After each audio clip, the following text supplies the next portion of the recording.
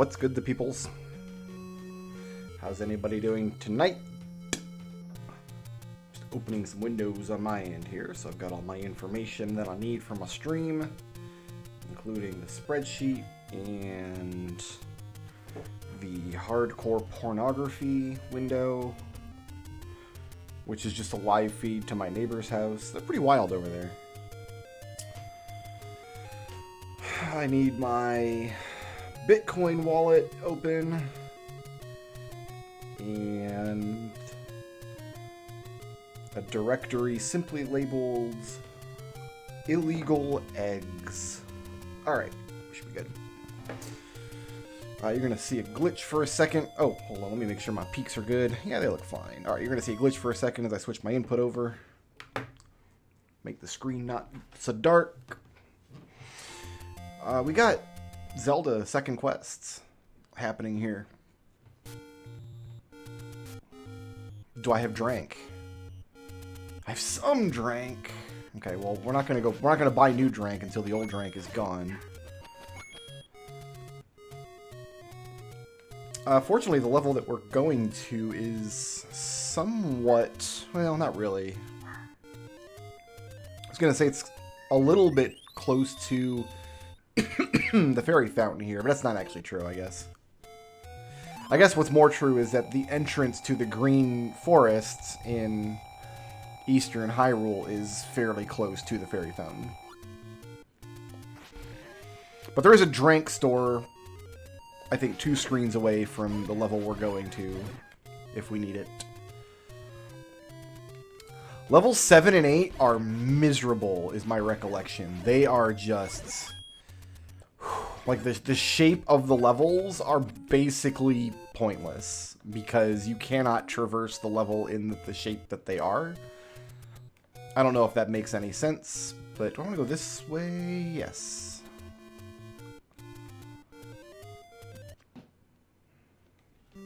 Alright. Oh, I can't wait to get the map and show you guys the shape of this stupid level.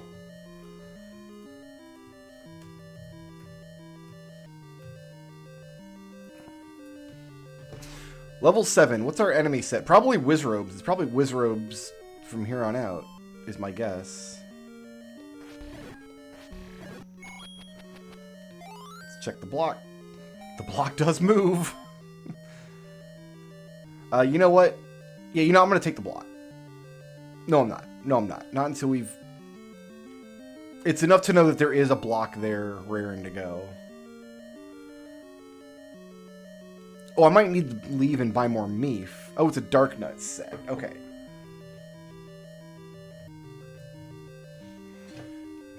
We've got arrows now.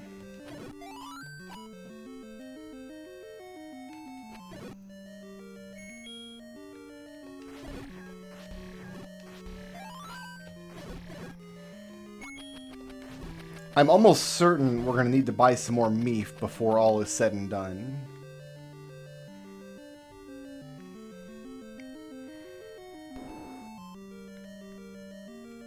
I want to know the blocks in this room.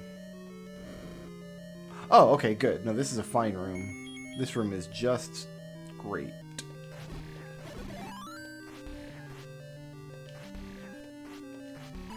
It's almost chill, actually. It's almost, oh, red bubble. Blue bubble.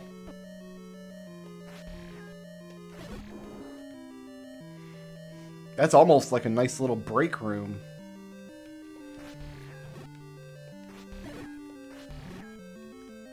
Now we got Gibdos happening. Okay, here's something I'm not sure of. Is the monster called a Gibdo, and then the plural of Gibdo is Gibdos? Or is the monster called a Gibdos? I feel like I go back and forth on that. And maybe people don't even notice that I'm going back and forth because the pronunciations are almost the same anyway, but... sometimes I call them Gibdos, and sometimes I call them Gibdos. The block does move. We got lots of moving blocks happening in this dungeon.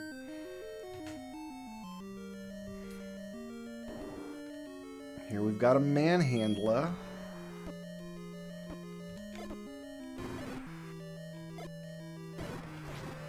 Does the block move? The block does move. Lots of push block rooms in this dungeon. And not only are they push block rooms, but they're rooms that until now haven't been push block rooms. Like in the first quest, there's a lot of different push block rooms, but you kind of get a sense for what the configurations are. Like that particular configuration never has... In fact, I think all 3 of the push block rooms we've seen in this dungeon so far, none of them actually have a push block anywhere in the first quest. It's purely second quest. I am happy to just chill right here and wait for everybody to come by. Oh, red bubble. Red dark nut. Blue bubble.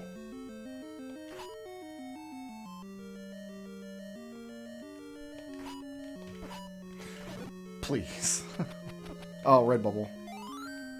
Blue bubble.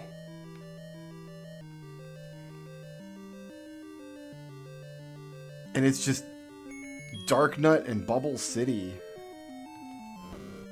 up in this business.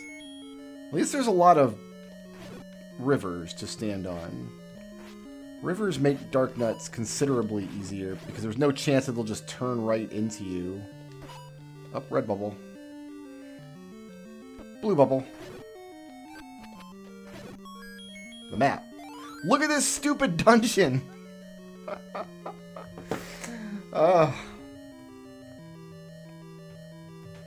So we have the counterclockwise spiral here.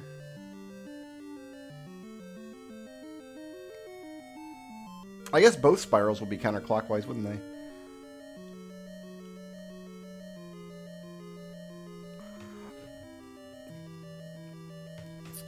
Because you can see the shape of level 8 in level 7 here. Alright, what are we going to call this dungeon? Because they're both spirals and they're both counterclockwise.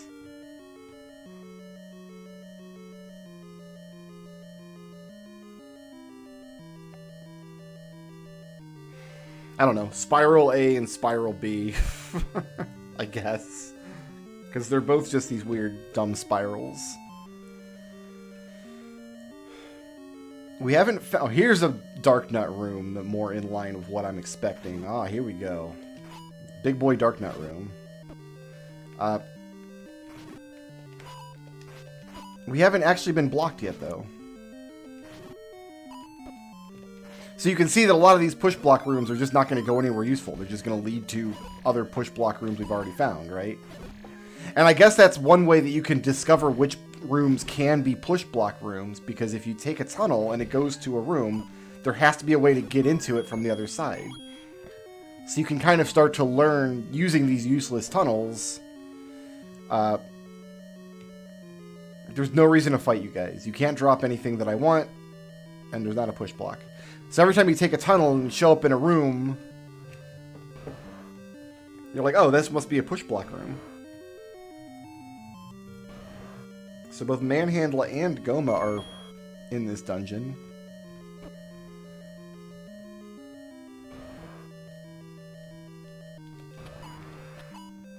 Sometimes you can get 2 shots on that eyeball, but... not if you're firing like I am, my goodness. You can if he's walking right towards you, I suppose.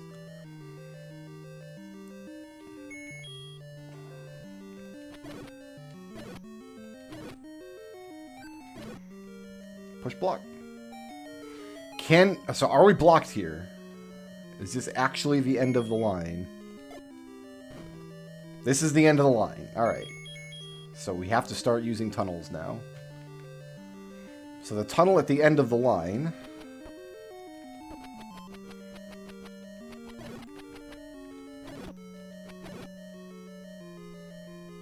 goes to a new spot. Spot we haven't been to yet. Alright. Look at this lag room. Like, I'm glad there's lags. It gives me time to kind of maneuver around. I'm in this central intersection area. You know what? I'm going to move... Let's try to move towards the Triforce to begin with. Oh, I guess that Darknet room could have dropped a key, and I might need keys.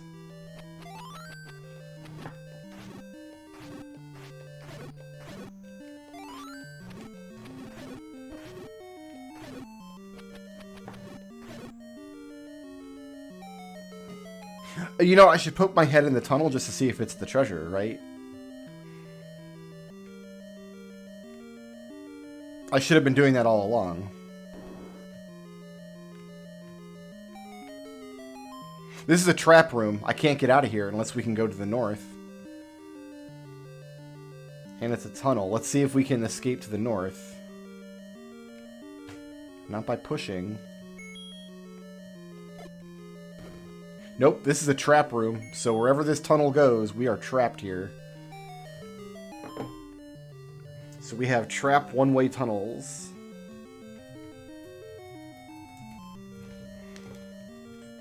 That's a thing that exists now in Second Quest.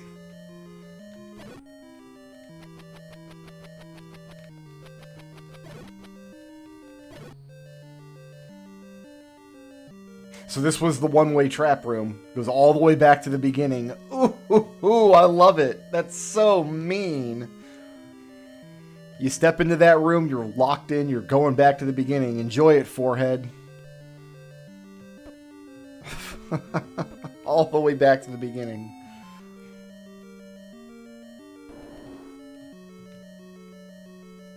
It is good, though.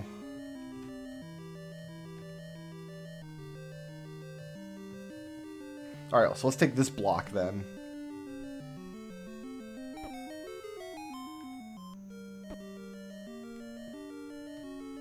It's not a treasure.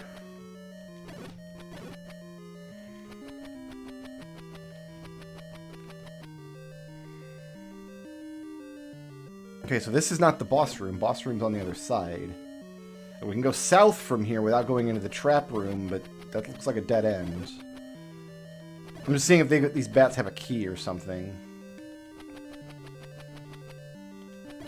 No. Okay, so what's down here? There's a key here we'll take. Beautiful. We love to see it. So even if we could go south from here, we wouldn't want to because it's the trap room.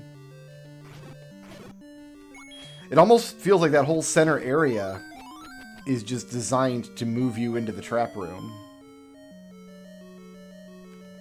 And here's our red candle.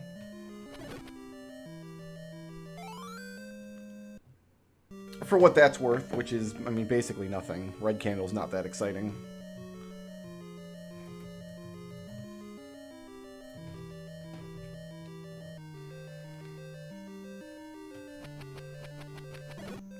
I'm not calling it the sperm dungeon. Y'all got dirty minds. My goodness.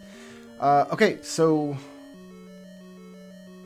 something tells me, like, it's going to lead me back down into the trap room from here. Because we can't get into the Triforce room. Like, that's just not going to work. So we can go back the way that we came. Can we get back down to the trap room? No, and I'm going to assume... We've tried bombing it already. So it's not a one-way wall. So yeah, we have to go back now. So that just brought us to the candle.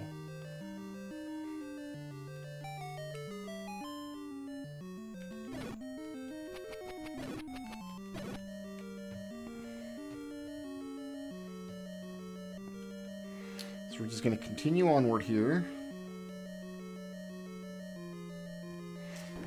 We haven't tried this tunnel yet. Oh, it's not a tunnel.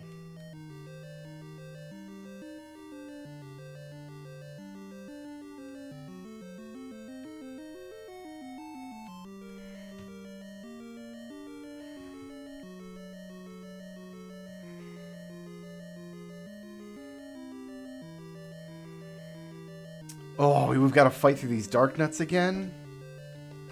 To get back to the center area? That's mean.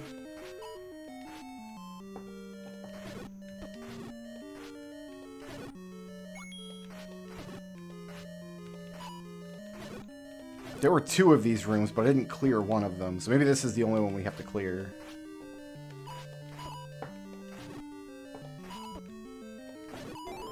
Oh, nice.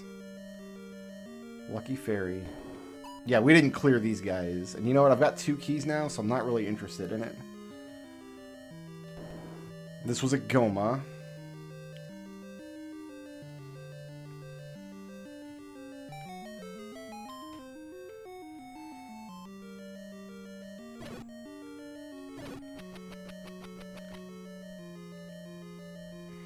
All right.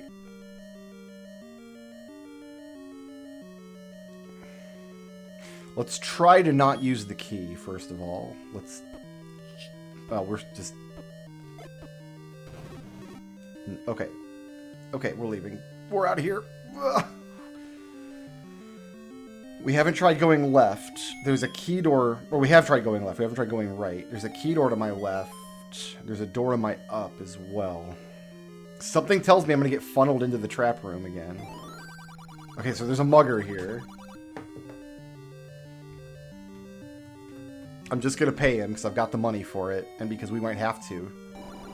Because it looks like he's guarding 2 other rooms. Like, yeah, this could be a push block room. Oh, look at the dark nuts everywhere.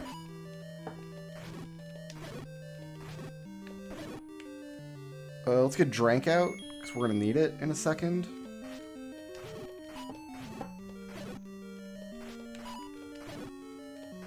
Maybe not.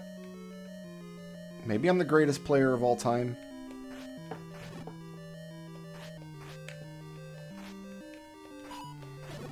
I am the greatest player of all time. Excellent. Alright, so the mugger was guarding this room.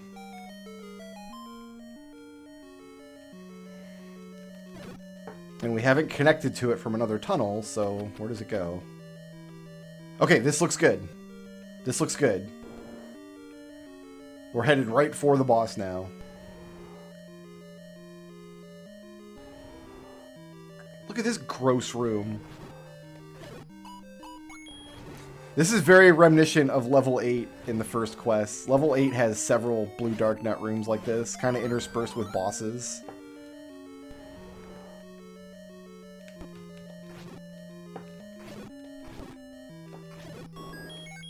Look at that. I've got so much health. I don't deserve all this health. Oh, we got another Gleeok.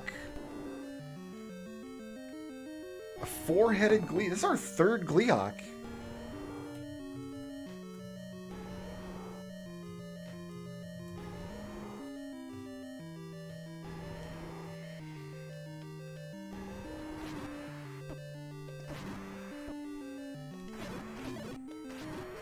So it's even the same boss fight as level 8. In first quest.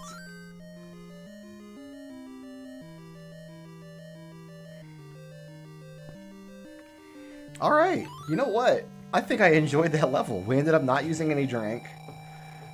I like the mean tunnels. Like, there's so many... It teaches you some rooms are going to have push blocks that you have never seen push blocks in. Because some of the tunnels just go back and forth. I don't know, I think the mean trick that sends you back to the beginning of the dungeon is appropriate. And yeah, the blue dark nut rooms are a pain. What did I give level 8? I gave level 8 a B, and it didn't even have, like, a funny mean trick. Whereas this dungeon did. I think we can go to a B for the spiral. I'm okay with that. I'm pleasantly surprised with level 7.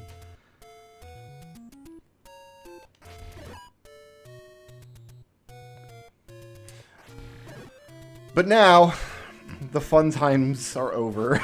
Because we're going to level 8. I'm just seeing if I could pick up some hoobles on the way. In case we run into some more muggers.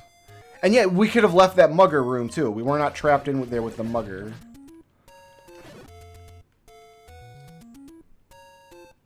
If we'd walked in there and not had an appropriate amount of rupees, we could have left safely.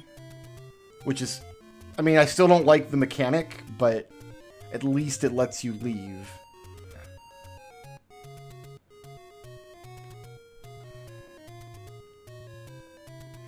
Alright, I don't remember which block it is. I think it's this one. Maybe it's this one. Maybe it's that one. Maybe it's not this screen. Maybe it's this screen.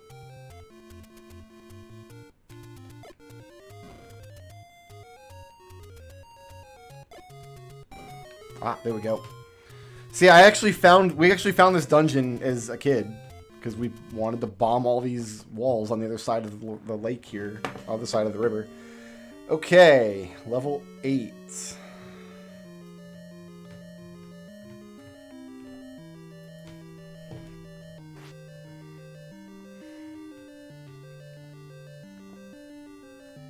Just red bubbles, huh? Welcome to Red Bubble Town. Alright, let's poke our head in here and just see if it's not going to be the treasure, because it's the first room of the dungeon, but... Nope. Okay, well, I'm not taking a tunnel yet.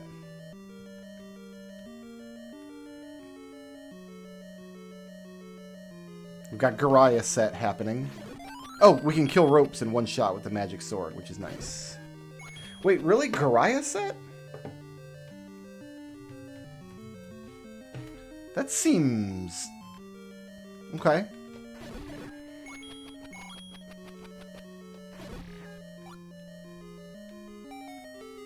We do have more tunnels.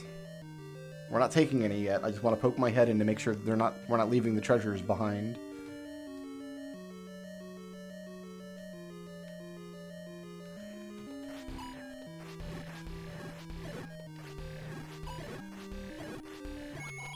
We've got enough money to pay a mugger if we have to.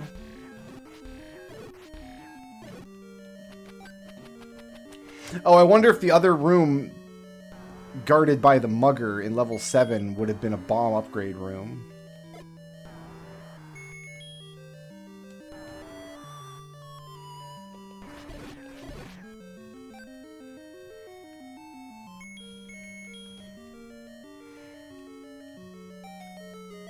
I like how the blocks glow as they move. Weird palette changing trickery. Alright, so we got grumble cakes.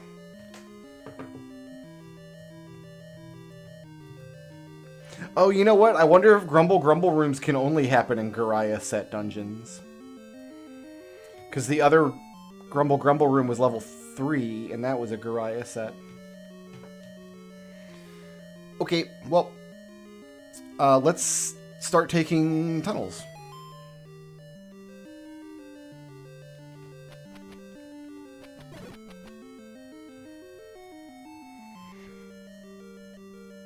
Well, now we're here. Wait, how is this room a tunnel room? You can't open a tunnel in this room. Oh, maybe there are just one-way tunnels, and I was wrong. Maybe you can't get into a tunnel from this room. There's not a possible push block. Okay, maybe there are one-way tunnels then.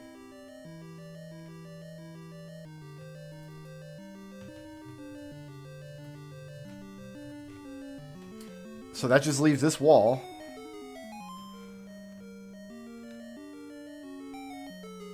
We're down in the dank of the dungeon now, fools. This is a push block room.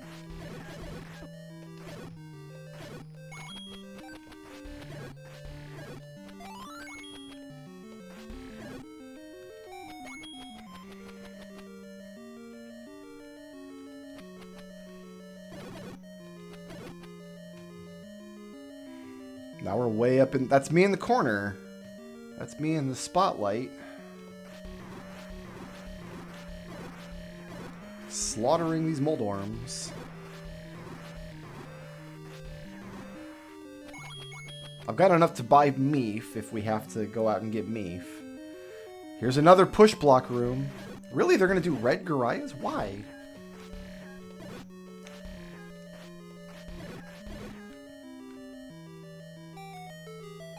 Okay, that's a one-way door. I don't want to take this tunnel, I don't think.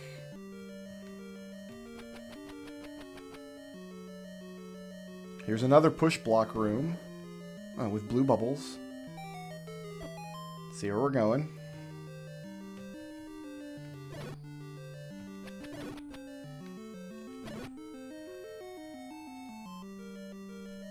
Yeah, there's one-way tunnels. Oof. All right. I was not expecting that. And now that it's here, there's not a lot we can do about it, except just enjoy it.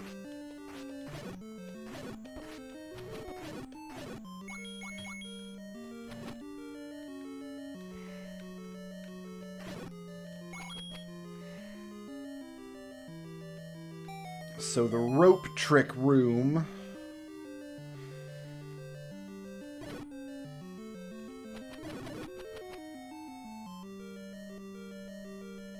Yeah, like level 7 had a one-way tunnel in the sense that it sent us to a room that had no exit but to use the tunnel. Level 8 just has straight up one-way tunnels. What's around me? I've got... I might have a down, or I have a left, but this looks like a we're at an impasse here. Am I going down here, maybe?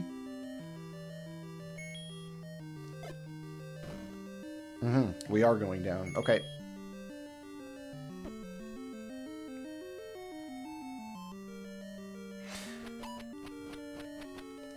I'm wondering if we can get away with not paying Grumble Cakes.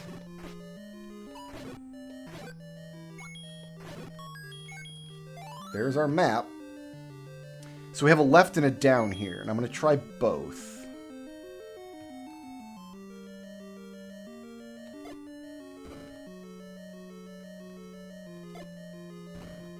So this route was just to give us the map, and now we're stuck.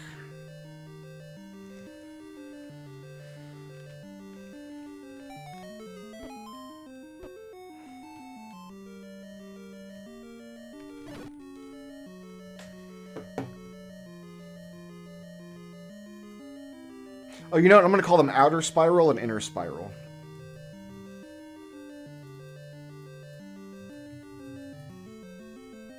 Level 7 was an inner spiral. Level 8 is an outer spiral.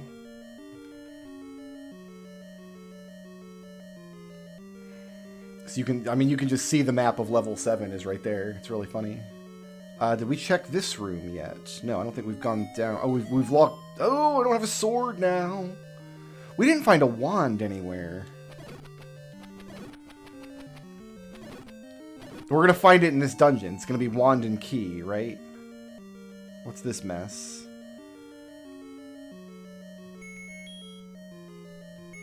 I've got to fight you guys with arrows. We got, well, you know, I'll just test the wall. Okay, wall's good. Dodingos. Ooh, I don't have the bombs for this. I gotta find... So here we go. This is... Back to the trap. Well, there was blue... bubbles somewhere. How goes it, Alan? It's going okay. I mean, I don't have a way to fight these... We could burn them. I can't use my sword at the moment.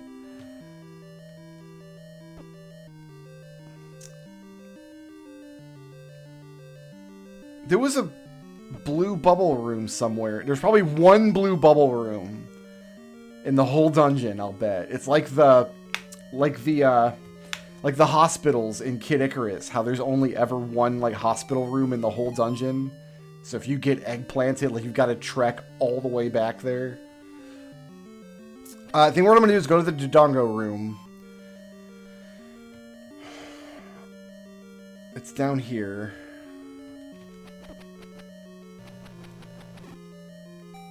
Alright, we need to science this. Oh, you know what? I don't have to kill these Dodongos. I've got a key. I can just walk past them. And I'm going to. Here's a blue bubble situation. Please. There we go.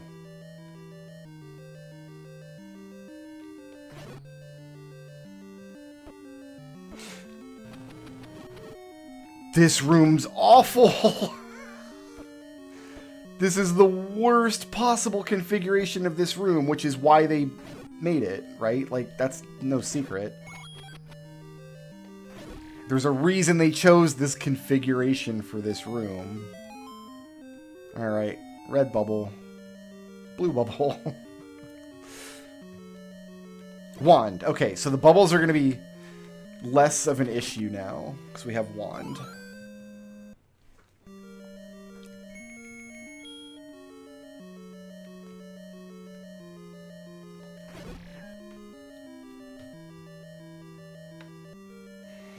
Okay, I've got to try this down. No. We'll try bombing down, I guess. Okay, so yeah, this route was just to get the wand, it looks like. And yeah, I'm gonna equip the wand.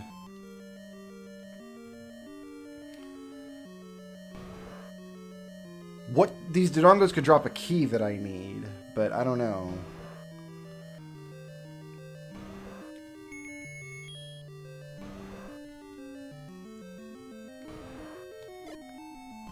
I've already messed up.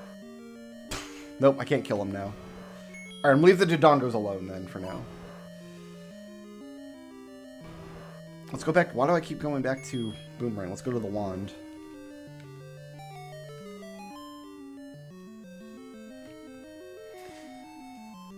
Okay, have I reached an impasse?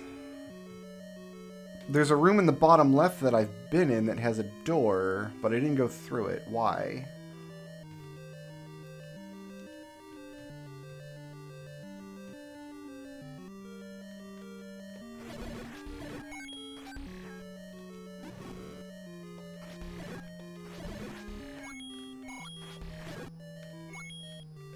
I don't know why.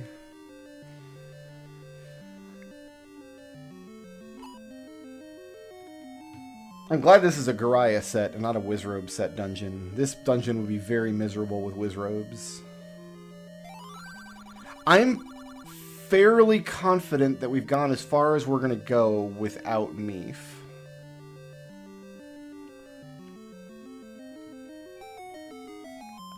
Unless this goes to that bottom left room and we just didn't take it. No, there was an intersection room somewhere that I didn't do a lot in. Yeah, here we go. No, that's why. That makes sense. That makes sense. That we're gonna find a tunnel that takes us into that bottom left room. Because I don't have a right here. I have an up. But up is one way from the north. So unless this room goes south, and I don't think it does, we must have already tested it. I'm going to test it one more time to be sure. Oh, never mind. I didn't test it. I'm bad.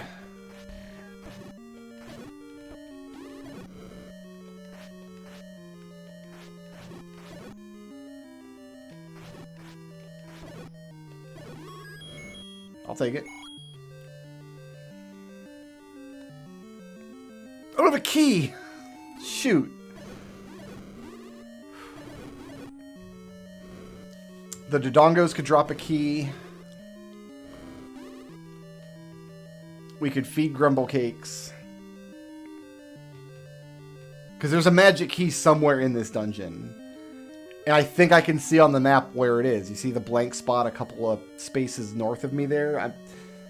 We might find a tunnel in there. Oh my goodness, my alert didn't go off. How long has that donation just been sitting there? Mott tipped $25. Thank you very much, Mott. Hold on, $25 though. What does that put us? That puts us at 426, which means that buys us Super Mario Bros. 3 in the shuffle. And at 426, that means we're $9 away from adding Kirby's Adventure to the shuffle. Thank you very much for the generous tip. Sorry that I missed it. My alert didn't pop up. Or it popped up and didn't make any sound. I don't know. In any event, thank you very much. We're going to do a shuffle. We have to travel later this week. We're going to be back on Halloween. So probably my first stream early in November we're going to start doing the shuffle. And $9 more either in... I'm going to try bombing here. We're just going to try it. Either in tips or super chats, we'll add Kirby's Adventure, which is a fairly long game. That's a... Kirby's Adventure is one of the games that I remember fondly from my childhood, but, like, it's not that great of a game, honestly. Did we try walking right from here? I think we did. I mean, it's fun to play, but it's kind of substanceless. All the Kirby games kind of are. They're kind of just... Ooh, I got bombs now. Ooh, I got lots of bombs. Dodongo might be back in the cards now. All of the Kirby games... Here's the blue bubble room. Okay. Like, they're fun while you're playing them, but they're not, like... They don't have a lot of nutrients to them. They're not very challenging. They don't really evoke strong emotions. They're just like pleasant little diversions on the road to the grave. I gotta find that Dodongo room again. Of them, I think Kirby's Adventure is probably my favorite, though. I like Kirby Superstar a lot, but I think Kirby's Adventure is a more, like, focused game.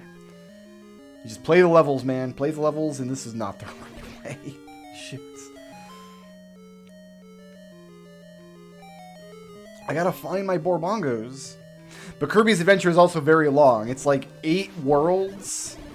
No, it's like 7 worlds. The 8th world is just the final boss. But like every level is like real big. So it'll be fun in the shuffle. I enjoyed playing through it as part of the... I did a 13 game kind of test shuffle. We must have tried right from here. I'm going to find the Dodongo room is my goal right now.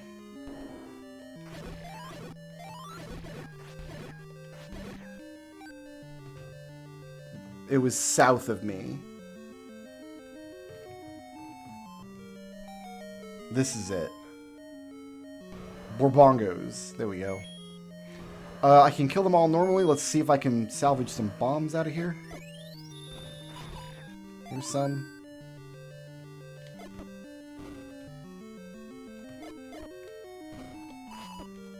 That's fine. I want...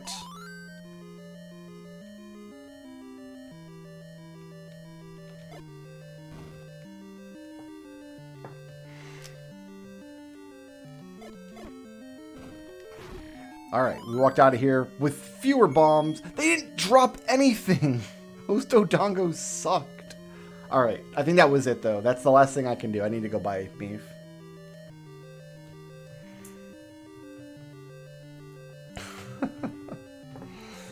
There was another tip that came in. That's a lot of vowels. Terroresh. That's my guess. Terroresh. Thank you very much for the $10 tip. Yeah, that'll get us the next game. That puts Kirby's Adventure on the docket.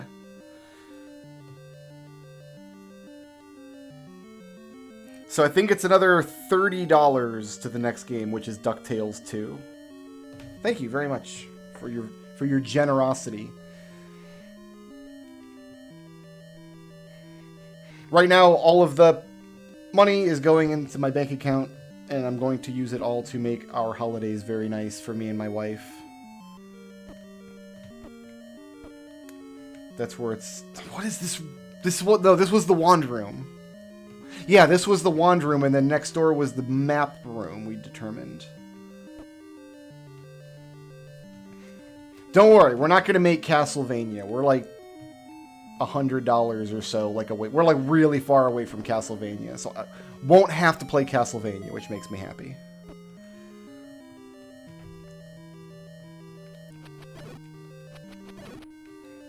But I expect a 30-something game shuffle is going to take like 50 or 60 hours. It's going to be probably a whole week of streaming to get through all the games. And I might, like, oh no, I didn't want to hit that guy. Well, I guess we just don't have a sword back out in the overworld. We'll have to visit a ferry before we come back. I gotta go buy food. We gotta buy Meef. There's, where's a Meef shop? I don't know. I'm gonna go to the one that I know exists, which is, no, it's over this, no, it's not over this way, because I can't go to the Lost Hills. Dang it. I don't know where I'm going.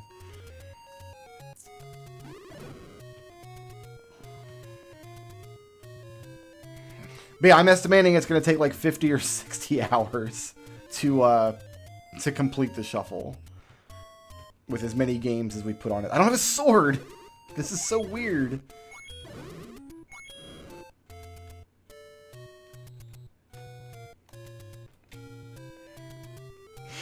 Don't tempt you? It seems like you've already been tempted. In case... Because I haven't described it this stream yet, but... The way the BizHawk Shuffle works is I basically load up a directory with NES ROMs, and then every 15 to 60 seconds, it randomly changes which game I'm playing. It saves my place in the old game and boots up a random new game, and it just keeps doing that every 15 to 60 seconds. I have it set for 15 to 60 seconds, and I give myself a 6-second heads up before the swap comes through, is what I've allowed myself. And I've got a couple games on the list that I'm worried about. Tetris B-Type. I didn't complete it when I did my test stream, or my test play of the shuffle. I rage quit B-Type 9.5 because every time I swapped into it, I couldn't, like, I immediately crashed. So, and 15 to 60 seconds, like, isn't enough time to, like, solve 9.5. So I don't know what's going to happen with that. Probably, it might just have to be the last game that I complete. It's just going to have to sit there unfinished. And every hour or so, we'll just crash out of Tetris 9.5. It'll be fun. And I'll get real mad, and I'll say bad words, and then everybody will unsubscribe. That's what'll happen. The Mario games are surprisingly difficult in the shuffle, I found, because those games, they're platformers, and they're based on momentum, running and jumping physics, right? So, like, in Mega Man, what my strategy was basically to, like, okay, when I get my 6-second warning, when I know the swap is coming up, put Mega Man somewhere where he's relatively safe, like where he's not going to take damage in the next second or two. And that's almost universally easy. Because from any point on the screen, Mega Man can just do whatever he needs to do and reach any other point on the screen. Mario can't do that. You can put Mario in a safe place, but like when you swap back, because you've had to give up your momentum and your inertia, you might not be in a good place to solve the rest of the level from where you're at. Particularly in Super Mario Bros. 1, World 8 has a lot of levels that gave me a lot of trouble. And then Super Mario 3, all of those side-scrolling levels in World 8 were really tricky. I did complete both of them, though, so... I'm going to be playing a version of Dragon Warrior where I get 10 times the golden experience. So, it should take about as long... I didn't actually time it, so I don't know for sure. But it should take about as long to finish Dragon Warrior as it will take me to finish Final Fantasy. Some of the games I'll be playing, like, ROM hack versions that have some slight quality of life stuff. Like Final Fantasy, I'll be playing a version where I have a run button and can buy more than one item at a time from shops. That kind of thing. Zelda 2, I'll be playing a version where I don't get if I get a game over in a palace, I can start back at the palace instead of the start of the game.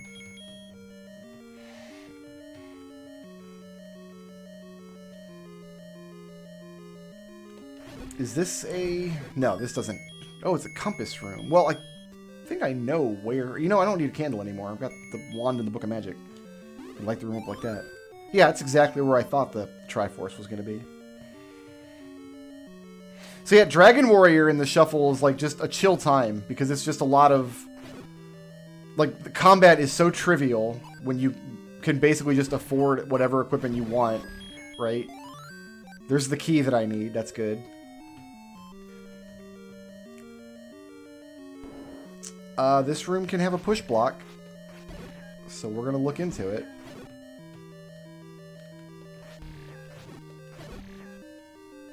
In fact, the push block in this room can block the left door, which is funny.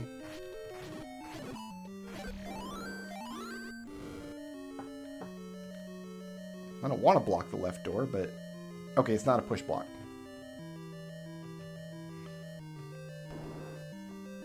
I've got you again.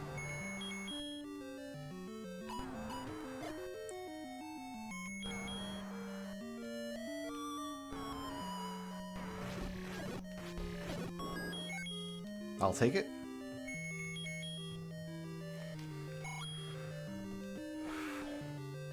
Okay, this must be a bomb wall. Unless this path is just to, like, get that key. No, it was a bomb wall. Good. Adventures of Lolo is one where I would swap in and have hilarious deaths. What is this? What's the shape of this room? I don't like that it's making me use a key here, because now I have 1 key and 2 locked doors. Okay, the shape of this room is pretty fun. Is okay. And bombs.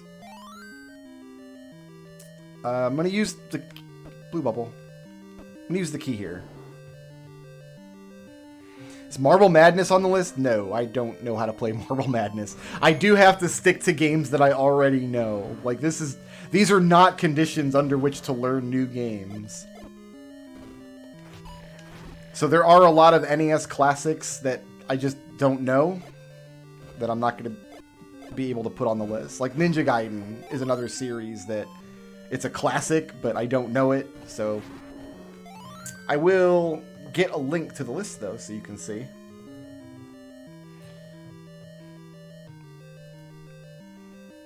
Bear with me just a moment. I'm happy to paste that into the chat if you'd like to take a look.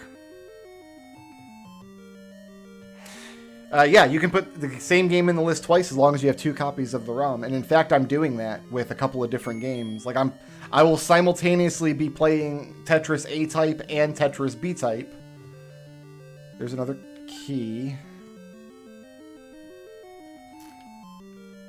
Well, no sword. Well, there's a blue bubble a few rooms ago. Also, this is the end of the line, isn't it? Just about.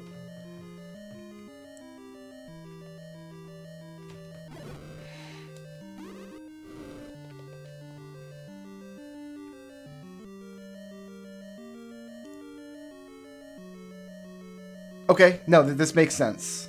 This makes sense to me. It's a Wallmaster situation, but I've got the wand now, so I'm not scared of Wallmasters anymore. I mean, I wasn't scared of them before, but I don't want to go down. Down is the intersection room. I want to go left. I'm going to bet this is my key.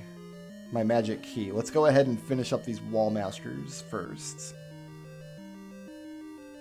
They're gone. Okay.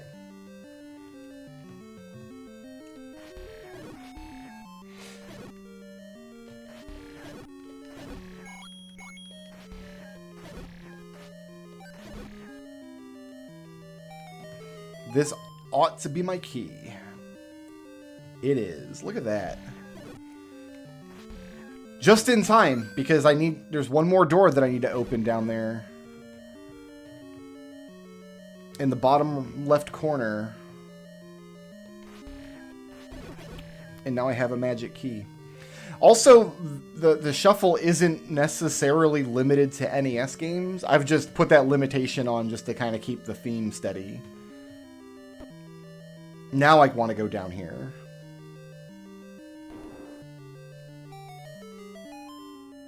And make my way.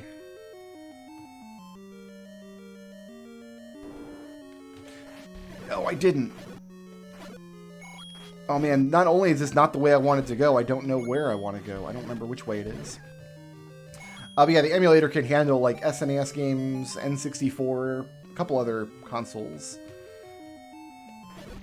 But I'm sticking just to NES games. I might do like an SNES version or something at a later date. We'll have to see how the first one goes and how much people enjoy it and how completely crazy it drives me. But I'm expecting it's going to take a good 60 hours or so. I can see the room that I need to get to down there.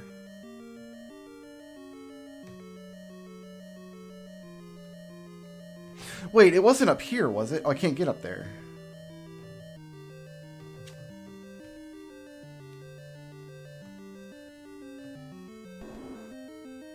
Okay, this was a dead end.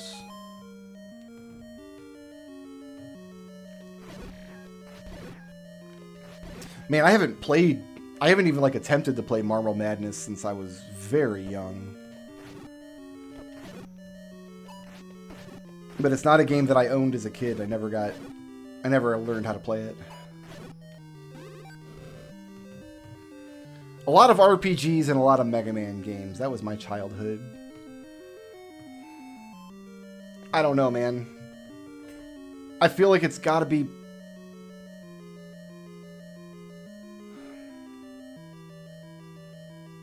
One of the tunnels took me to that bottom left room, and it had a right-facing key door. If it was before Grumble Cakes, then technically you could avoid feeding Grumble Cakes as long... Yeah, here we go. This will take me there. And there's... No! No! I need to find... Okay, I need to find the tunnel that leads to the actual bottom left room. No, I can just walk there from here. We can just walk south from here through the wall. That's what we did. I was standing in this room where I said I didn't know where I wanted to go, and the answer was right in front of me.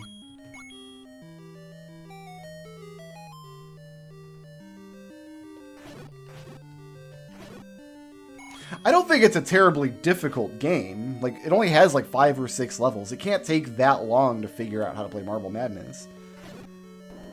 But...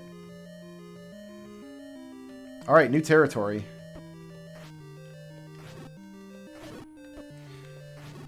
I am going to avoid taking tunnels because any one of these tunnels could be a one-way tunnel that sends me away from my life.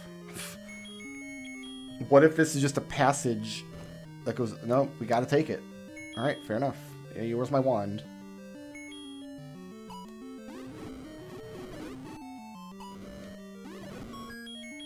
Get some bombs.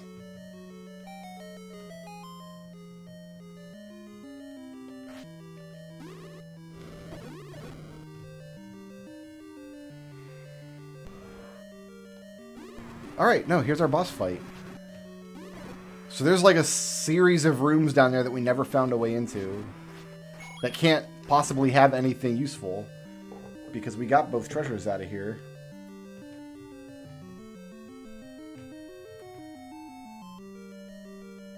What do we find? We found the wand and magic key.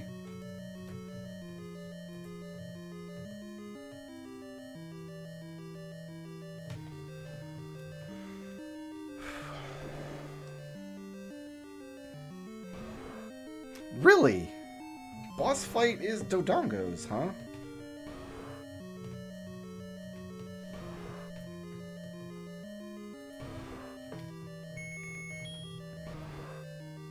We've already cleared one of these rooms. As best as we could. Oh, I was a little too late on that bomb.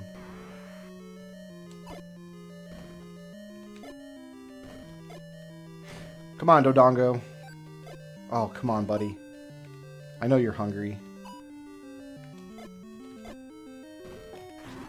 Got it. Okay.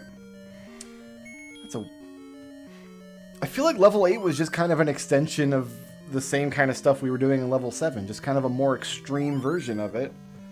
But without the dark nuts. So it wasn't... Like, there were no rooms that were, like, really painful to clear. It was all Garayas and stuff. And I think the wand plays well with having a dungeon that has red bubbles desynced from blue bubbles. I'm willing to go to a B, I think. I'm pleasantly surprised. I thought level 7 and 8 were both going to be horrifying, but no, level 5 was the one that was horrifying. And level 6 wasn't fun either. Why did I give level 6 a C? Because I like the shape... Oh, because of the stepladder. We like the shape of the wizard hat, and the stepladder is kind of a game changer. Alright. That just leaves level 9. And I feel like level 9 is just... like, everything that they were going to do with level 9, they've already done in the first quests. Like, first quest level 9 was already...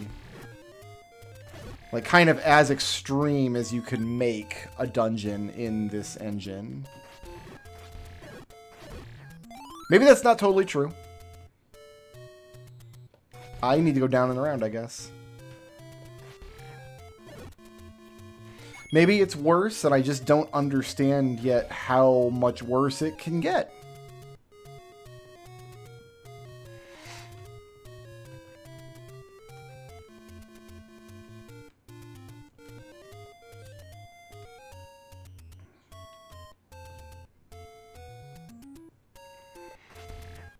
Yeah, I was not expecting the second stream of this to be... I mean, breezy's the wrong word. I mean, we had to puzzle out those dungeons, so...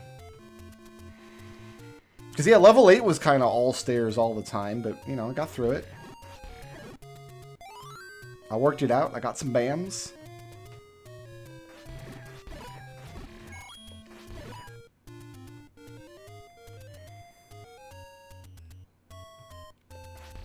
I don't need to kill anything else. We're real far away from civilization here, though. Like, if we have to bail to buy more drink, we're real far away from anything. And I think the shape of level 9, I'm pretty sure, is Ganon's head.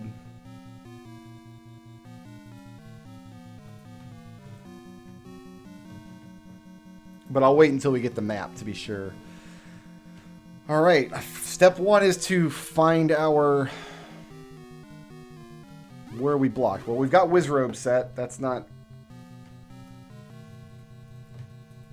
a surprise to anybody, I'm sure.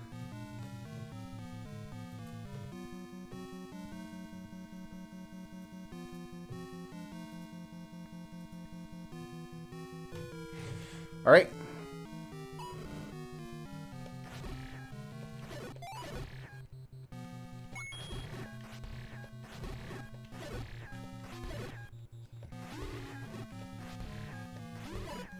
Man, Laser Sword is such an asset against Wizrobes.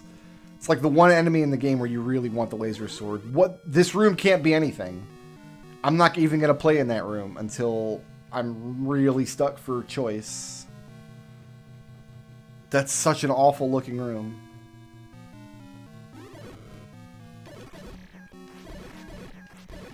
Which we might be. Like, that might be it.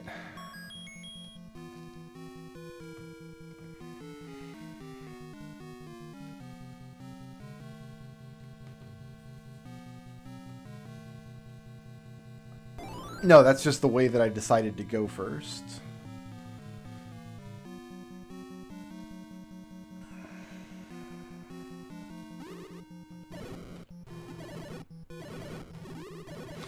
Yo, Land Mola, you don't have to just... That Land Mola just loved chilling in the fire. Like, oh man, fire, I can't wait.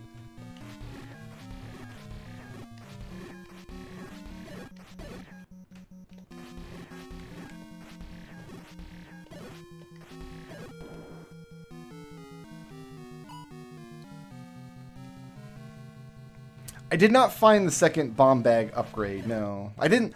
I suspect it's in either... Like, level 7 and level 8 both had a stretch of rooms we didn't actually make it into.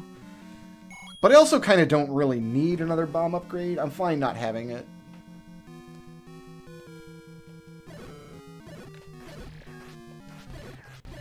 I know that there is one somewhere, and that's enough for me for now. Okay, so not a push block room.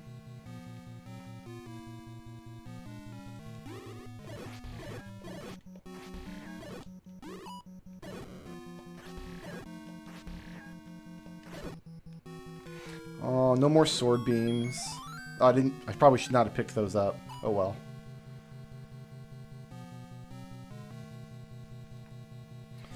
I don't want to play in that room yet either. Let's get a sense for where we're actually blocked. Did I do a south? I came from the south.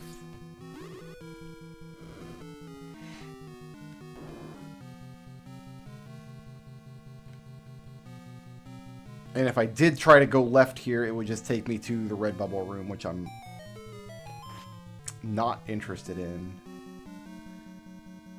Unless I've got to come from the red bubble room into this room to go north.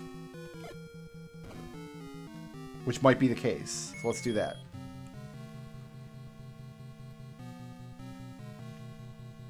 Yeah, the bubbles are pretty gross. That's a rough scene.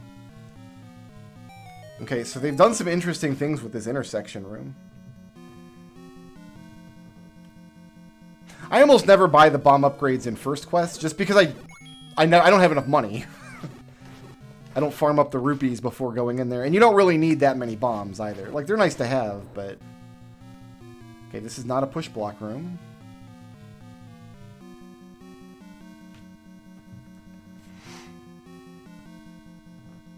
Look at this horrible room. I'm just going to walk through it, I think. And not get red bubbled. Okay. I guess we're going south. A key door can't close on me, I don't think. We should try to kill these guys. Yeah. Yeah.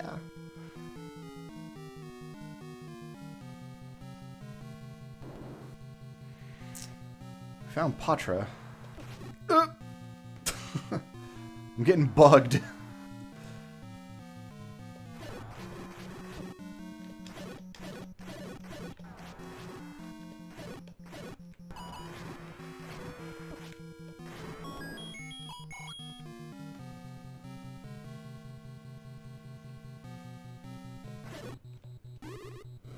I don't want to wand the blobs, because if I accidentally burn them instead, they'll just take damage. And they won't drop anything. They won't drop hearts or anything.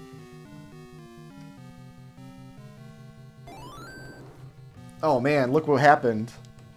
Look where we are. We just did a loop around. Okay, those center 3 rooms... Why did I not go into those? Let's get that out of the way first. There's a door here. Why did I not take it? I just chose not to.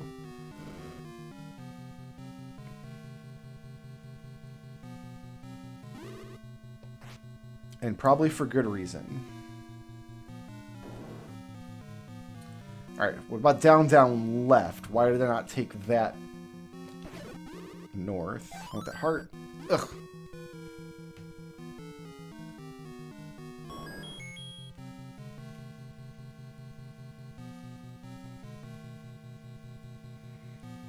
I just decided not to. Okay, we just had gone left from here and not up. This room can't be anything. Look at that. That's a very conspicuous looking hole in the map, though.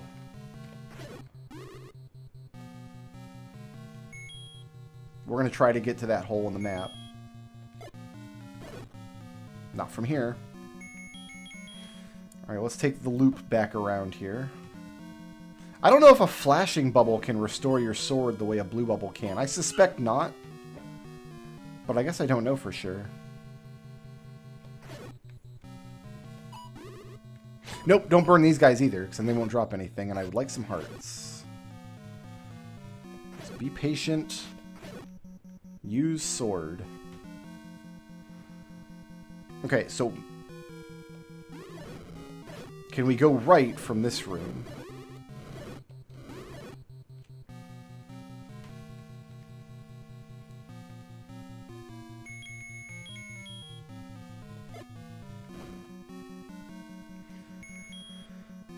So I want to go up, then right, and then try going down. Oh, I can't go up, then right. Okay, we can come out of that room back into the loop. That makes me wonder if it's like a trap from another direction.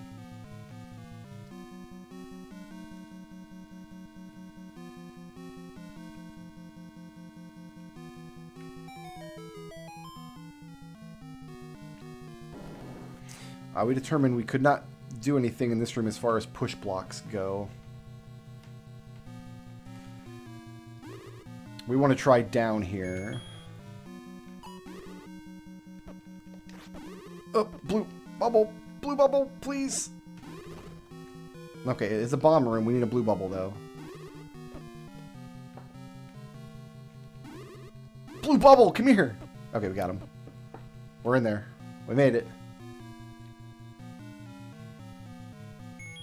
Ah, we're in the eye. So if we go left, then we're just going back to the intersection. If we go right, what room is that?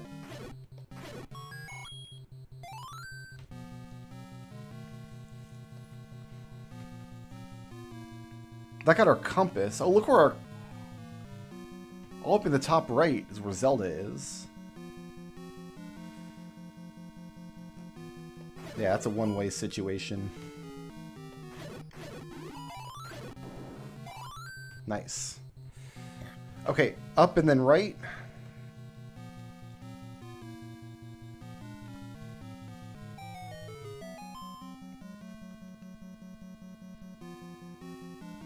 We must have come from the left and gone down last time. Can we do some more of these intersection rooms? I want to continue right, I think. I'm not going to try pushing down. Let's see if I can not engage with this room yet.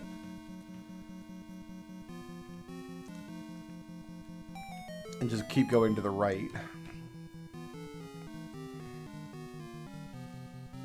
Alright, so we're in a new situation here. Check and see if it's a treasure. It's not. I don't want to take it yet then. Damn it. So many of these intersection rooms. I want to try to the right first, I think. Okay.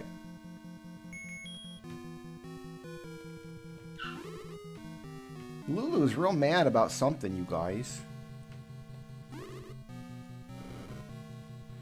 How many... Oh, we've been in this... No, we haven't. We haven't been in this intersection room. So we want to keep going... Oh, this is the one I said I don't want to engage with. I kept up in here, then I immediately left. Okay. Okay. Checking for wall masters here. No. Alright, let's take the room at face value and keep going right. My goal here is to fill out as much of the map as possible. And that'll inform me about where we need to get to. I don't have a way to kill these things. So I guess I'm not going to. I could drink. You know what? I'm gonna use the drink here. I want the information because I want to try killing these wizrobes and then doing the push block here. Seeing if the push block gets me anything.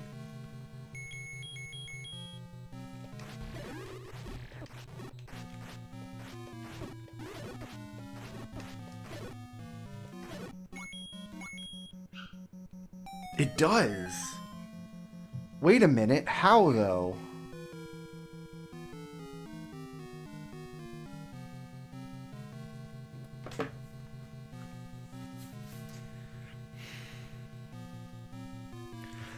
You cannot reach that staircase. The only possible way to reach that staircase is to enter this room from the right. But if you do that, you don't have a way to access the push block. So that must be a one-way staircase. You must be able to come out of those stairs, but not go back into them somehow. Alright.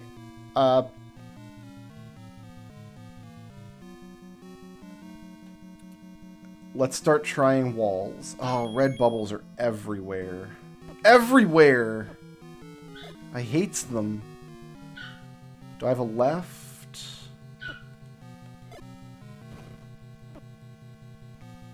I'm out of drink, so...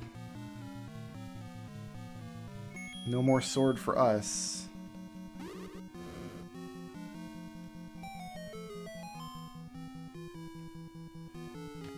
Try the wall over here to the right.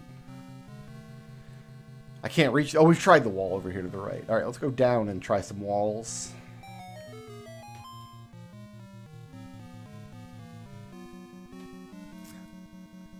No, I want to try the tunnel from this room.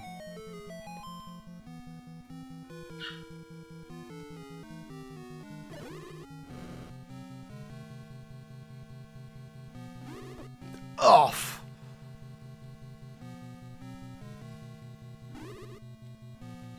There's blue bubbles to be had, though. Okay, blue bubble. Red bubble. God damn it. I'm gonna go see what Lulu's barking about, guys. What happened here? Ugh.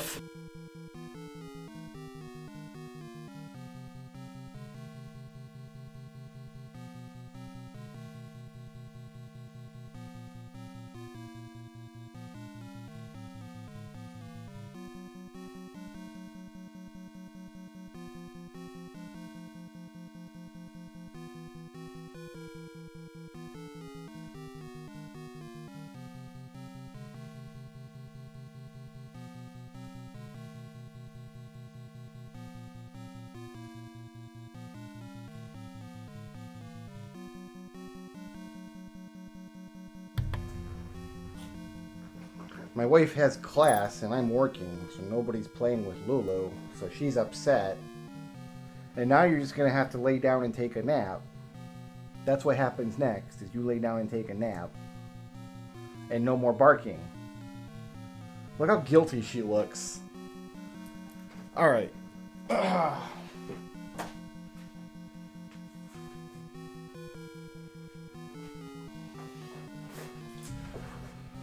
Okay.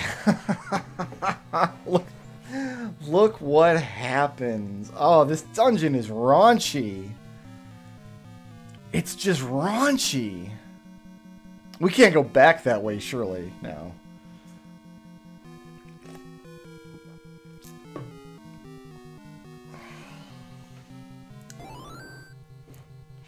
Alright, we'll start taking tunnels.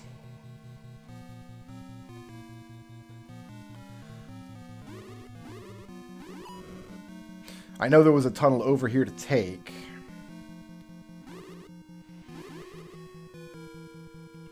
Wasn't there?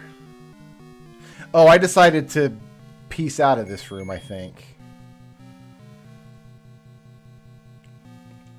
I thought we had identified a tunnel in some direction here.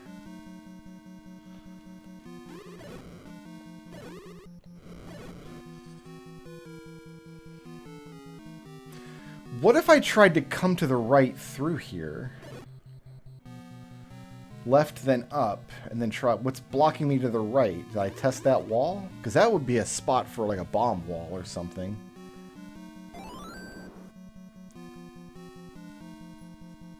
Test the rightliness of this room.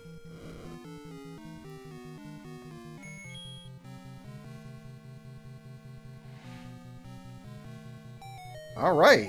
Look at that. Keep bombs equipped in case I need them. The other eyeball must be above us from here. Just go right on through. Okay, this is new territory, and of course it's infested with Wizdongers. I'm calling Wizrobes Wizdongers now, by the way. I just decided. Oh, this is a terrible layout for Wizrobes. I hate it. To be clear, there's not a good layout for Wizrobes, like if I'm being honest. Okay, the block doesn't go anywhere. The room goes to the south. I've already been to the south, which means we must be able to go north.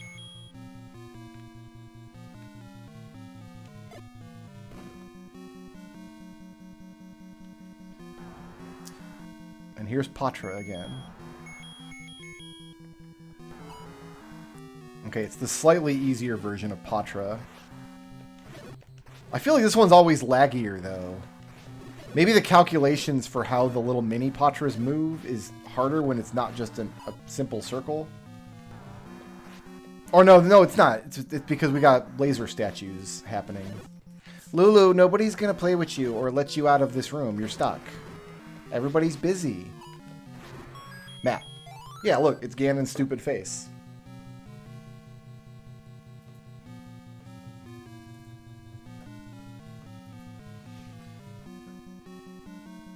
I can't point the camera down there, but when Lulu feels like nobody's paying attention to her. She has a very specific way of laying down on the floor. Like, she just flops down on her side. She doesn't curl up, lay on her legs like a dog does. Right on the cold, hard floor. Just... If nobody's gonna pay attention to me, I'm just gonna lay down and die. Such a drama queen. This little doggo. Ooh, bombs I want.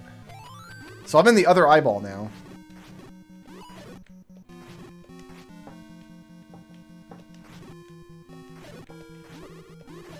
Okay.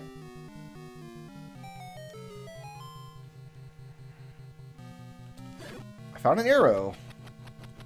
So am I going to find the path to Ganon before I find the red ring? I do wonder.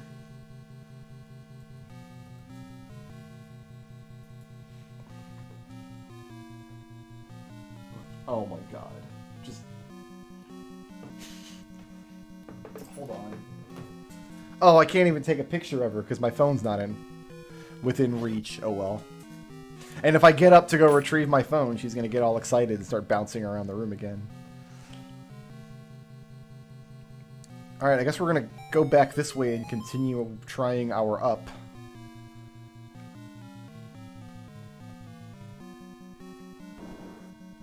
This room's fine.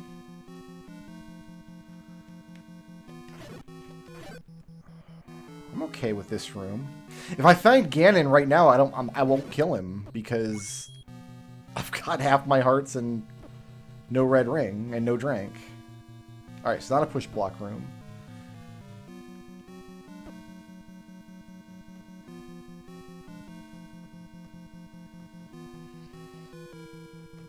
Alright, I have to get my phone. She'll lay back down there.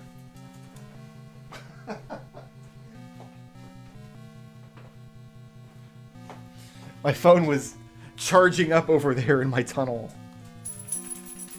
System update on the phone? What? Why? Why would you? Okay. And now the whining begins. We've been up in this area before. We got, like, stuck up here somehow. I'm gonna assume that the red ring is up in the left ear then. Don't bubble me, bro! Okay, no bubble.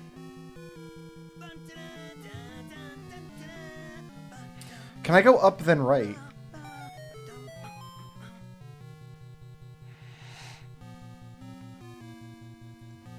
Let's see if up then right is in the cards.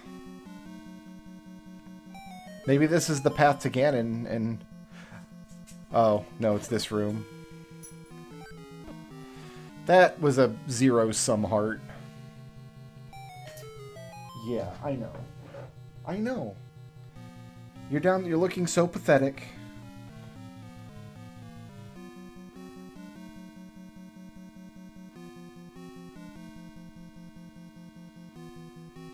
So pathetic. I will have to tweet that out later so you can all see how pathetic my dog looks when she's craving attention. But dogs got to learn. You can't play with them all the time, every day. Alright. I kind of... What have I done?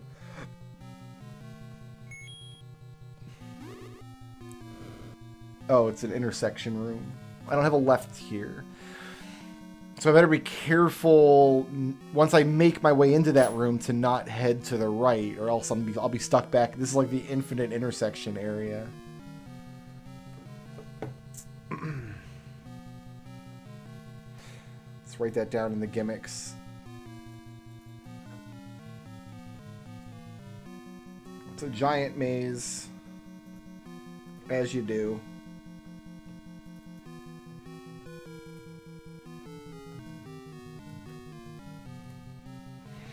Intersection area that just kind of loops back onto itself. So somewhere we're going to find another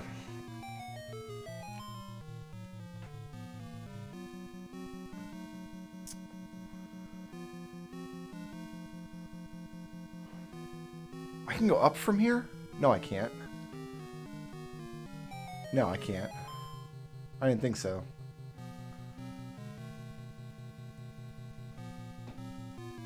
Yeah, we're back down in the silly loop now.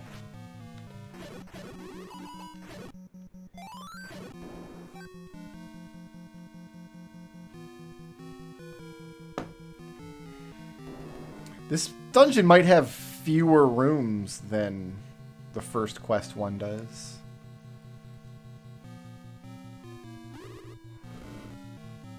Don't is a left? Yeah, there, I've been to that room. And we're back to the beginning. Alright, so I feel like we might have exhausted our up and right options from the start.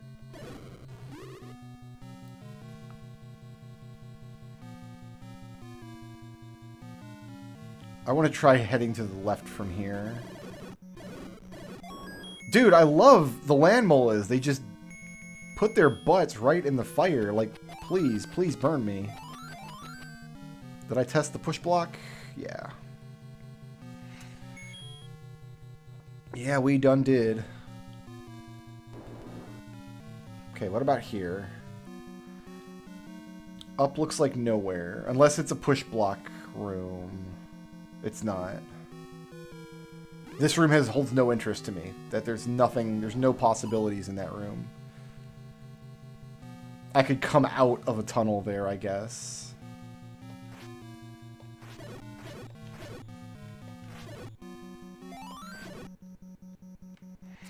I've been over into Ganon's cheeks over here.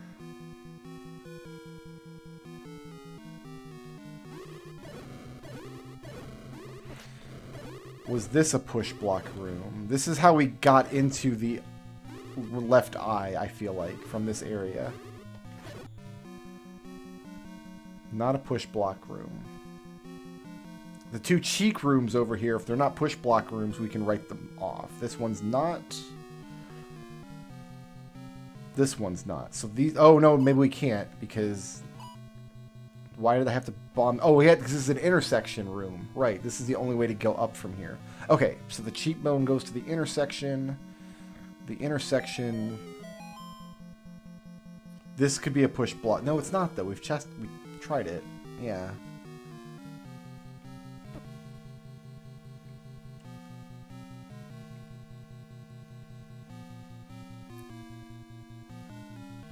We must have tried the up from here, but I'm going to try it again real quick. Let's clear the whiz robes here if I can.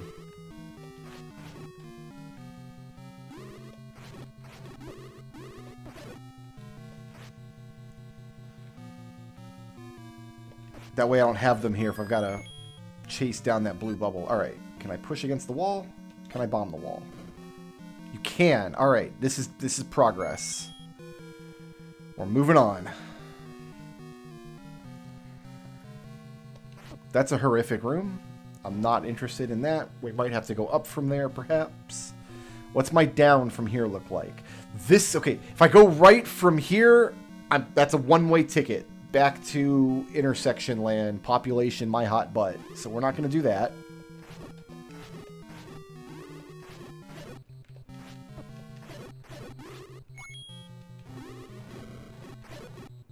Okay, we got all the whiz robes done. Whew. I'm perfectly happy to burn these likes from downtown. You know what? I don't need to even go that way. I never need to go to that section of the level. So let's just leave them alone and move up. Go to the next room. And he must mean to the left, because we've been to the right.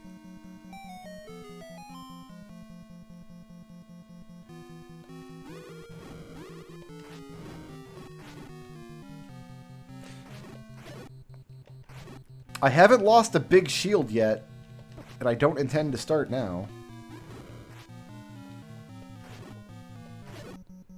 Oh, likes can't drop anything. I don't know what I'm doing here. This room sucks. We're just going to leave. This is looking like a red ring kind of room to me.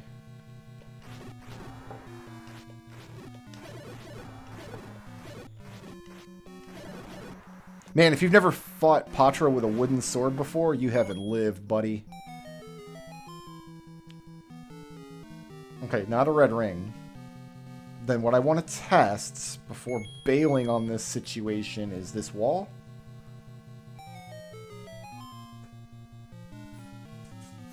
Okay.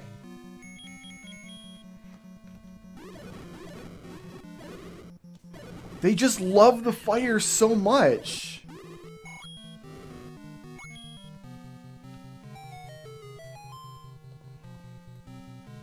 Red ring. You love to see it.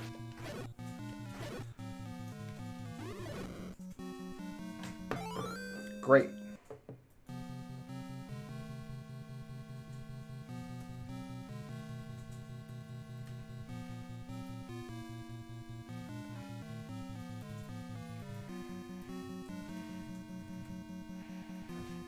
Okay. Now the question is, can I find and defeat Ganon?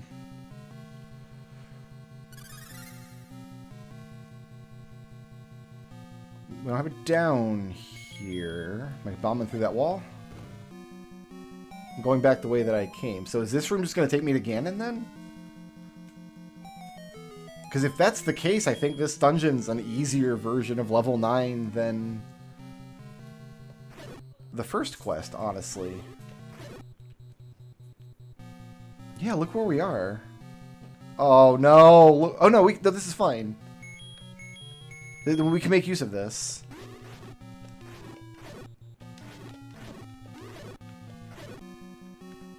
As long as this goes somewhere.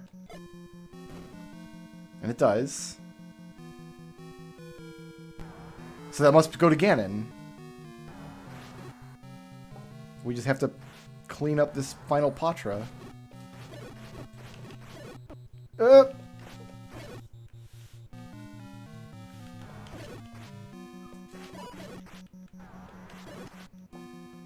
It's a bad scene right now.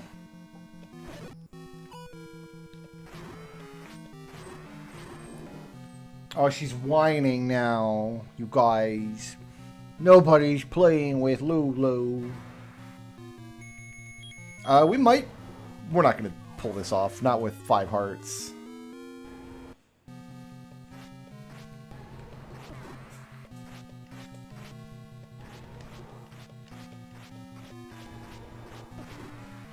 Well. 3.5.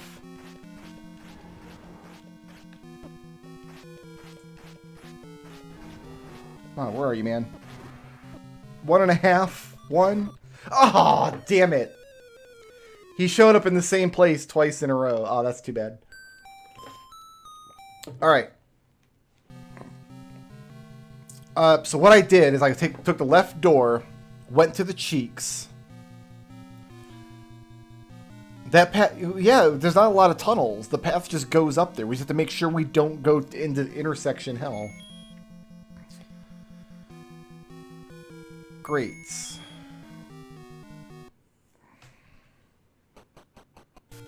Let's go get some drink, come back, and finish it up. Yeah, I tend to stick to the bottom left corner, but it's not 100% consistent.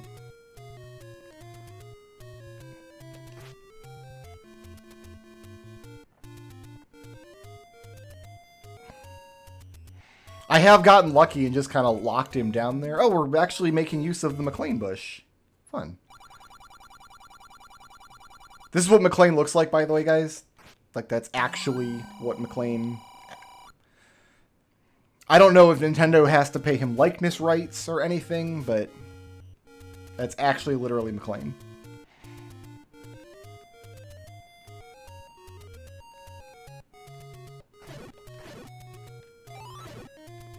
No use killing all you guys.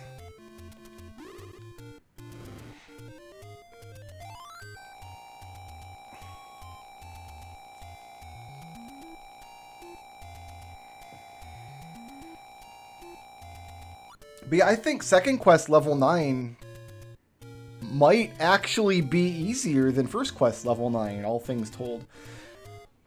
It feels like a less confusing dungeon to me. That's not where I want to be.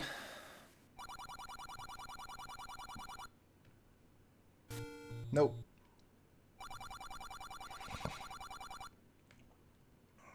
No.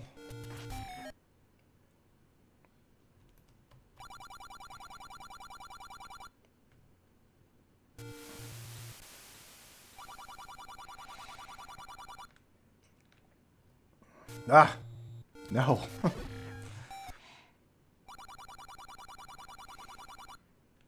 There we go.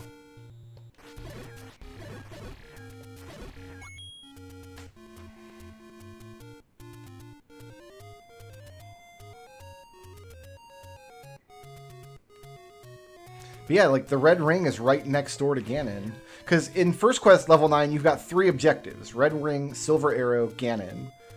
But they're all like on their own paths. They're not adjacent to each other.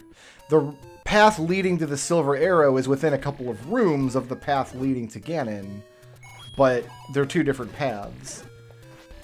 In this version of the dungeon, the red ring path and the Ganon path are just the same path. Like you just... On your way to Ganon, you take a 1-room detour to grab the red ring, which makes for an easier dungeon.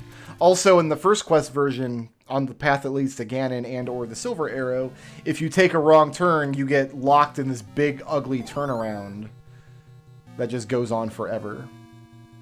That can happen here too, but I think it's more obvious what's happening here. I think the turnaround area is more obvious because it's made up of a bunch of identical intersection rooms. Is that a controversial opinion, or is that like where a lot of people who play Second Quest land, I wonder? Because level 9 Second Quest was less tricky to figure out than First Quest, I think. Alright, so we do want to go into the cheekbone. But we don't want to go into the lower cheekbone. We want upper cheekbone.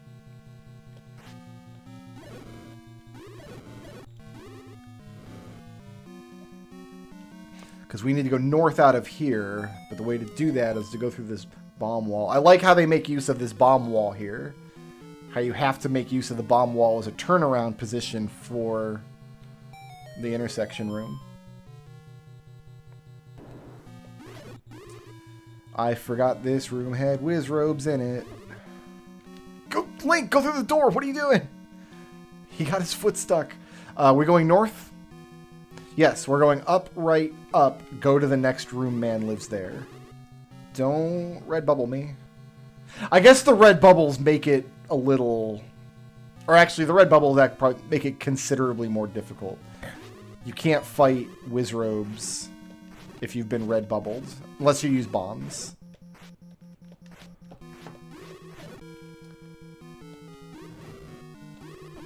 I really thought Wizrobes, you could use the rod. I thought if you hit them with the actual wand.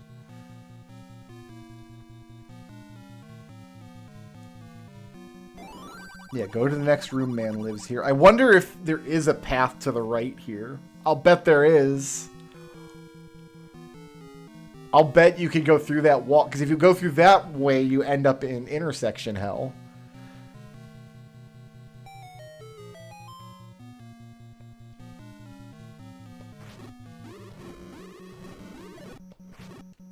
We don't want to go to intersection hell.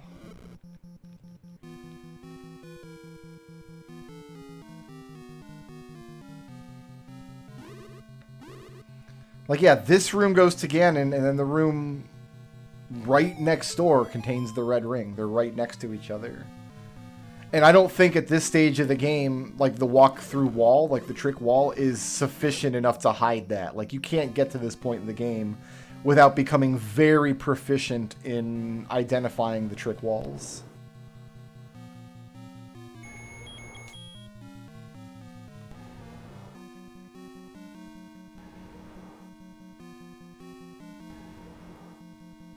Alright, Ganon, dork. I'm back.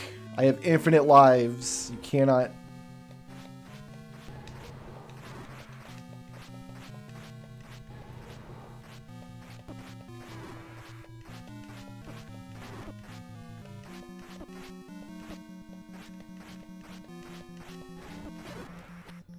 Got him.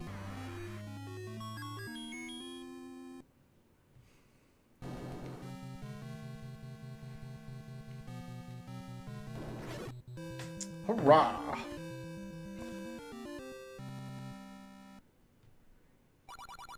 Oh, that's true. If you take the one-way stair to Ganon, if you take that path, you're stuck. You can't go back. You have to up B or die to get back. Ganon's happy to oblige, though. If you get to that point, like, Ganon's happy to send you backwards. Alright. Okay, I gave level 9 first quest a D. I think this version of level 9 is a little better. There are still some obnoxious Wizrobe rooms, but there's not... I feel like there were fewer of them. We spent a lot less time clearing Wizrobes, I feel like. I'm great! Look at that. I have an amazing wisdom and power. But no courage. Courage has not been invented yet. I'm gonna give this dungeon a C.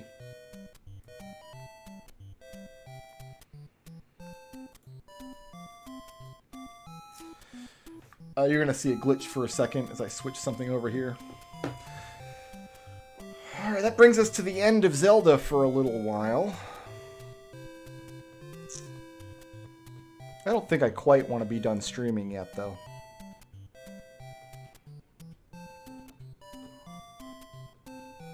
End of The Legend of Zelda 1. Oh, did it always say the end of The Legend of Zelda 1 there? Who knows?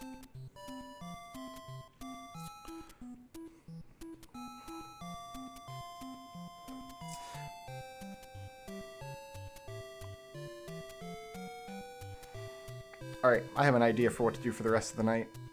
Spend a couple of hours with you guys just chilling. Here's what we're going to do. I mean, just enjoy the Zelda music for a minute, because I got some setup to do on my end here.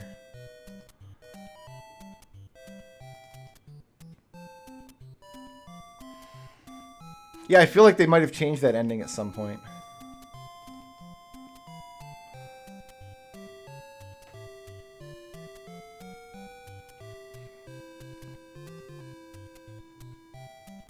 Give me half a moment. I'm doing some...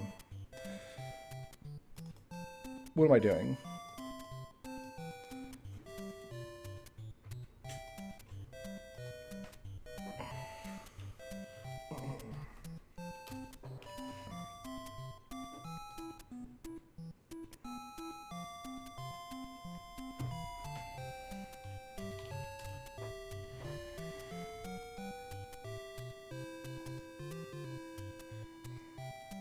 This is jazzy music to have on screen for a moment.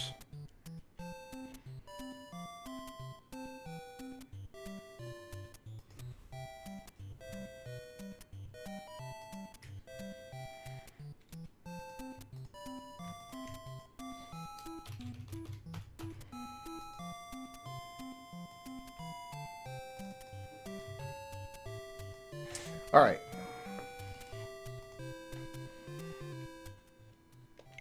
Put the Switch into sleep mode.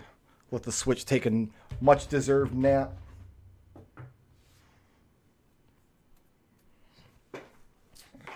I'm going to give you guys a little taste of how addictive this shuffle is. This is the layout that I've made for it. All my test information still on it. I just need to make a logo to put up in the top left corner. Is just naked for now, but that's fine, you know.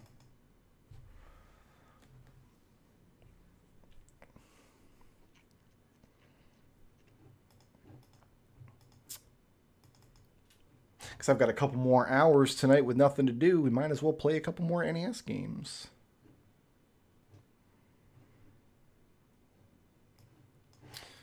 So bear with me just a moment while I set a bunch of stuff up.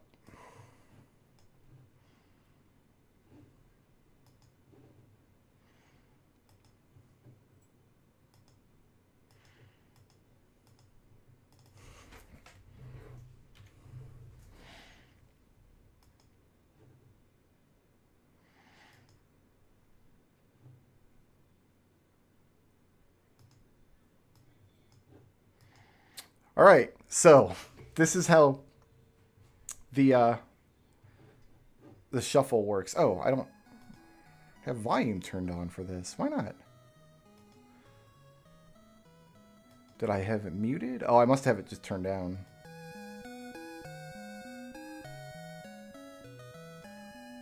There we go.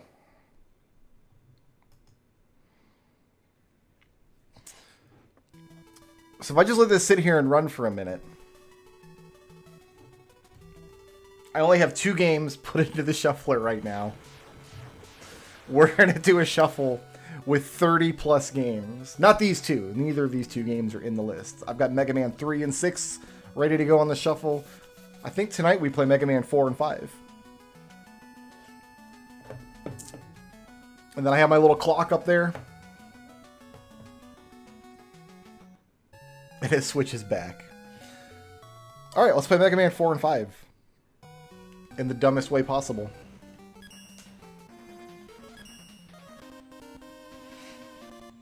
And just give you guys a little taste of the madness to come. Because even just with 2 games, 2 very similar games,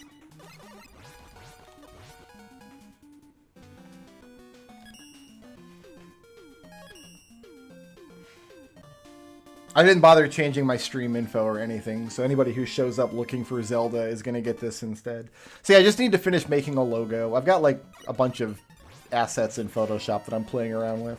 I'm bad at graphic design though, so it's going to... What's the deadline for the shuffle? I don't think there is one. Like, even after I start shuffling, like, people can... I'll still be willing to add games to the list. But I think I'm going to start streaming it in November.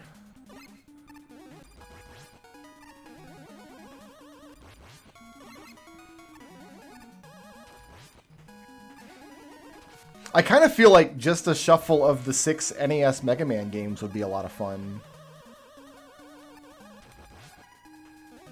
Even though they're all kind of similar. I mean, because they're all kind of similar, like just keeping track. The other thing I was thinking as a shuffle thing one day, oops, that's a hole, is like do a shuffle with like 5 or 6 runs of Final Fantasy 1 all at the same time, but each one using like a wildly different party. Like, have one run that's like the fighter, red mage, black mage run. That's super easy. Have one that's like 4 white mages. Have one that's just like a solo fighter. That might be an interesting project down the road. There's a lot of possibilities for fun to be had in this shuffle.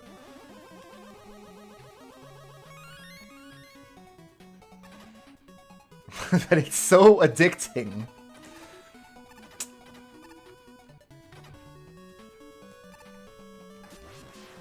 I mean, you can't do just a solo class shuffle because 4 of the solo runs, well, 3 of them, Thief, Black Belt, and Black Mage, take forever to get past the pirates. Like, by the time your Black Mage or Black Belt is ready to move past the pirates, your fighter's already in the floating castle. Like, that's how extreme it is. That pirate fight is such a gigantic roadblock early on.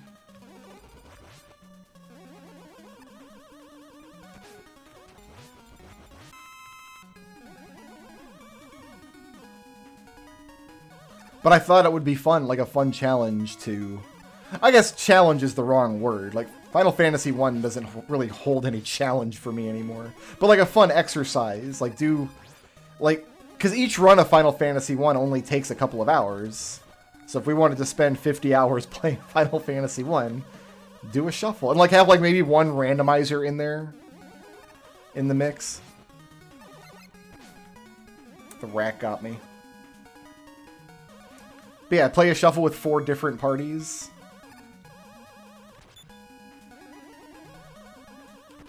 I've done basically every party makeup in Final Fantasy 1 that you can think of. Like, you can't design a party that I haven't already done. Or isn't markedly similar to one that I have already done.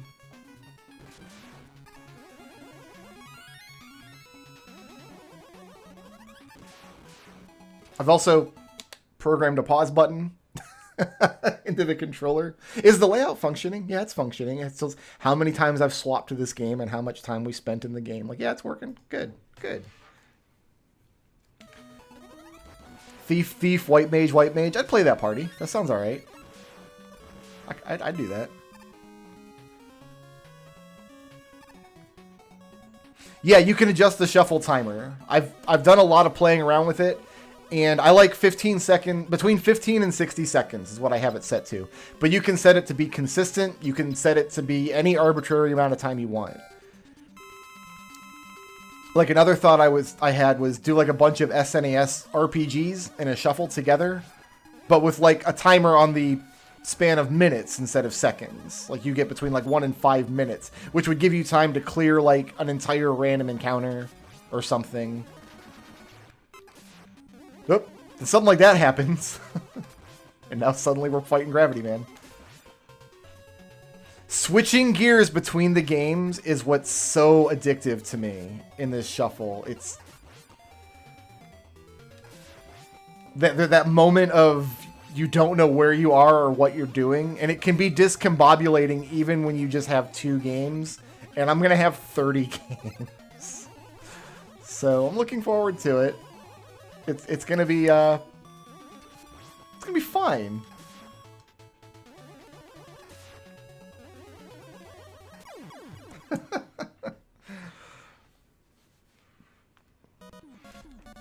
But yeah, like loaded up with a bunch of 8 and 16-bit RPGs. Just commit to a 200-hour streaming project that shuffles between all of them, but put it on a span of minutes instead of seconds. Dragon Warrior and Earthbound and like Breath of Fire or something. Just there's so much potential in different kinds of projects that could be done with this shuffler. I'm so glad to have discovered it. And I'm so glad it's easy to get working. Like it's all you do is install the emulator and then put the ROMs that you want in the directory and it does the rest. I did have to put together a little Lewis script to give me my heads up clock. That didn't come standard. Like I see the clock and like I give myself, you don't have to do that. You can just let it be a surprise. But when I had no heads up, I found that I fell into a lot of holes unnecessarily.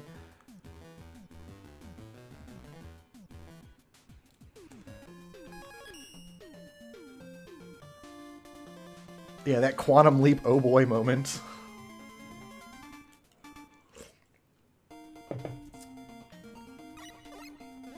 But this is not a situation where you would want to learn a game as part of this. Like, I wouldn't put Ninja Gaiden on the shuffle. I don't... Oh, I just walked off a ledge. It's got to be games that I already know.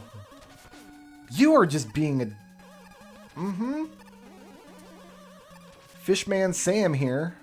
Not being a bro. I guess I don't need to charge in this scene.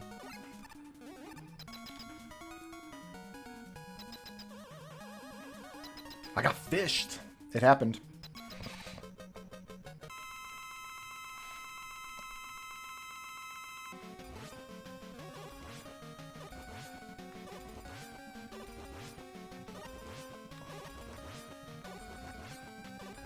Uh-oh. So we're going to come back into the Toadman fight. Like in mid-mash. So that'll be fun. So, like, this is a situation, like, is Toadman going to get off an extra attack because I'll be discombobulated after the swap? Like, in this scene, I could prepare for it, right? Because I've only got the 2 games. I know I'm going back to Mega Man 4 next. If it was one of 30 games, though, like, there's no way I could go back into that scene making the appropriate mash. And if you don't mash, Toadman, that's when he uses his rain.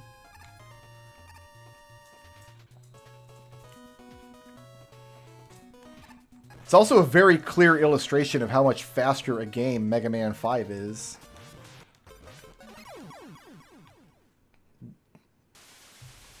See?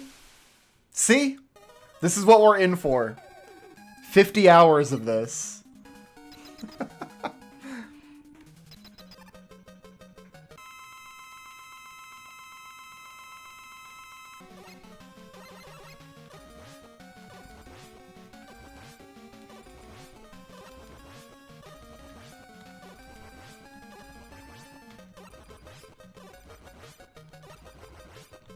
This might be the dumbest Robot Master fight in the whole series. Is there a dumber robot? I don't mean to say worse Robot Master fight. If that distinction is meaningful at all. I mean to say, is there a dumber one than this? What am I doing? Chickens. Chickens.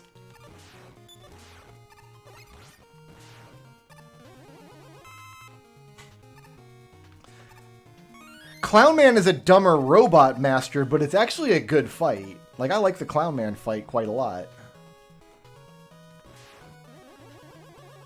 Thunder Carnival. Yeah, I think the Clown Man fight is one of the high points of the game, actually. Because a lot of the boss fights in that game are bad, but that one specific fight's pretty good. So you can see there's some tribulation, even just these 2 games going back and forth. We've got 30 games, and some of them are real troll games. We're not going to get to Castlevania. Like, I'm not worried about that. Castlevania's not in there. Oops. So now we're in a situation where Mega Man 4 is probably going to spend the entire next swap just on that weapon screen. So you get a lot of moments to breathe when you're doing like a big shuffle. Like I was doing 13 games in my test plays. And you get a lot of moments like that where you switch to a game that's just like in a menu or in between levels. So you get a lot of moments like this where you can just breathe for a second. But you never know when they're going to come up.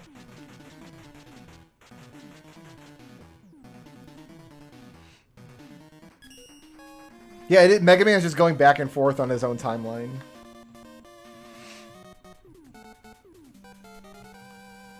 But in the big shuffle, the big damn shuffle we're doing in November, I've put Mega Man 3 and Mega Man 6. I considered just putting like all 6 of the games in the shuffle, but I didn't want the whole shuffle to be Mega Man. So I just picked my 2 favorites. So is that revealing that 3 and 6 I think are my favorites? Oh, I didn't jump in time. I'm going to let Lulu out of this room real quick, guys. I'm going to be right back. 2 minutes.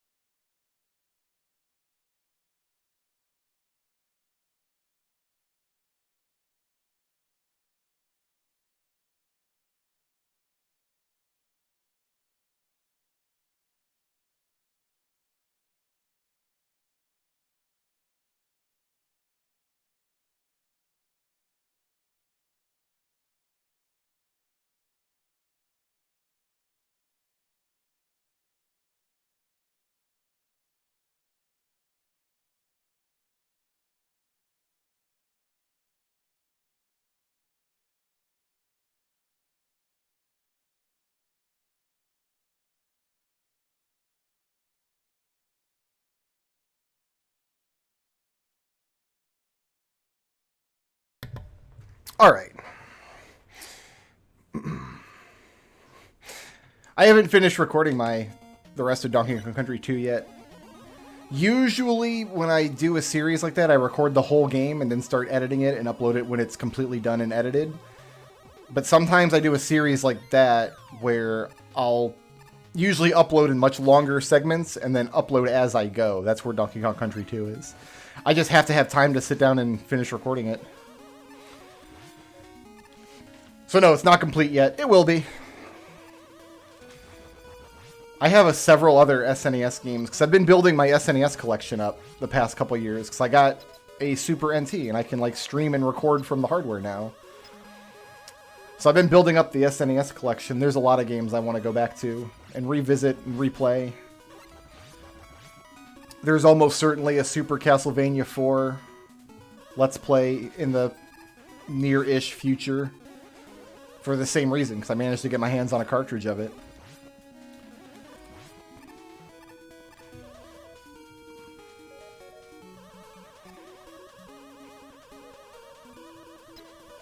Oh man, we're in bad positions in both spots on the shuffle here. This is not gonna bode well. We got back into this scene though, and it seemed to be okay, so that's good. Alright, we're good. The muscle memory is very strong in Mega Man 4 and 5 for me. You know what? I was gonna chill out right here. Okay, it worked out.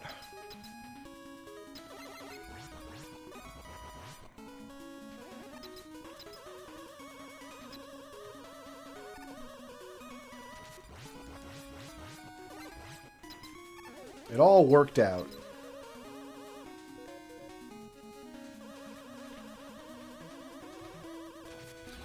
But yeah, the point of Donkey Kong Country 2 and some of the other longer series I've done is that I do very little editing at all on those videos. I just take the gameplay... Okay, that platform just rolled out from under me. It's just gone. Oof. Game over. That's not good. I just take the gameplay footage and just ensure that it's not corrupted or anything, and then I just upload whatever I have. It's a way for me to put longer form content up with a smaller workload. But I do actually have to sit down and record the game for that to work, and I haven't had the opportunity to do that with Donkey Kong for a while. Because I've been doing test plays of this silly shuffler instead. What am I doing with a Mega Buster? I don't want a Mega Buster. I want a Gravity Hold.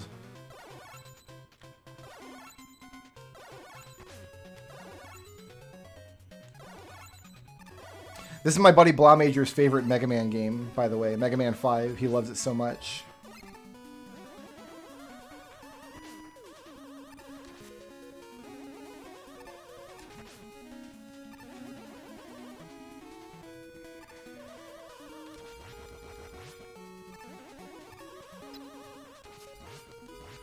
That means I died twice in Toadman's level. Yeah, no, I didn't. I died in Gyro... No, Gyro Man's a different game. I must have died in Toadman's level twice. I mean, he killed me once because he came back after a swap. But...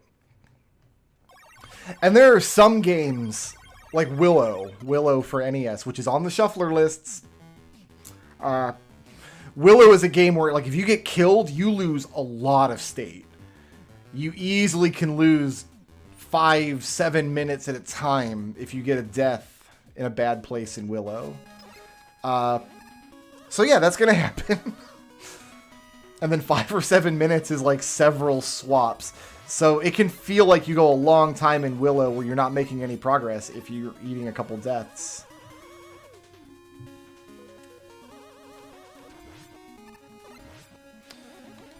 Crystallis is a little friendlier, but you have to remember to manually save in a lot of places. There are places where Crystallis will not give you a save worth using.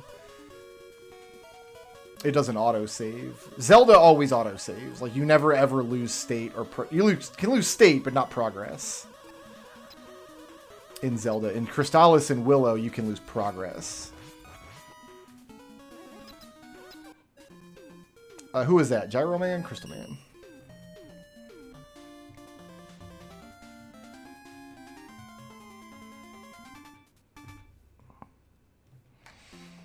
I've also got both Shadowgate and Uninvited on the shuffle list, just because that amuses me. Which I think is important. I think it's important to have games on the list that just amuse me. But I have suffered accidental death in both of those games as a result of the shuffle, so...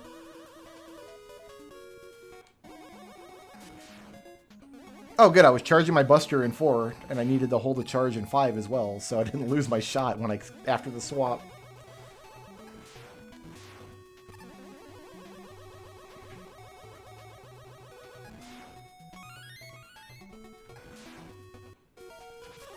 Like, darn, I lost my shot. Alright, we don't want to shoot this clown. And make sure you land on the platform. Don't clip the side of the platform or the platform leaves without you. Just leaves you in a lurch. Okay, let's wait for all this to go by. Oh, that clipped me, really? Oh no, this is... the swap is coming. Okay. We might be in a bad position there.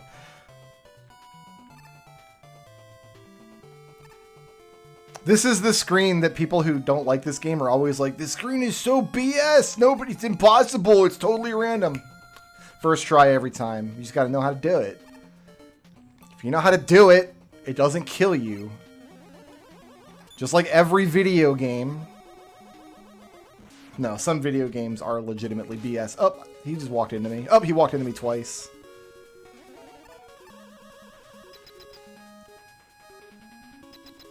Alright, so I want to shoot Brightman once before I get the Toad out, don't I?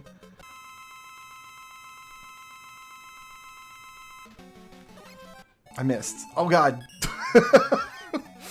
Am I coming back onto the pause screen? See? I wasn't paying attention. I was thinking about Mega Man 4.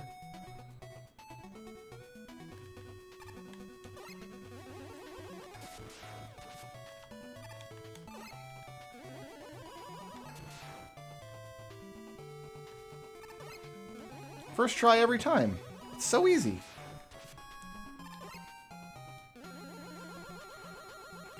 Let's be on this ladder. Okay, I'm on the pause screen. I didn't hit him, though. Okay, now I've hit him.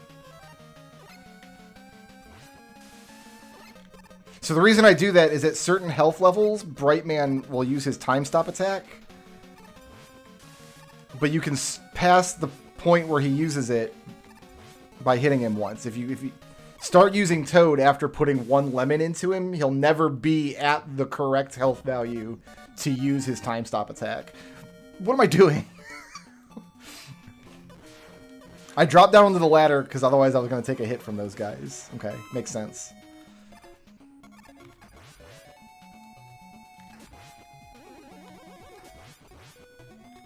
I didn't get any of those shield attackers. What?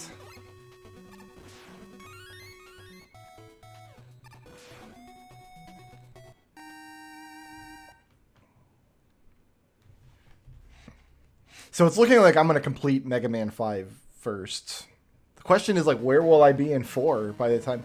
I feel like I'm going to be at the end of Dr. Cossack's castle in Mega Man 4 when I finish 5. That seems to be... Or am I? I'm in 4, that was... Pharaoh Man is next.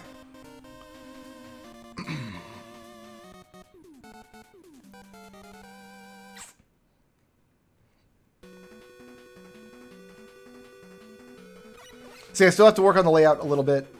I have to finish making the logo. Let's try to be in the air when the swap happens. Good.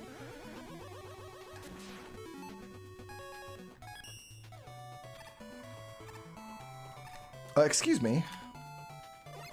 Oh my god, that's... Rush Jet in this game. Actually, both of the rushes. Rush Coil is fine, it just works a little differently than it normally does. Which trips people up.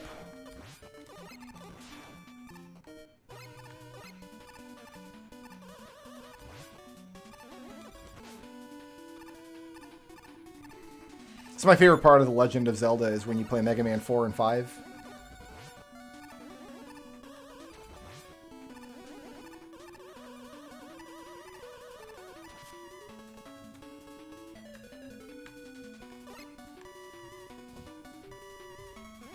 Let's get my baboon.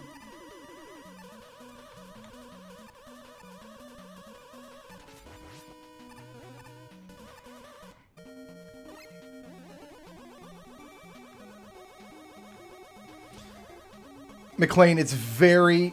Oh, I missed my V. Damn it. Oh, well. No beat for us. It's very easy to set up. It uses the BizHawk emulator, and then... You, like, this it's a like you uninstall it. It's just like a Lewis script. You drag and drop, and then you make sure that all the games you want are in the right directory.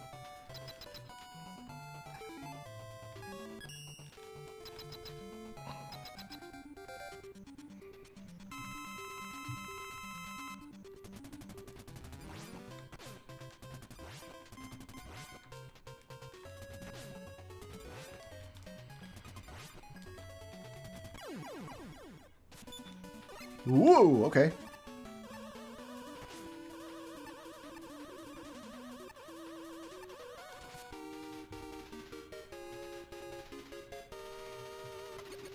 All right, we found the baboon.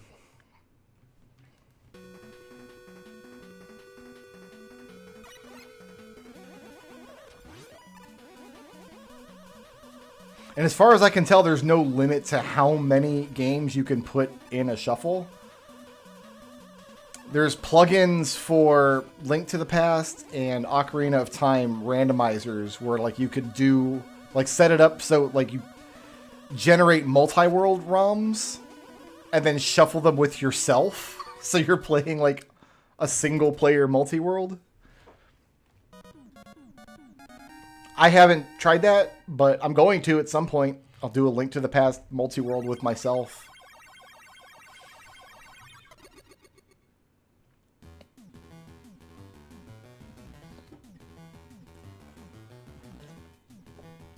I imagine that gets old real quick, though. Honestly.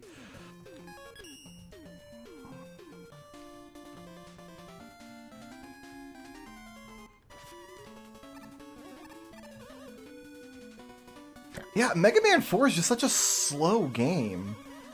You kind of don't notice it while you're playing it, but it really is. You can see it in real time when you're shuffling like this. Like the screen transitions, the boss health meters, like the whole game is just... It's not in a hurry to get anywhere.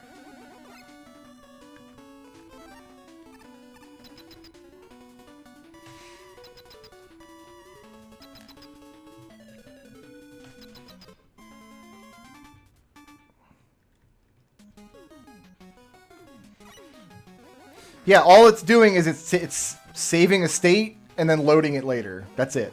Oh man, it gave me like 4 seconds of Napalm Man's level. Nice.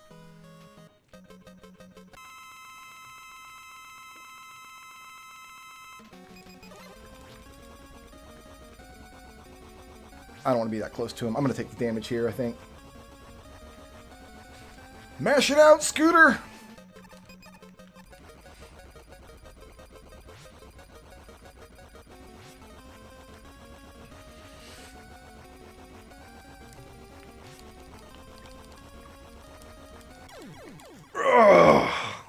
Oh, I think I broke something. Alright, well, I'm going to finish playing Mega Man, then I'm going to go to the hospital. Put me on some muscle relaxers.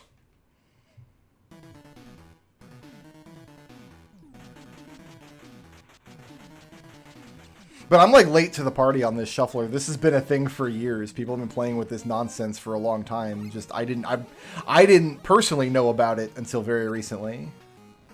Otherwise, I would have been doing it years ago because it's really aggravating, but it's also extremely addictive. And I'm glad we've added as many games to the big damn shuffle that I'm doing that we have. Except we're not going to get to Castlevania, which is fine. Nobody wants to see Castlevania in this shuffle. So.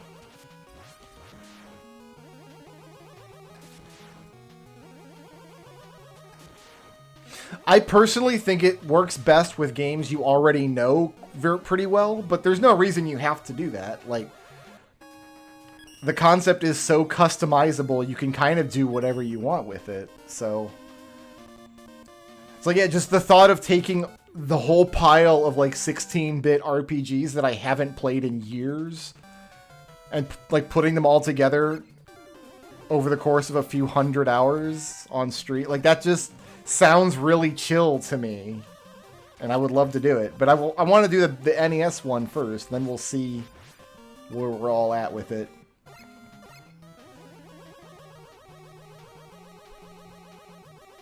I mean, I wouldn't embark on a project like that until we're done with all the Zelda games. But we're going to be done with all the Zelda games sooner rather than later. Like, it's not going to be that much longer. We've got a couple of the big boy Zelda games left. But a couple of the ones we've got left are just like the Game Boy games. And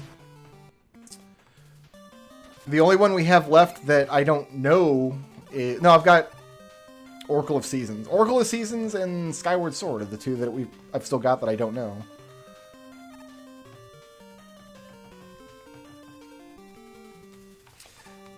I wouldn't limit myself to just Square RPGs. I was thinking a shuffler with, like, the Lufia games, Breath of Fire, maybe Phantasy Star 4 you could put in there. Even, like, Dragon Warrior 4 would fit the theme. But, like, I play the Final Fantasy games and, like, Chrono Trigger. I play those games so often that they would just get torn up in the shuffle. Like, Final Fantasy 4, 5, and 6. Like, I could put them in there just for fun, but, like, they'd be over so quick. I know those games so well.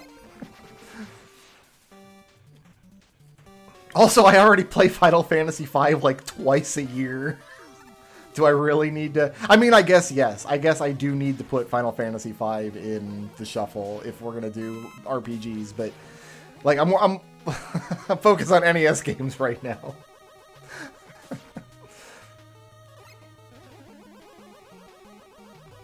Yeah, this is just like a proof of concept to kind of show people what we're in for in November when I do the big damn shuffle. This is just 4 and 5 going back and forth. It can't pick the same game twice in a row, so if you only give it 2 games, it'll only do those 2 games. It doesn't have to be random either. You can set it to where it always picks the games in a particular order if you prefer. So, like, you could do the 6 Mega Man games and have them cycle through all 6 of them one after another every 20 seconds or 1 minute or whatever you want.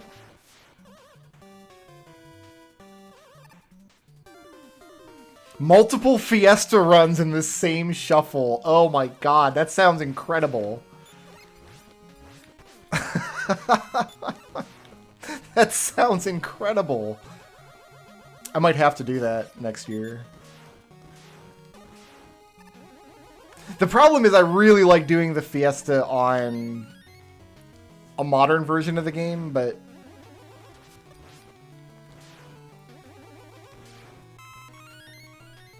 yeah, like doing 2 Fiesta runs at the same time would be very...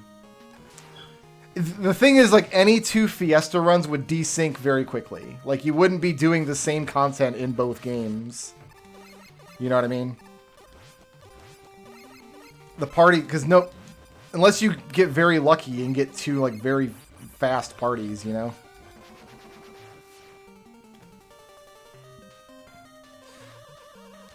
Do I have a link to the software for this? I'll make sure to prepare one, like a bot command for when I do the big damn shuffle. But for now, what you want to do is, like, Google BizHawk emulator. That's the emulator you need. And then BizHawk Shuffler. And you'll find, there's like a GitHub that has, it's just a little Lua script that extracts. But yeah, I'll make sure to set up a bot command for all that stuff.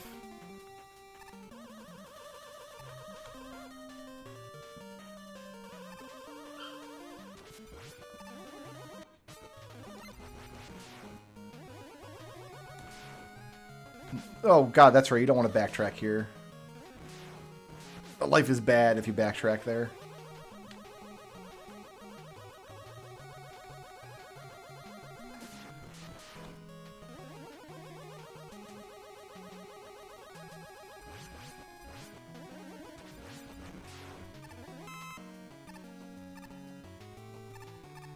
This is such a weird monster, the gray missile guys that pop up out of the floor there.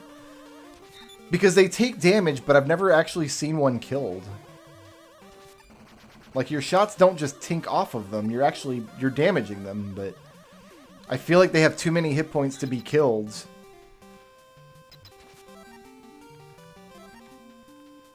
And they regain their hit points when they come up out of the pit.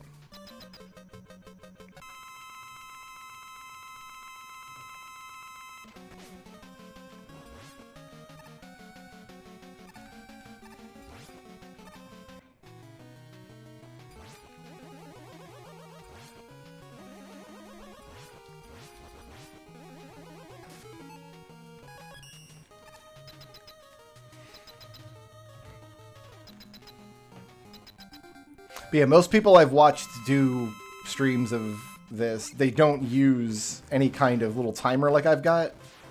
But I find that I enjoy it a lot more if I've got it. If I can see when the shuffle is coming.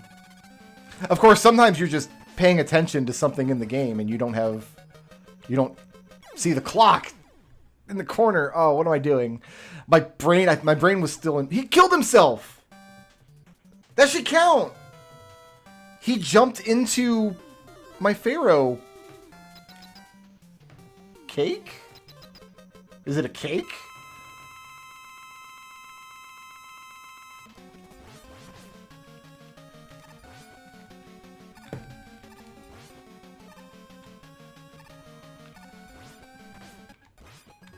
Oh, God.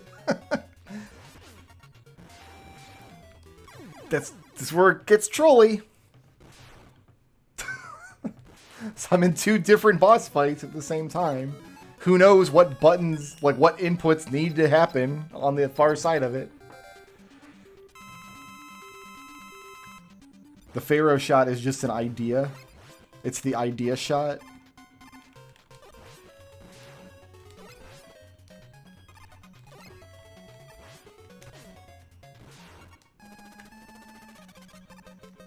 Alright, we got him.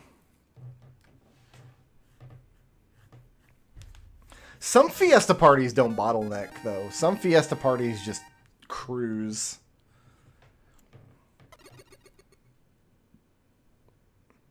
But yeah, I think if you did 2 Fiesta parties at once, you would end up completing one pretty early compared to the other.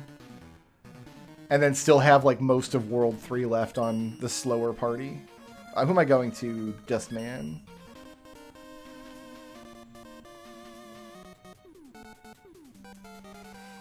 I wish I could put 9 and 10 into the shuffle. Maybe you can. Maybe BizHawk has, like, emulates the Wii or something. I don't know.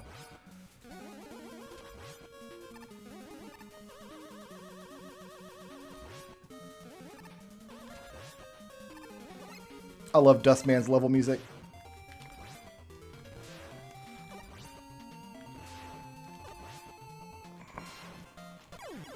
All right. We got the end bomb.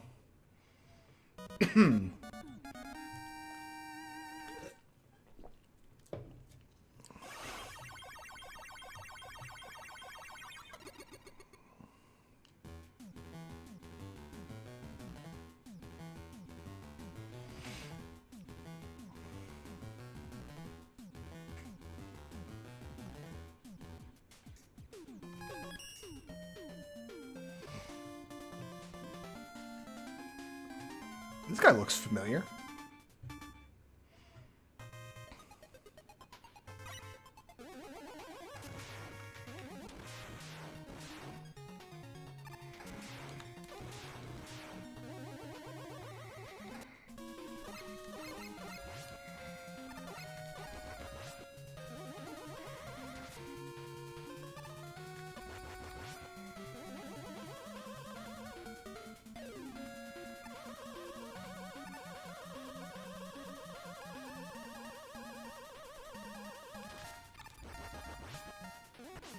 Oh, I almost got under that guy. That was almost terrific.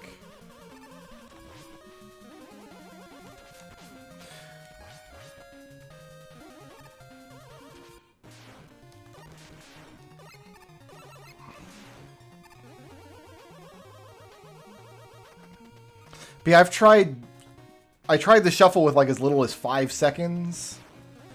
And that was too little time for me. It takes my brain like a full second or two just to adjust to what game I'm coming back to, right? And then from there, maybe another full second to adjust like, oh, what am I doing in this game, right? So I've already missed the letter, so we're already not getting beat. Is this where beat is? Yeah, that's the letter. We don't need letters. We already didn't get the letters.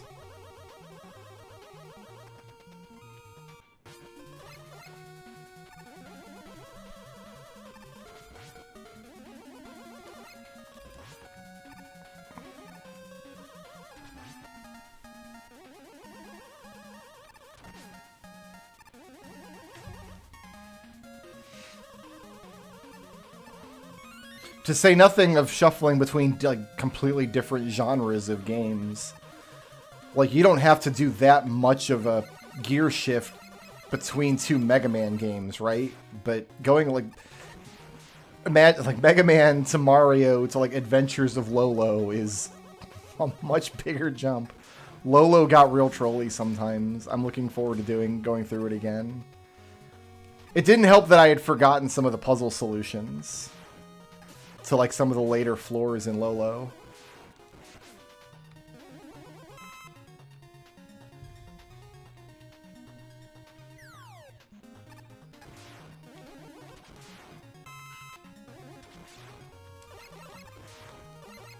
No, come on. Why wouldn't he die?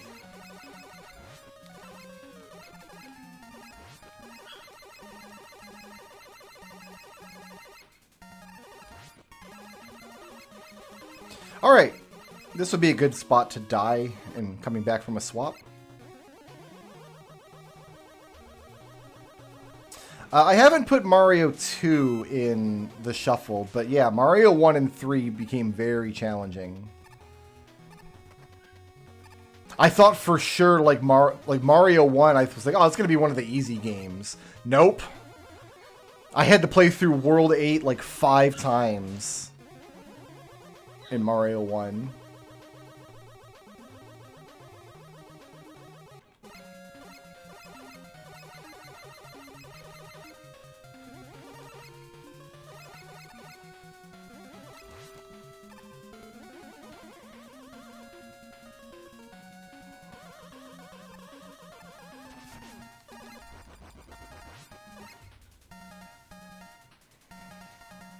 Eight 3 and 8-4 were the big hurdles for me. 8-1 and 2 are fine, but like 8-3 is such a... Because if you don't go into 8-4 with a fire flower, at least, or like a mushroom at least, like, I don't know a consistent way to get past that final Hammer Brother in 8-4. And there's no power-ups at all in 8-4. So you have to bring a power-up from 8-3, which means you've got to get it through a whole bunch of Hammer Brothers. So yeah, 8-3 was the big roadblock for me in the shuffle.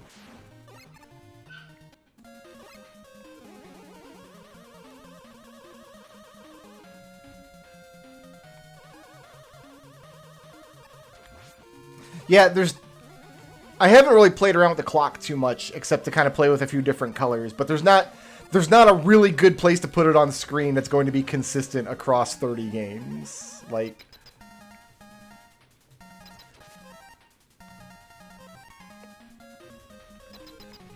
putting it up in that corner is just the best that I can do. It's like, I just need some kind of visual indicator at some point. I'm gonna die to Dustman. Do I have a life? How would you tell? We're not in that game anymore. It's impossible to know.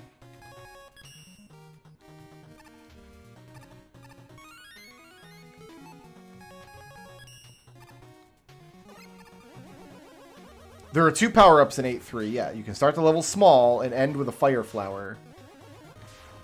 But then if you lose that power-up anywhere in 8-4... I'm sure there are... Damn it. I should use Rush Jet there. What am I doing? I'm sure there are consistent ways past the Hammer Brother. Like, I know speedrunners will do it. But... Am I in the menu? I am. I have 2 lives. So I'm happy to die here if need be. Okay.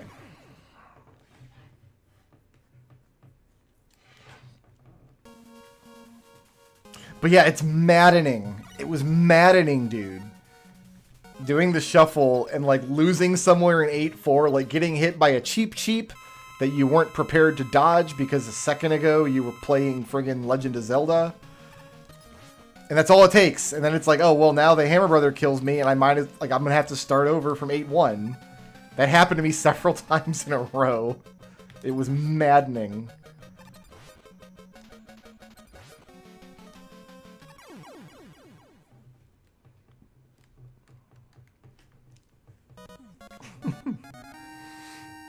I've definitely won 8-4 while small. Like, it's happened, but...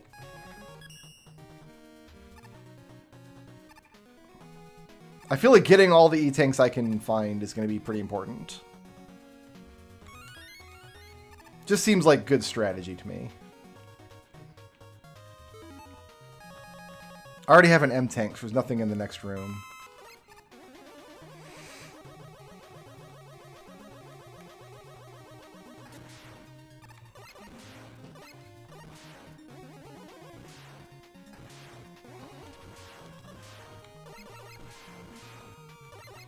Thank goodness for NES slowdown.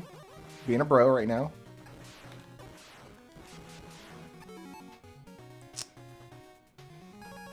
Let's drop an N-bomb on Stone Man here.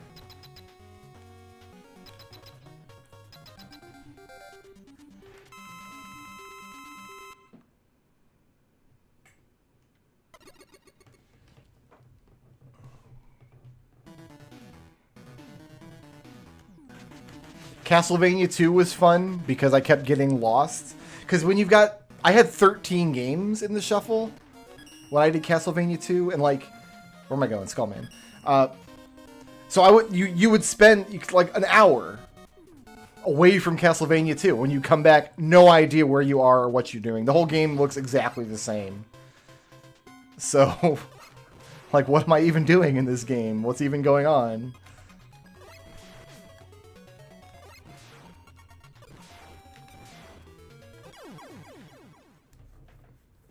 Metroid is in the shuffle. Metroid 1 is in there. It's harder to get lost in Metroid 1, because I know the route too well. Like, I always know which direction I'm pointing and where I'm going in Metroid 1.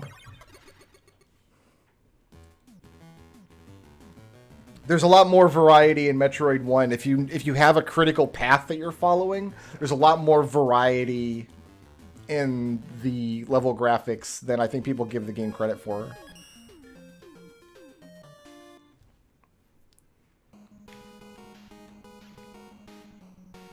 I'm going to take 2 E-Tanks out of this level.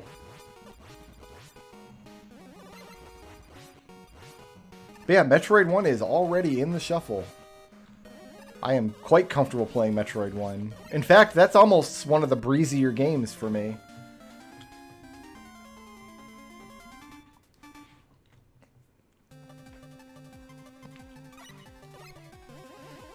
I mean, I definitely wanted to have a mix of, like, games that could troll me and games that would be just comfy to have to switch to once in a while. Which is one of the reasons I put, like, Final Fantasy so... Like, I started the list with Final Fantasy. So, like, Final Fantasy is, like, the ultimate comfy game for me. It's impossible for me to get mad at Final Fantasy 1. I know every inch of that game by heart. I'm gonna play with a really easy party. We're gonna play with Fighter, Red Mage, Black Mage. So...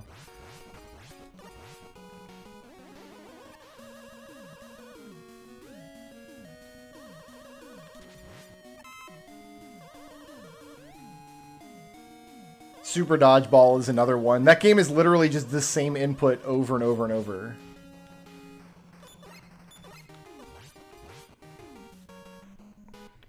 Good night, McLean. Sleep well, my friend.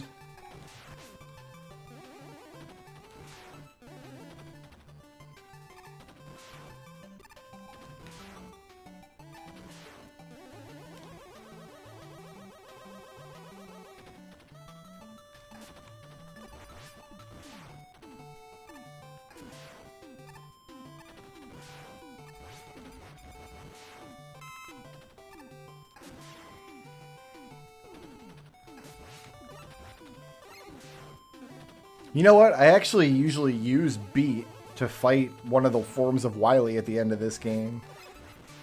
So things might get interesting when I get there and I don't have Beat.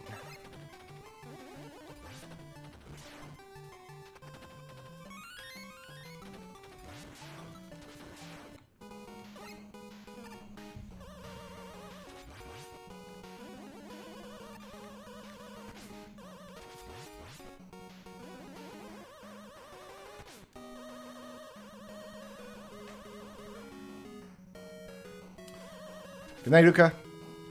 Sleep well, my friend. We might walk out of this level with 3 energy tanks then. Nice. You love to see it.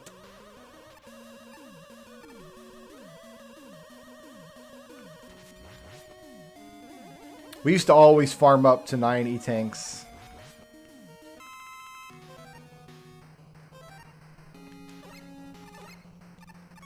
In Skullman's level. When we was but young chillins.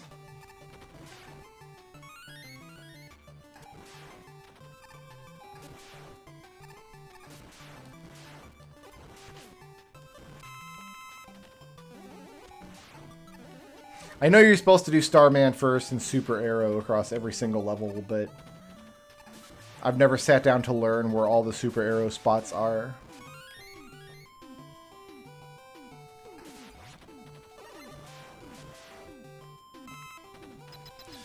Oh, okay, this is a pretty bad boss fight. We're going to try to use Power Stone here. What am I doing? Oh, we're going to balloon back up here.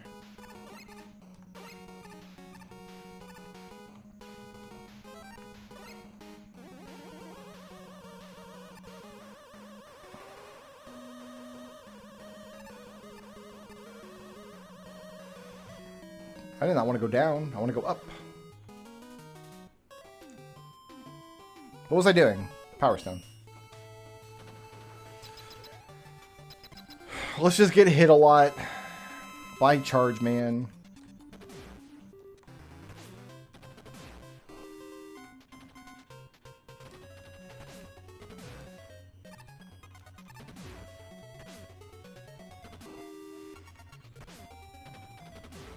This is definitely one of the harder to fight bosses. We're going to play conservatively here, I think.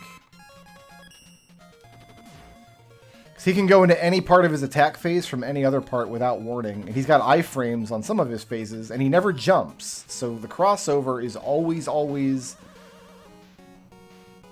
tricky. Because if you try to jump over him, and he chooses that moment to double back, you always take damage. He's a big boy. He's a big boy, our Charge Man.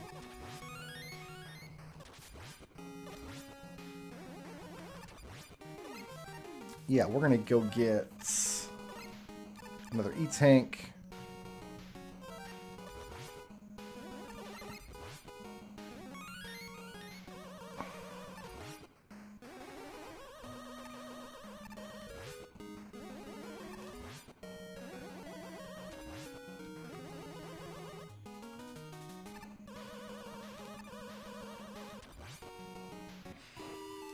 Should I make the little clock thing bigger on screen? I don't think I need it to be bigger for myself, but I want to make sure you guys can... If you're looking for it, I want to make sure you guys can see it clearly.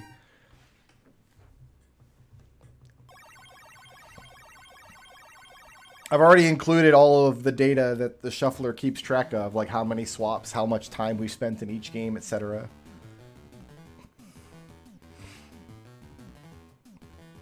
But I'm open to feedback for, like, if the layout needs work.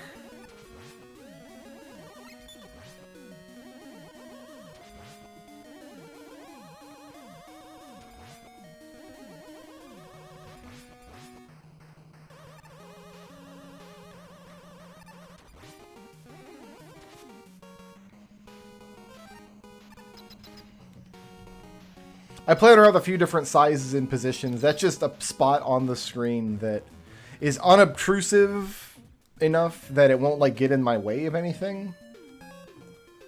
Where am I going, Wave Man?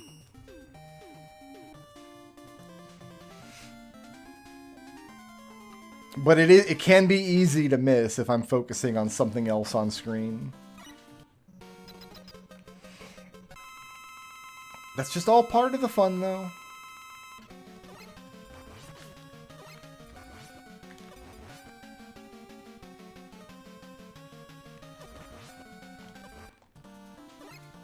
Okay, we're back here.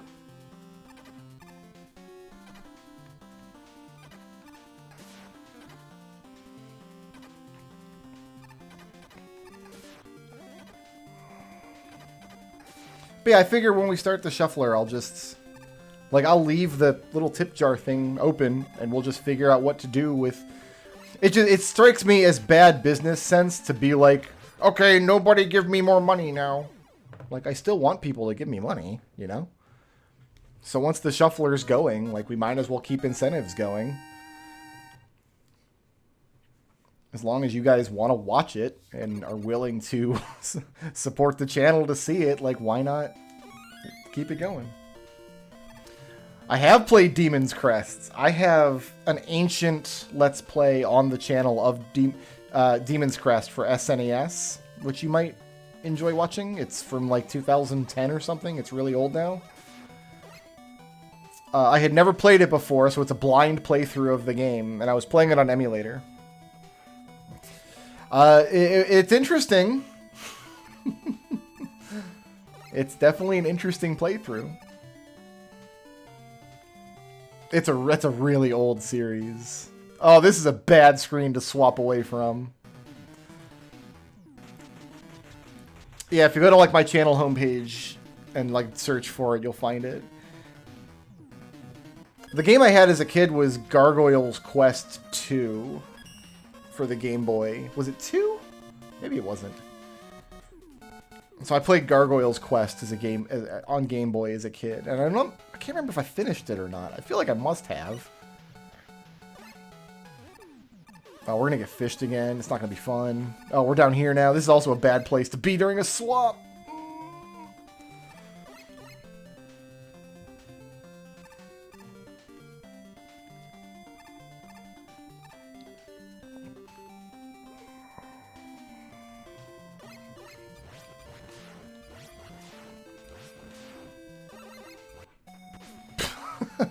My options there were like, put myself in a position where I can just wait for this fish to drop on my stupid head, or walk onto spikes. Like, those were my options.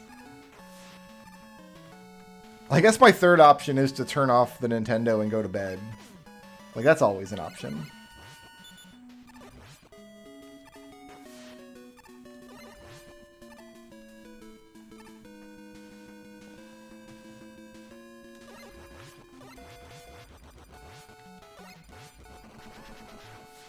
Do I care about going down and getting the wire? I guess I don't. I've got Balloon. Balloon is fine. That's not a great situation to be in.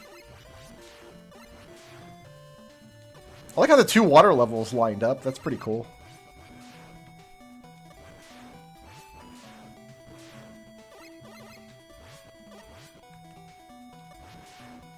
I think Wave Man and Dive Man are like roommates.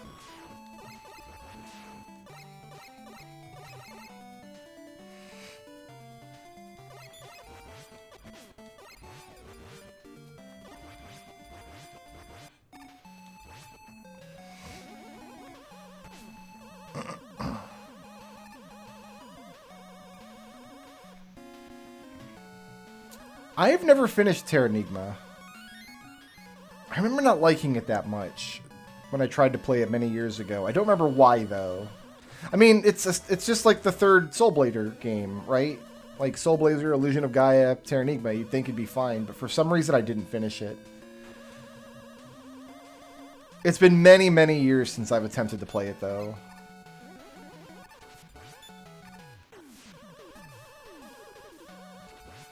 And you know what? Last time I played Illusion of Gaia, I only...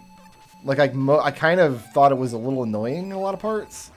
Like, I didn't enjoy it as much as I remembered enjoying it as a kid. So, like, maybe that's why. Like, maybe Terranigma had stuff in it. Like, the gameplay or something was obnoxious or whatever, in the same way that some areas of Illusion of Gaia were. And I'm just much less tolerant of that. I mean, I must have been 20-something when I tried playing Terranigma, whereas Illusion of Gaia I played as a kid. But yeah, we streamed Illusion of Gaia. Oh, I didn't mean to do that.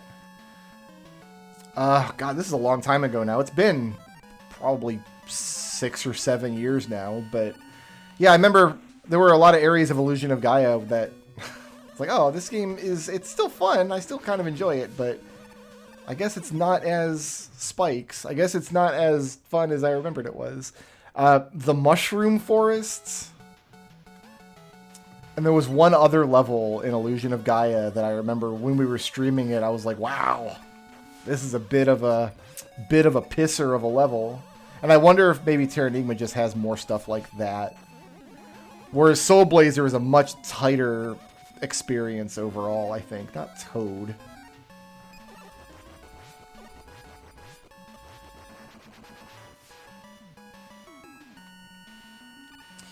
Did the pyramid bother me in Illusion of Gaia? I don't think so. The pyramid is, you get a cool new character. No, that's right. The pyramid was obnoxious because you get to play the fire guy, who's fun. Like that's fun. It's always fun to get a new character to play around with. But then like you get that ability where he just like turns into jelly and sinks into the floor. So you spend a lot of time just watching yourself like sinking back and forth, like up or down or whatever through the pyramid. Yeah, maybe that was a little obnoxious. Also, Illusion of Gaia was much more story focused than Soul Blazer. Soul Blazer is almost like an arcade game in a lot of ways. Like there is a story, there is some exploration elements, but mostly it's just about going through the levels. Whereas Illusion of Gaia has a lot more story, and it's a bad story, and like most of the characters are just pointless. And so I was much more into stories like that when I was a kid. So I wonder if there were things in like Terranigma that would have charmed me when I was 14, 13 years old. But seeing them in my 20s, I'm like, it's not doing it for me. I wonder if that was part of it too. I haven't tried playing it in many, many years, so who knows? Soul Blazer, I think, holds up really well, but I think part of the reason it holds up really well is because it's such a tightly focused experience.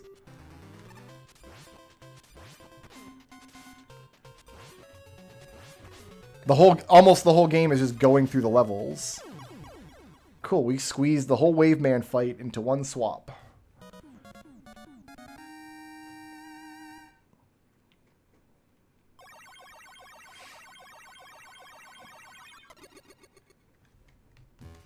I need to get me a copy of Soul Blazer. I probably need to get a copy of Illusion of Gaia as well. Put it on the Super NT collection here. Because, yeah, I remember when I streamed it, my recollection of Illusion of Gaia was that it was fantastic. I remembered it being really, really good start to finish. But then during the stream, I'm like, maybe not.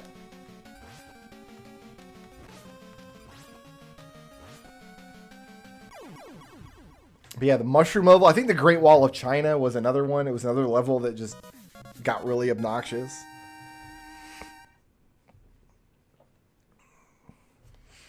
I wish Soul Blazer had better magic to use, because most of the magic spells are just bad. There's one or two good ones that are worth using, but a lot of them are just bad. Also, a couple of the puzzle elements in Soul Blazer, like you have to examine this nondescript invisible space on this giant map with very little in the way of clues. There's some stuff like that that gets a little too much. But other than that, like, Soul Blazer is fine. I completed it as a kid without any guides or help or anything, so it's not like impenetrable. Illusion of Gaia also lets you lock yourself out of content. Like, if you don't get the red gems as you go through the levels, you can't backtrack. You can't go back and explore old areas. So, like, if you don't find them all as you go, you just don't get to explore that part of the game. There's like a whole bonus level you just don't get to play. So if you know the red gems exist, but you don't know where they all are, you have like the added stress of that on top of anything else in the game that might already be frustrating you. I don't know if Terranigma has anything like that.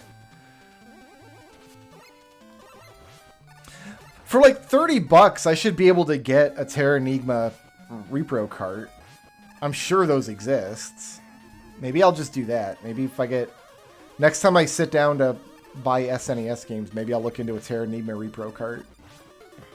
Because it was never released in North America. You can't get it. There's not like an official copy.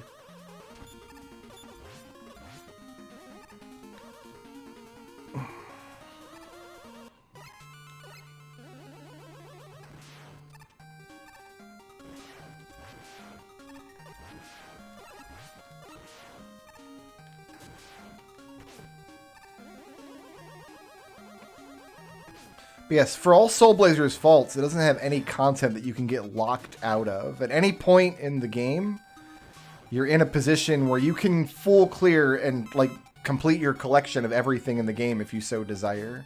You don't have to complete the game, but you can. It's like a Legend of Zelda game in that respect. Well, not like Second Quest Legend of Zelda, where you can permanently lose heart containers.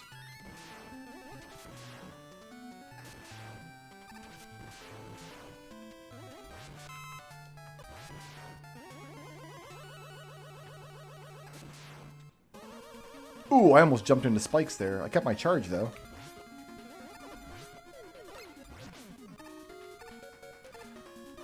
Actually, the two games are kind of neck and neck right now. We're in the final Robot Master level of both.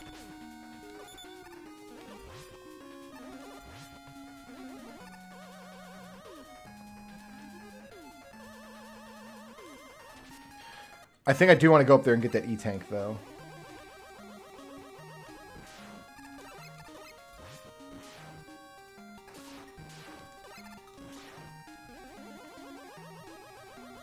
Yeah, when I played Illusion of Gaia on stream several years ago, like, I remember the story was just dumb. I remember as a kid, like, really liking the story a lot, but I think it's a story that only kids could really like.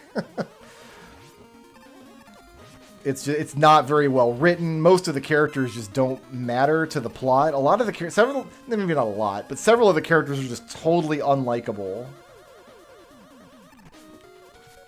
And, like, one of the subplots is, like, this big, like, romance between several of the characters. And I just don't care about any of that.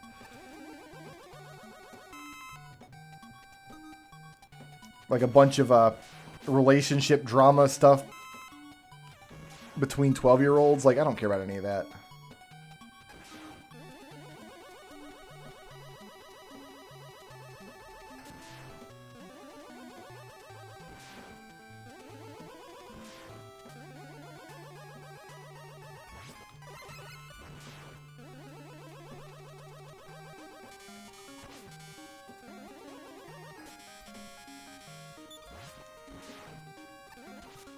All right, guys, I'm going to take a 2-minute break here.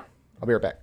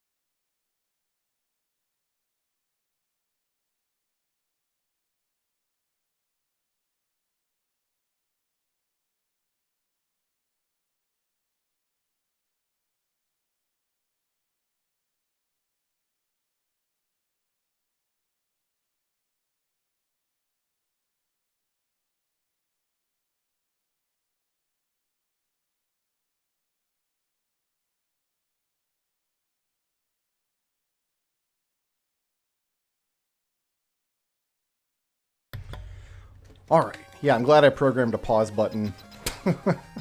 That pauses the whole shuffle, not just the one game I'm on. Kind of a must-have.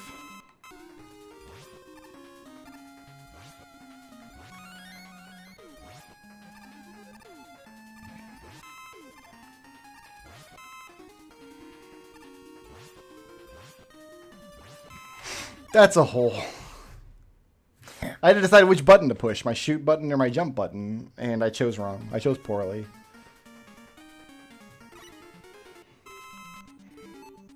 Now I'm not going to have enough skull. I remember watching somebody's video about, like, why Mega Man 5 is Or like worst Robot Master weapons or something, and they said Water Wave is terrible. Like, Starman spends so much of his time in the air and it only goes along the ground, it's impossible to hit him with it. What? Just time your shots. You hit him with it constantly. And it goes through his shield, which is the point of the weapon. There's a lot of bad Mega Man videos out there, I guess is what I'm saying. I'm low on Skull now. Oh, I don't want Skull just yet. I died right at the end of the level, didn't I? Like, right there. Ugh, I got hit by all 4 of these nerds. Oh, there's 5 of them. Okay, I got past 1 then. Alright, we don't have Skull, really, anymore.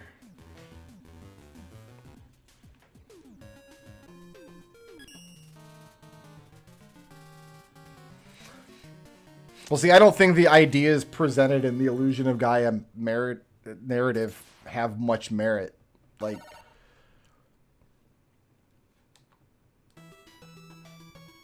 the story didn't interest me from kind of any perspective as an adult. As a kid, I think I enjoyed maybe the interpersonal drama between like the main cast or something, because it has this large cast of characters. You only get to play as one guy, but it has like 12 or something characters that join your little ragtag bunch over the course of the game.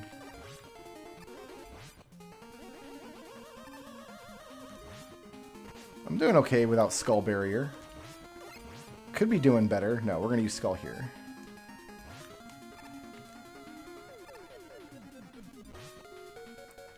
Skull Barrier might be the worst of the shield weapons for sure.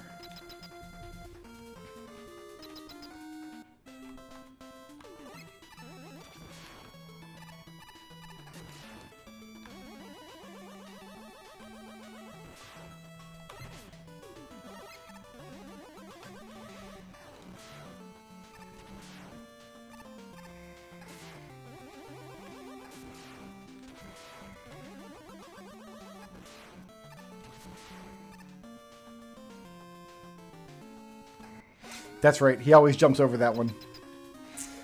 We're about to get tigered.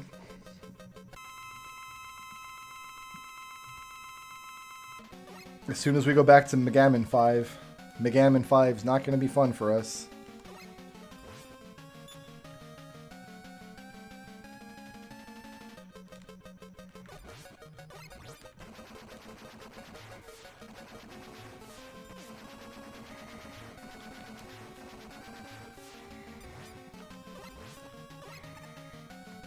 We should be able to get this without a tank. Nice. Alright, let's get tigered. I made my soup. Time to eat it.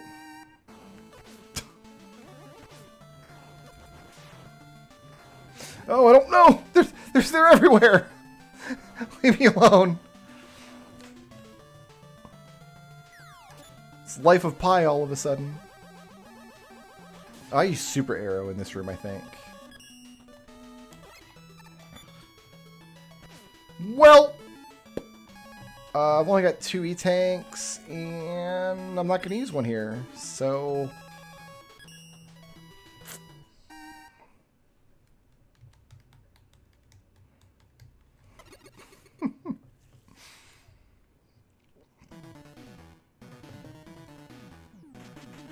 But yeah, it was really the level design of a few of the areas of Illusion of Gaia that... Like the Mushroom Forest in particular, it's a tile set that you can do like 2 things with. And they make these gigantic sprawling maps. It's impossible to ever to tell where you are because you could be anywhere. Because every single part of the map looks exactly like every single other part of the map. That's not the case with all of the sections of Illusion of Gaia, but it was for that one section. And I remember like the reason to go there is just like a really dumb fetch quest anyway. Like the stakes are really low. It's not like one of the main areas of the game. Hooray!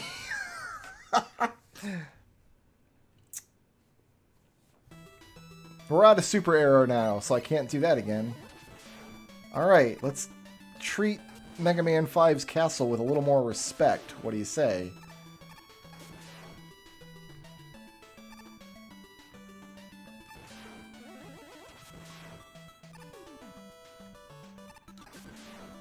Okay, I'm good there.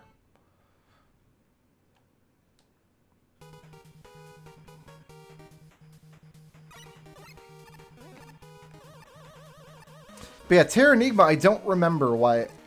I feel like I got pretty deep into the game, but I don't remember much about it.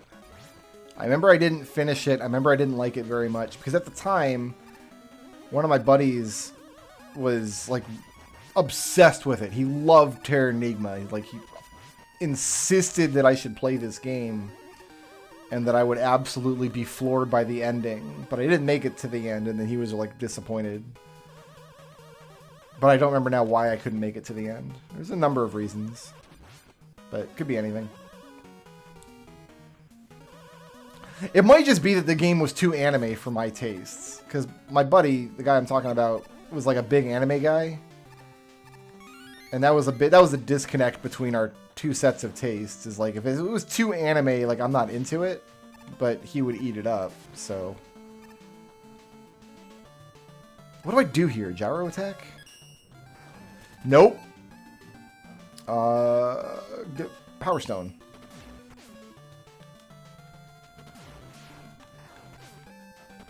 Also not helpful here. I don't know why I thought that was going to work.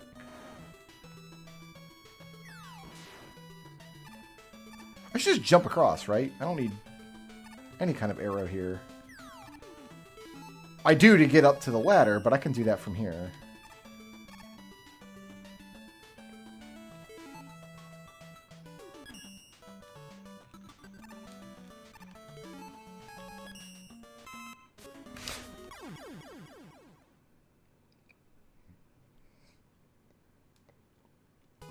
Whoops. Hashtag that happened.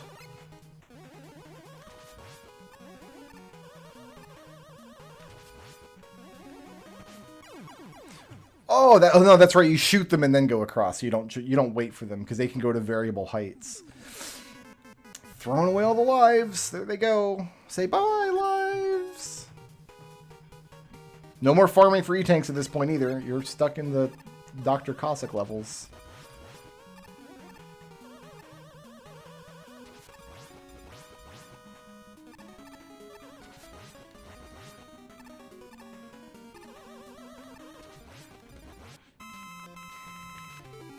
That's what I was trying to do before I was so rudely interrupted with Mega Man 4.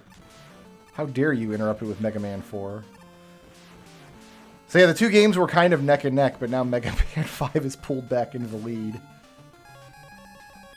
I'm just going to rush Jet here.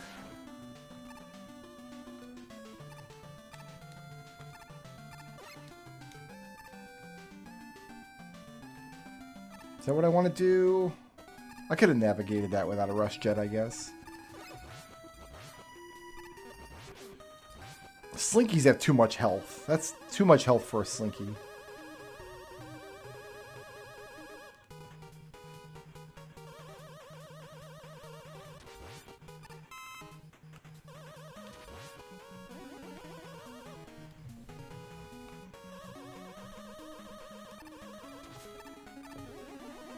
I like how I missed that Skull Man.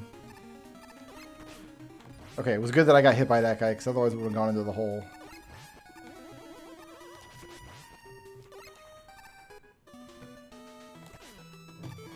Okay, we're down here now.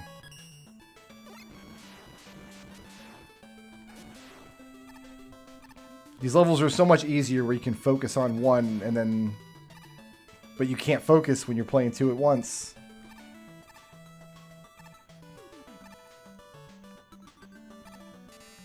Did I get stuck at Bloody Mary? I don't know what Bloody Mary is. Is that a thing in Terra Enigma? Because I don't remember. I don't remember anything about the game. I remember you, like, at the start of the game, you're in Cave World.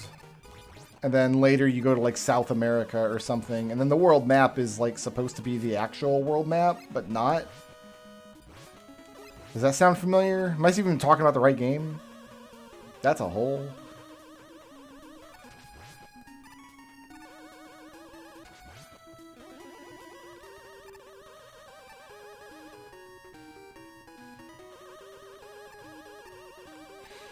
We got a balloon here. Boop! Thank you.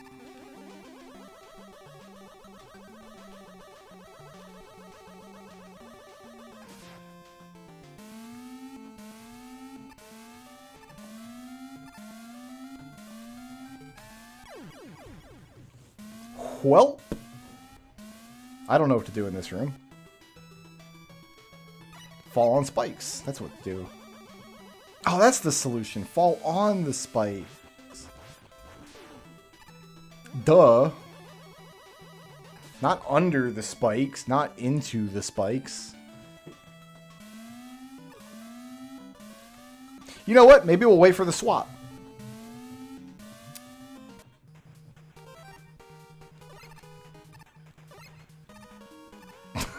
Maybe we don't want to swap right in the middle of that room.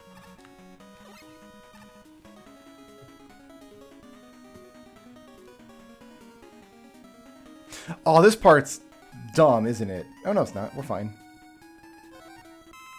There's a version of this screen where instead of, like, health drops, you get, like, little bastards up there, don't you?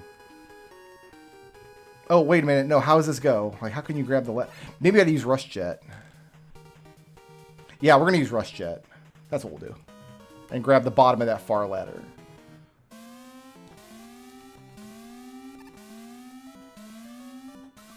That one goes to the same place twice. That's funny. Yeah, there's one that goes to the same place twice. That's weird. Okay, we made it.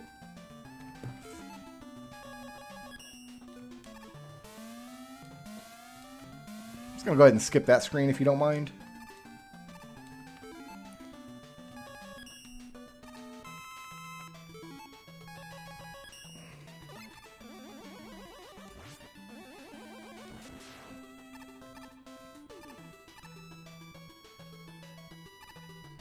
Got aliens just chilling. I don't really remember what these bosses are weak to. Oh, that's Balloon. I want Rush Jet.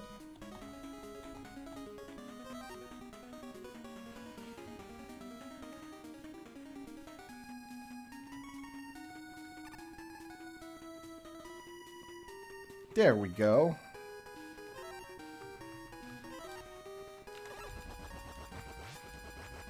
I'm like racing these two games because I think we've pulled ahead in Mega Man 4 now. No, we haven't. We've reached the boss in Mega Man 5. We're at the same point in both games.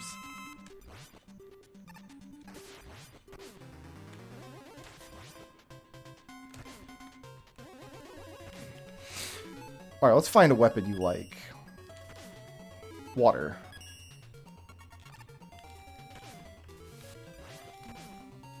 I'm willing to use any tank here.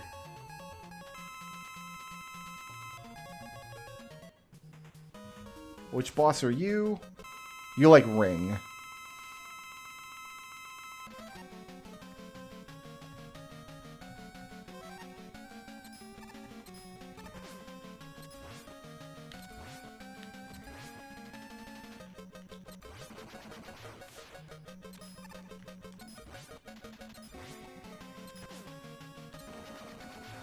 In fact, lots of bosses like Ring.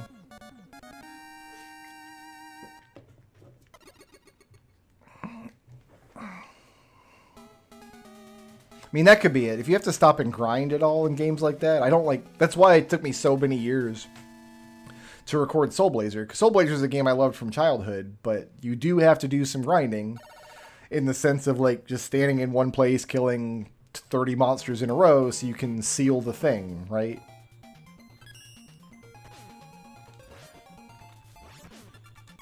Okay. That boss is a lot harder than he should have been, but... I seem to remember them just throwing energy tanks at you in this castle, so we should be fine.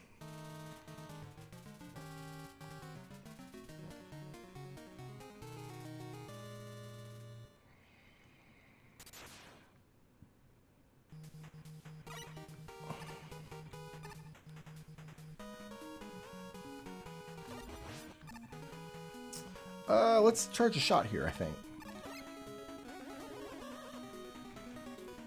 I had Mega Man 1 through 5 growing up. 6 I probably rented once or twice as a kid, but I didn't own a copy until I was an adult. And then like the Mega Man X games and stuff. Like, yeah, we had lots of Mega Man growing up.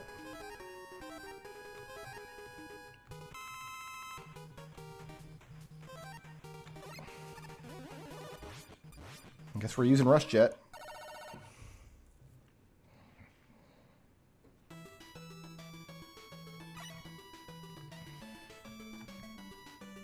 In fact, 1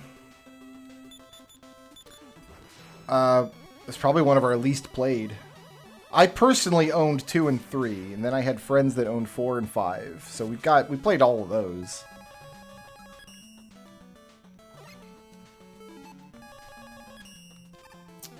But we used to rent games from Blockbuster. We rented Mega Man games all the time.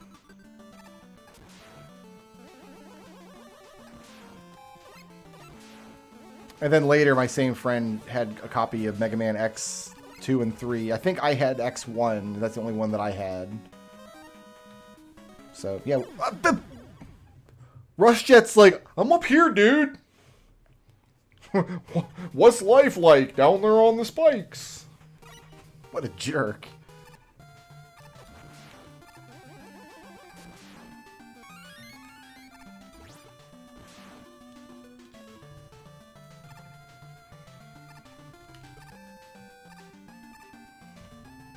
I love those spikes. Look at the placement of those spikes, right? Oh, this is going to be great for the swap. Like, yeah, this is a great screen to swap away from.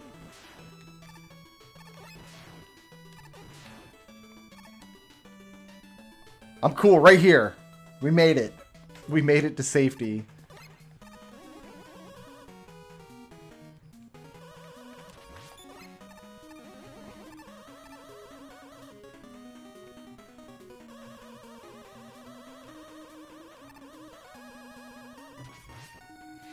All right, Rush Jet, don't abandon me this time, please.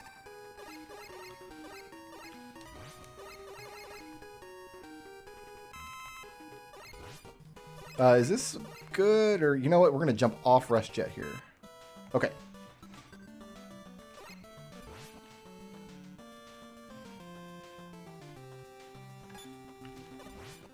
Oh, that's right. We got to go under the crystal here.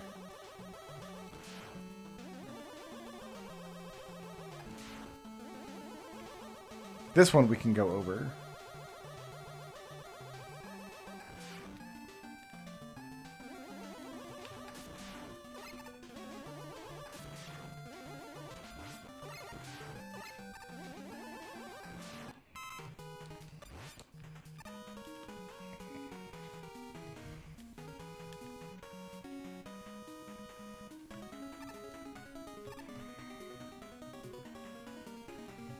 Happy to skip a lot of these screens, I think.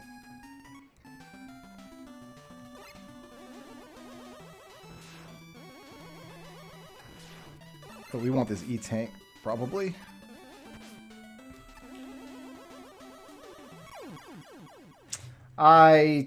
You know what? I'll take it. Trade a life for an E-Tank. Take that trade every day, all day.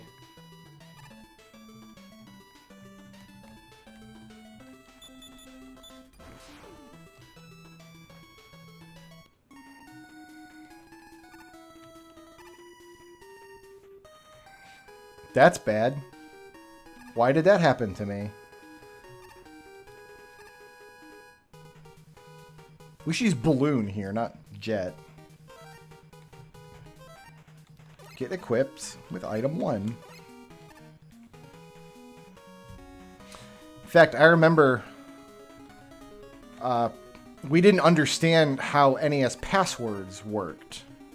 You understand what I mean? Like, back in the day, some games had battery backup. You could save your game, but others didn't. Mega Man games don't. They have passwords. Well, the passwords are generated by the game to put the game in a particular state. They don't actually remember anything. We didn't know that, and we were dumb kids. So we rented, I forget which Mega Man game, probably 5. And, like, we didn't finish it by the time we had to take it back to Blockbuster. But we were going to rent it again next weekend, right? So we're like, okay, well, let's do this. Like, when we put the game back in the box, we got to take it back. Let's, like, draw a little mark on it. So when we go to the store next week, we know which one to get. Because that's the one that has our password saved. Because we didn't know how passwords worked. We were dumb children. Oh, I got to do this boner screen again. Ooh, maybe that wasn't a good trade. Okay. My body is ready. I'm wasting a lot of balloons, I feel like. Good thing this is here. So yeah, somewhere out there, previously owned by Blockbuster Entertainment of Florida, is a copy of Mega Man 5 or something with like a little Mega Man face drawn on the cartridge.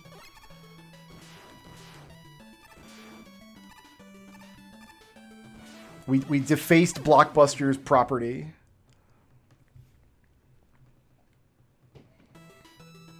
And you know what? I'm glad we did. That's what caused them to go under, ultimately. Not a lot of people know that, but like, oh man, we got a copy of Mega Man 5 with like a little face drawn on it in marker. So, we got to declare bankruptcy.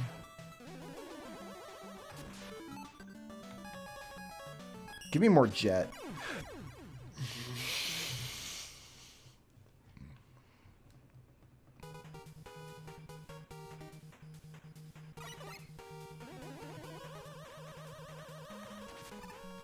That poor bat just waiting for his moment.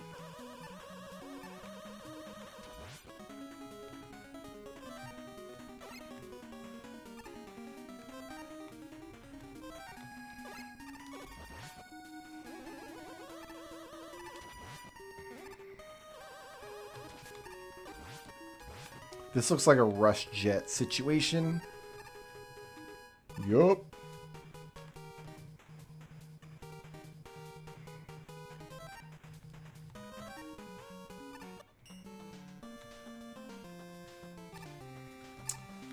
What am I doing with my life?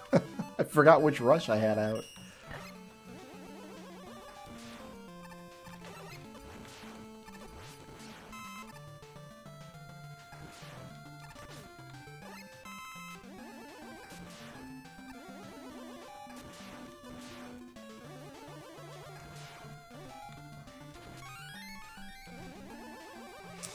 Ah, we do have to do this section again.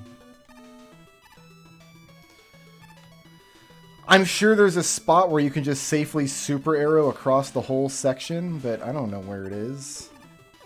And I'm bad, so I'm not gonna... Oh, no. Oh, no. Make it to the ladder. Get to the ladder. Okay, we got there. It's all good. Oh, it's all good. Do I need that E-Tank? I do not. I got 6. We're okay. Do I need that 1-up? Yes. I do.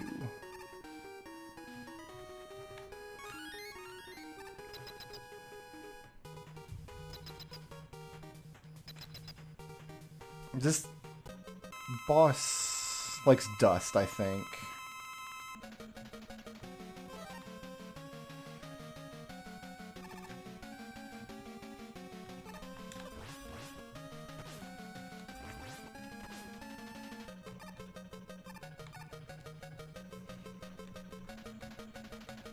I will use the E-Tank here if I have to.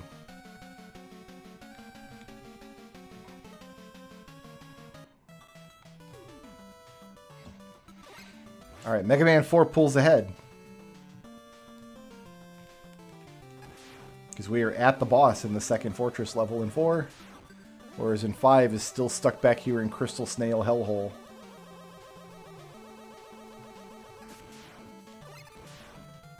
Do I need you? Yes. Give me some more jet.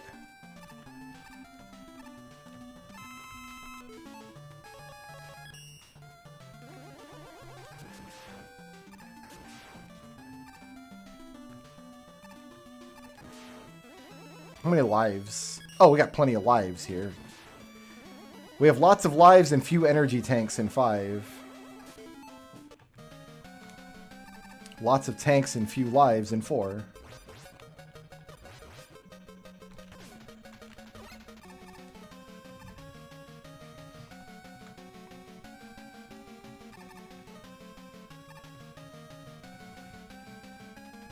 It's very generous taking crush damage in this fight. You've got to be crushed in a very specific way to actually take the damage. Oh, I probably could have finished the fight there if I hadn't been yammering about crush damage, whatever that is. Do I want this? Yes, I want this. No, I don't. I got 8 lives. I'd rather have the 2 ticks of super arrow.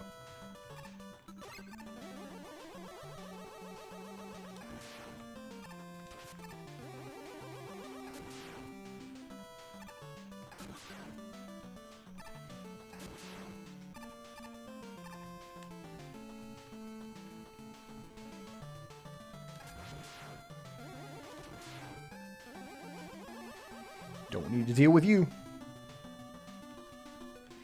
This is a fun screen. Oh, wow. We got it. I thought for sure we were going to take stupid damage there. As opposed to smart damage.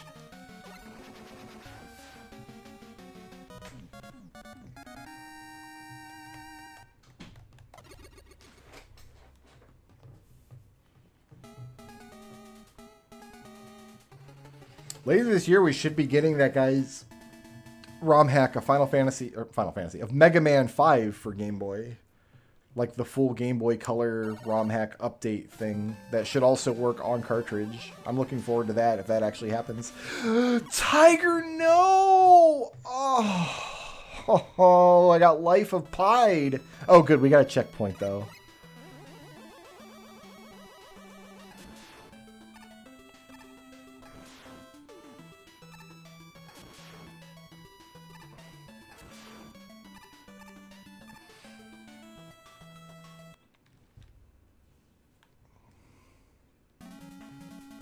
Oh, we're going to be in this level for a minute because we have an auto-scroller here. Okay. An auto-scroller with cool-ass music, but... So I'll try not to charge up.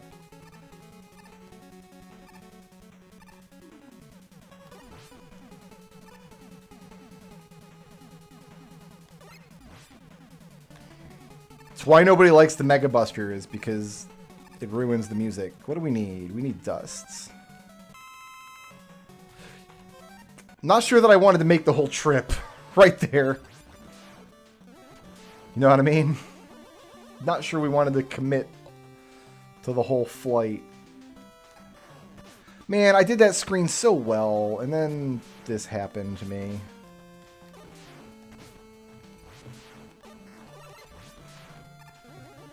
Alright, that tiger just pissed off.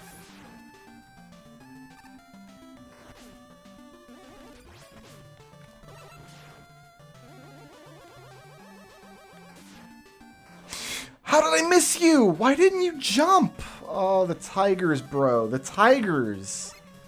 Tiger Man is the hardest boss in whatever game this is. Give me more baboon.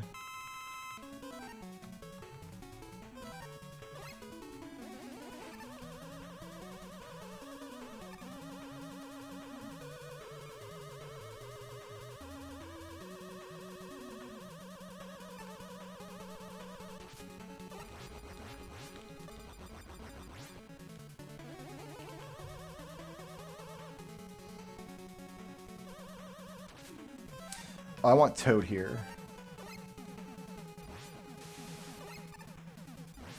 Oh no, Toad doesn't work on these things. I always think it does for whatever reason, but then you end up using all your Toad. Now I'm out of Toad. I'm not really out of Toad, but... Let me get to the checkpoint. Alright. Alright, which one is this guy?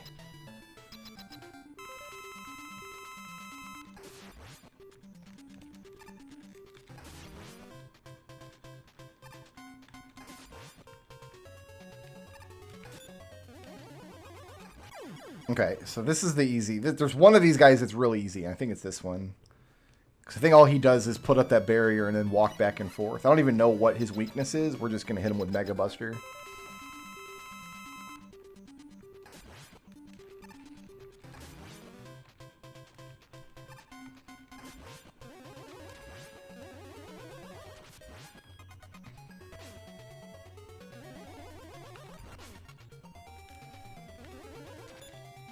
Maybe that's it. I want him to be far away from me. Yeah, because then it's easier to jump him.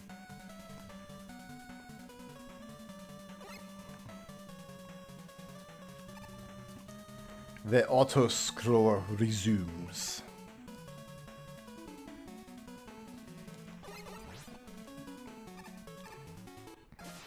That's a... I think I'm in midair in 4. Which isn't tremendously good.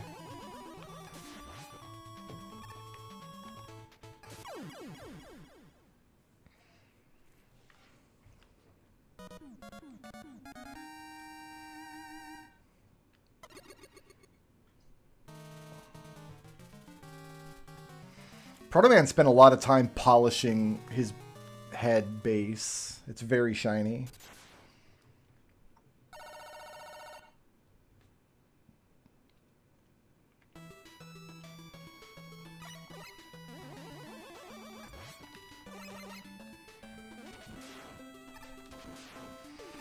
In all of history, has there ever actually been somebody who's like made a castle or defensible position that's shaped like their own head? Okay, that wasn't too bad actually. What am I missing? Let's get some more toad. Toad.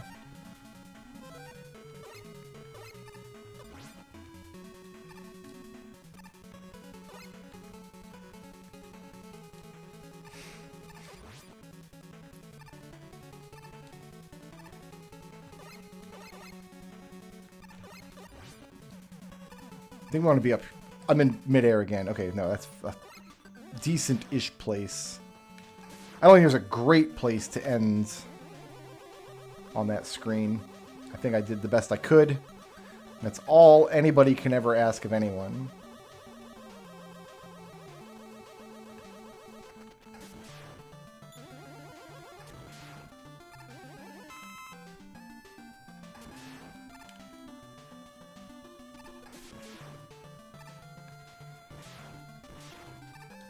I am certain I've died on those spikes on the wall before, jumping up to shoot that little robot.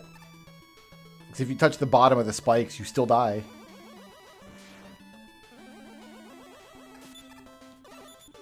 Let's get a couple steps away from the edge of the platform there.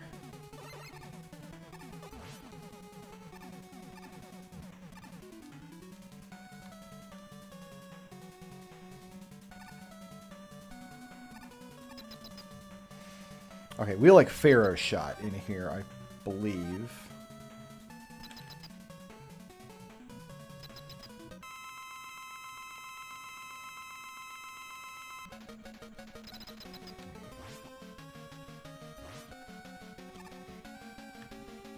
Maybe not.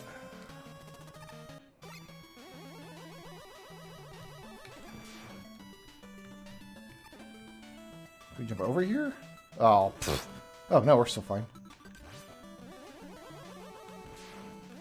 That seems dicey, but I don't know another way to play that.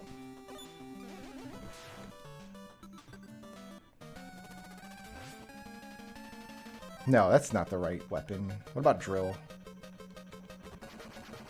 That didn't seem right. That's definitely not right. Is it dust again? Oh, maybe you use Pharaoh shot because you can target them at the bottom of the screen.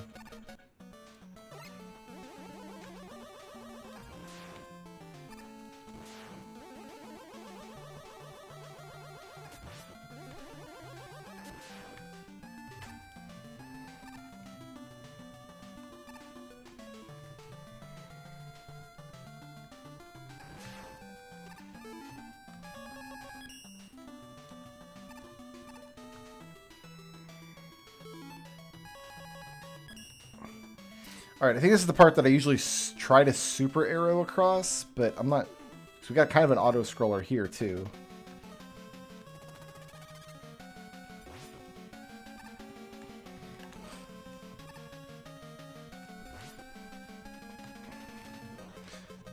I'm trying to throw it like that. There we go. I always got to fill the Pharaoh up by the time we get to the final boss, and we're fine. Fill the Pharaoh up is a phrase that has unseemly connotations depending on what part of ancient history you're in.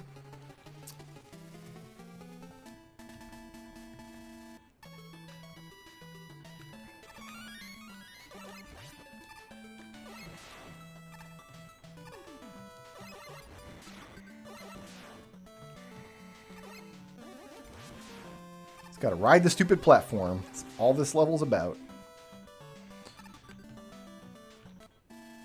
Okay, that we should be safe in that spot.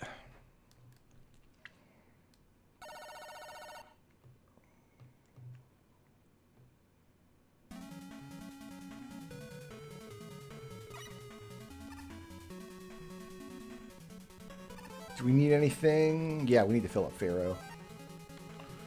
We need to fill the Pharaoh up. It's like I've been saying all this time. Well, we're not doing it like that.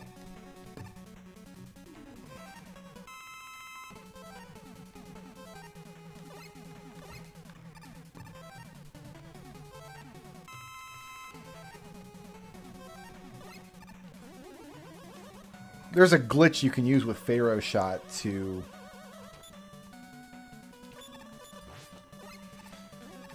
charge it up without using any weapon energy.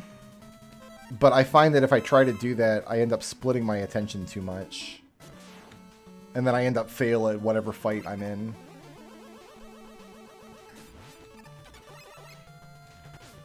Alright, fine. You get to stomp on me.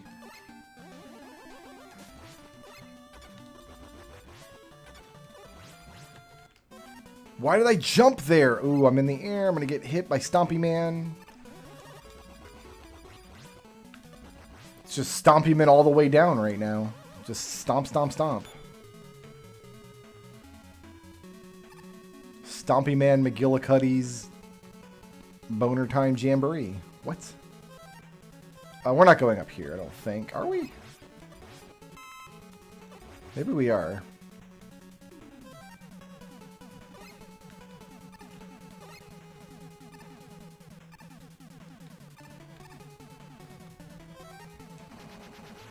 We'll take the road less traveled. Stompy Man.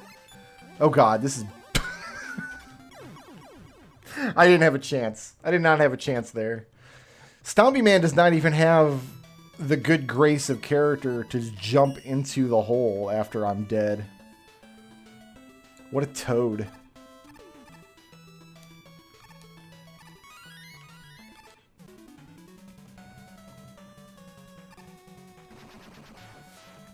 Oh, I have full E-tanks. Cool.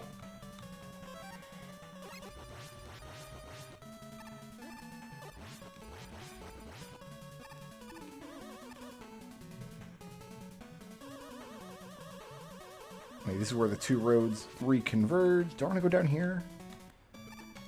I don't know yet. We will find out on the flip side.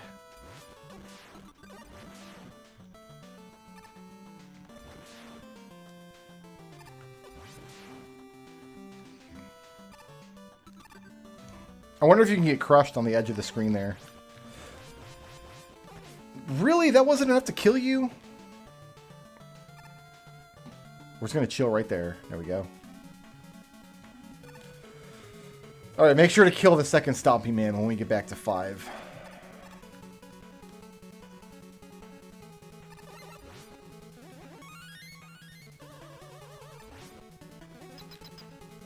Is this Dr. Cossack himself? I think it is.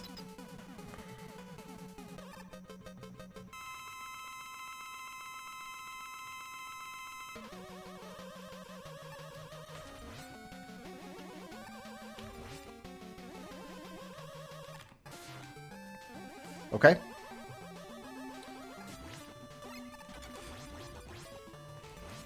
think we're just going to scroll him back on. Yeah. Okay, that's much safer. Eat that bullet. It was delicious. Actually, I probably gravity hold here, right? Yeah, they're gone.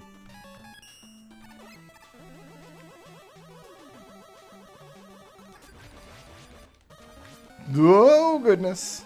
Okay, we're fine. It worked. It worked out.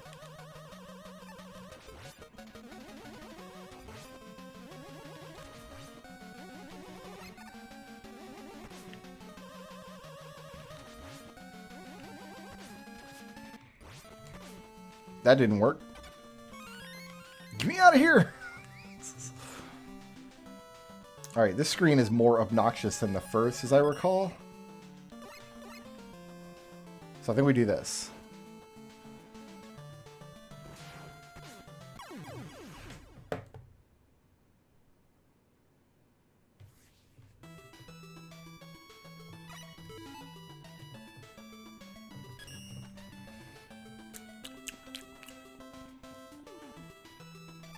Yep. I deserved every inch of that. Not gonna lie. Standing over these spikes is very...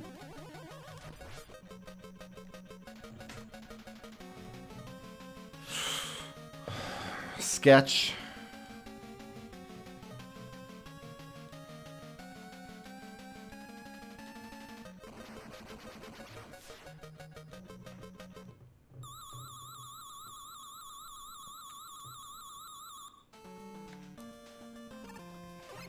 Okay, it worked out. Sort of.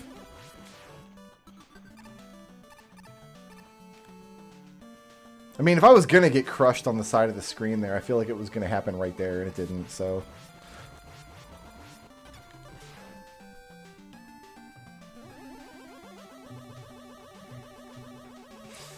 No, your stream isn't broken. I'm swapping between the two games because I'm a madman. This is a proof of concept for... In November, I'm going to be doing a stream like this with 30 games instead of 2. Because I'm absolutely insane. So, this is just to give people a taste of what that's going to be like.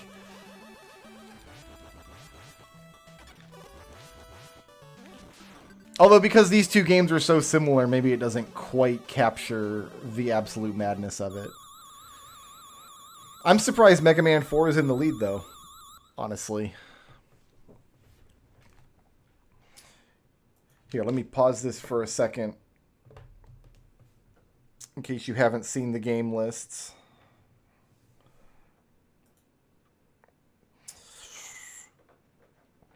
I've been taking tips and super chats for adding games to this list for the past week or two.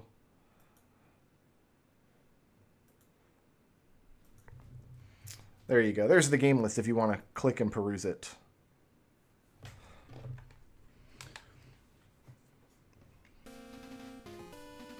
We're not going to make it all the way to Castlevania on that list. Don't worry. I'm not going to raise that much in tips and super chats. It'll never happen.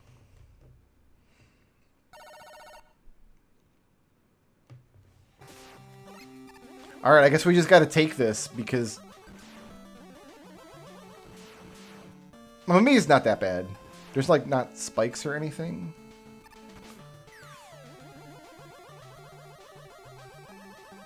No, we made it. We're fine. We just got to get off. Oh! Hold right when the swap comes. If I don't hold right when the swap comes, I'm going in the hole.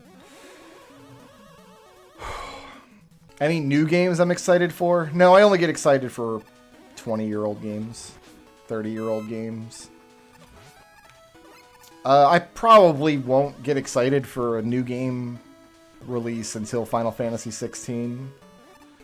Oh, it's doing my heart a lot of good because now that we're actually seeing like more trailers and more gameplay footage and stuff of Final Fantasy 16, there's a lot of people out there who are like butt mad about it, who are, this doesn't look anything like Final Fantasy. Ah! People on the social media and like the twit book and the face talk. Hold right during the swap. Okay, we're fine. And yeah, it's doing my heart good because like, I don't know, I'm like nostalgic for that kind of nonsense. I guess. People have been complaining about this doesn't look like Final Fantasy for decades. since the 1990s. Everything old is new again. I'm gonna have to use an E-Tank here. Maybe. Are we just trapped in the infinite loop of stupid?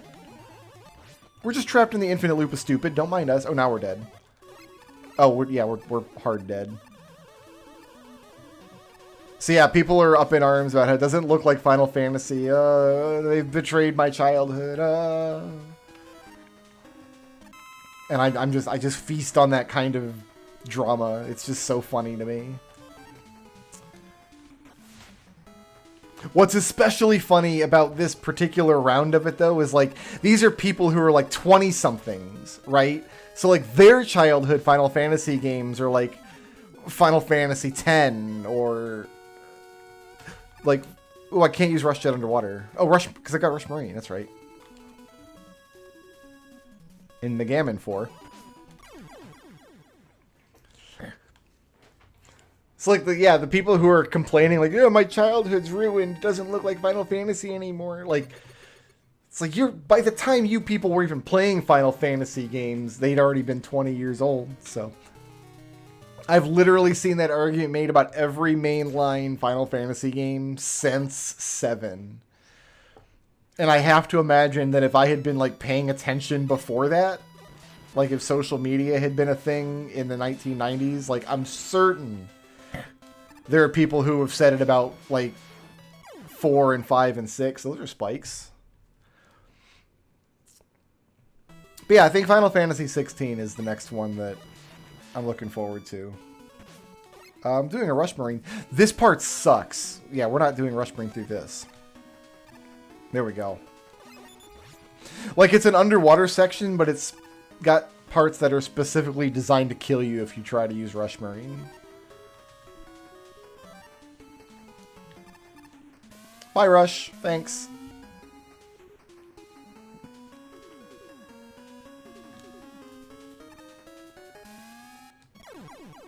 Oh, no! I wasn't paying attention to the swap. Oh, that's bad. That's bad.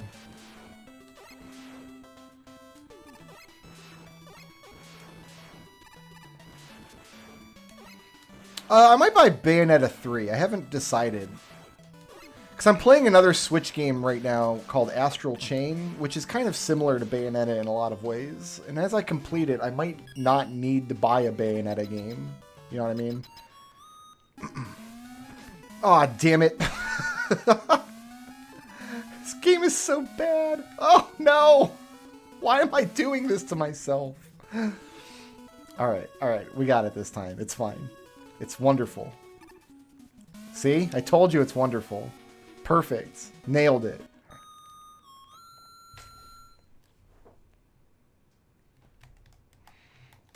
Five's back in the lead, by the way. Oh, because this level's kind of just really short. The 4th Proto Man level is way shorter than the 4th... Oh, no, we're in a Wily level. Never mind. No, 4's still in the lead.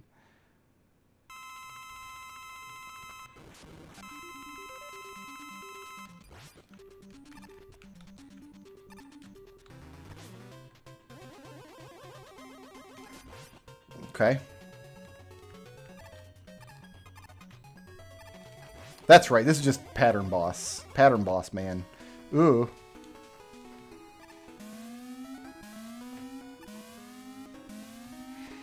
I mean, we're going to have to drink an E-Tank because we're going to have the pattern ruined for us when we come back from the swap, but I think that's probably okay.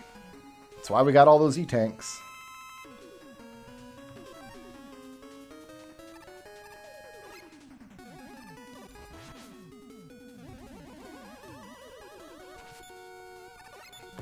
I'm going to use an E-Tank here, actually. Happy to do it.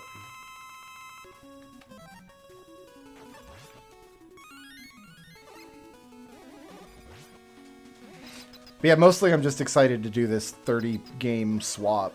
Like, it's so addicting. This is a ring boss. You like Ringu. Oh, yeah, we're in Pattern Boss Man here.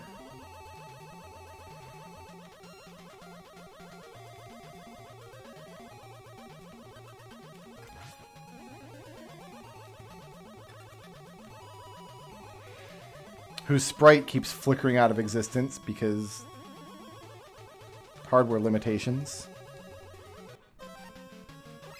Nope, wrong weapon.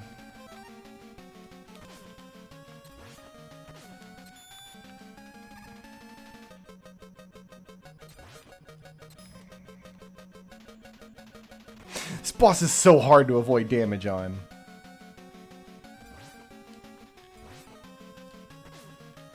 Look what I've done. Okay, we're gonna drink a bunch of energy tanks. We're gonna get real stupid with the energy tanks. Like, what was I supposed to do there? He didn't jump high enough to get under him.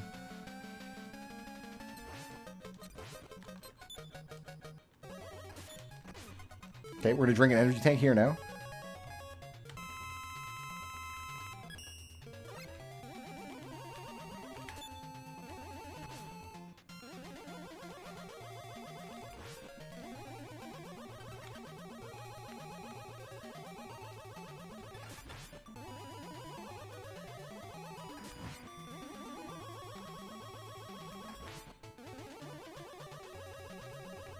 You would think this would be really easy, just hop 3 times, but it's actually the hardest thing I've ever done. Alright, Pattern Man is down. What are the wily bosses in 5? I don't remember. I can't think of them now. I've done well. I'm gonna need another energy tank here, really? Nah, we got it.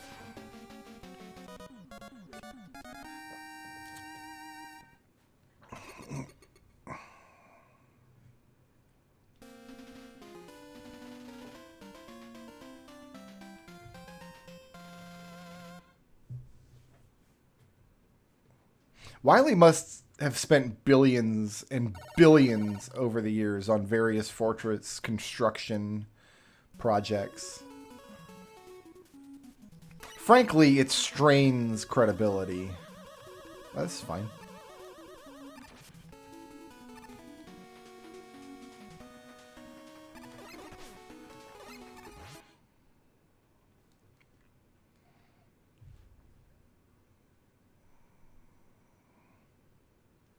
Wait, it was Wily all along? What?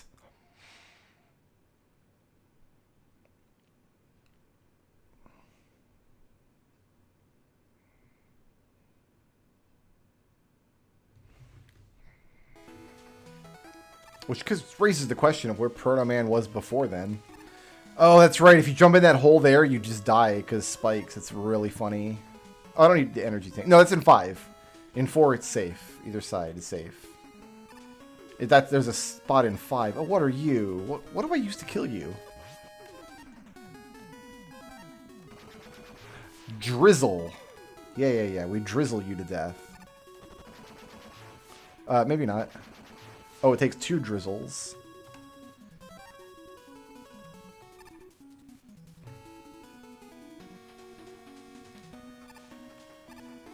You know what, Eddie? Just chill.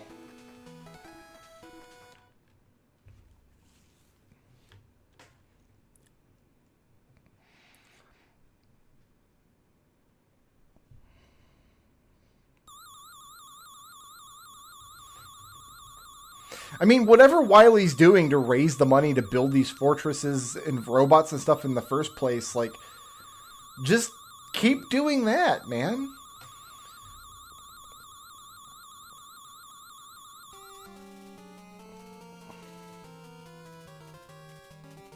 Like, you don't need to rule the world or whatever. Just, like Elon Musk, just, like, keep building cool cars and just stay off Twitter and stop bothering people. This world domination stuff does, like, it's not a good look. No, here we go. This is the dumb, like, we're gonna die here. So, I forget which side it is, but, like, there's, it's real dumb where the spikes are on the next screen in 5. And I'm probably going to lose a life. But it's okay. I'm going to go left. Left is feeling good. I feel good about left.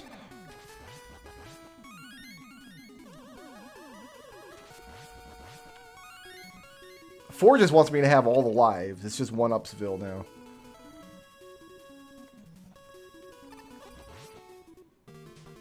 Left. See, if you go right there, you're just dead.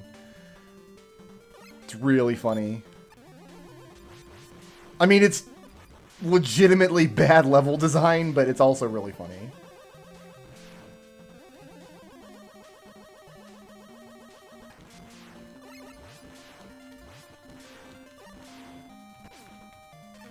I feel like if Wily was really big on recycling, he would just use the Mega Man 2 robots over and over again instead of building 8 new ones every couple years. Oh, this section in 5 sucks.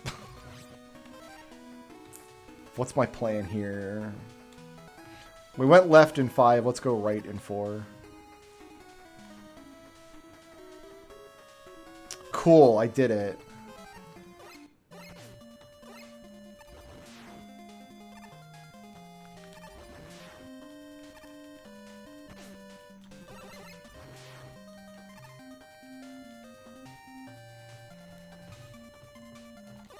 He does recycle Guts Man.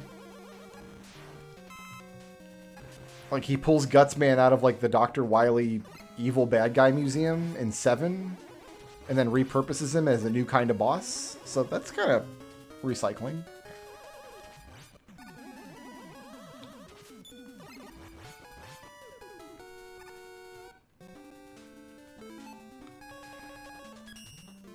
I should have filled up some arrow there. I should have put Rush on the other side of me. There we go.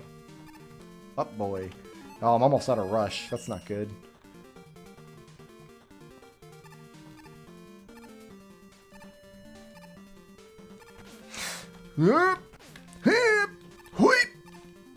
Sorry, I hoiped. We have hoiped properly. I really wish I had some Rush here. Like the band Rush. Like, I wish I had a Rush album playing. Would be cool. Something, something. The trees? I don't know.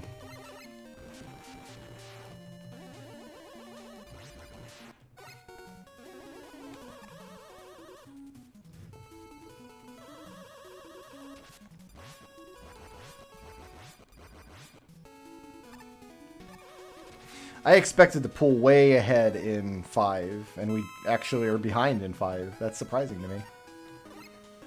I mean, the swaps could also be doing it. I don't have the actual timer on my screen. I can't see how long I've spent in each game. So it might just be that we've gotten longer swaps in one game than the other. Let me take a look, actually. Let's see. So Mega Man 4, like 1 hour and 3 minutes.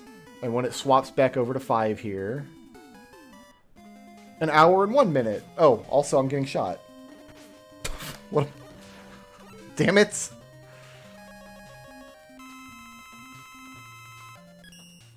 So no, the timers are pretty equal. I'm just worse at 5, I guess.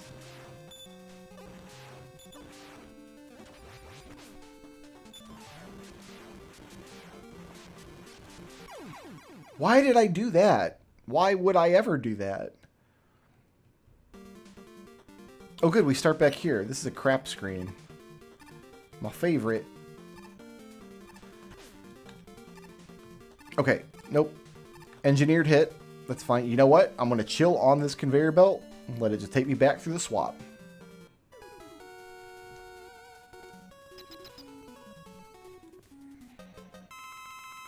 Alright, man, what are you? Are you a dusts kind of guy? I feel like you're a dust kind of guy.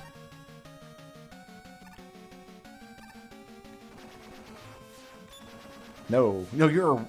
It's all ring all the way down. Like, everybody loves ring in this game.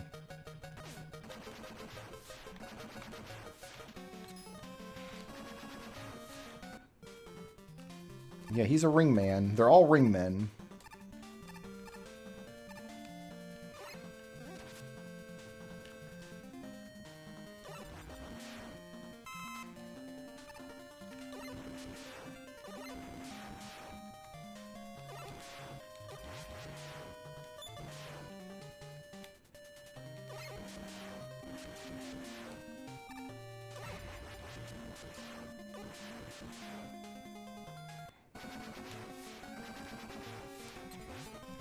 Gonna have to use an energy tank in a second here.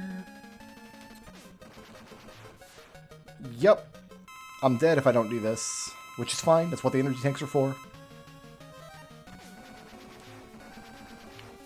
Conserving your energy tanks, bad idea. Drink them up. They're delicious. Filled with fiber. Vitamin N.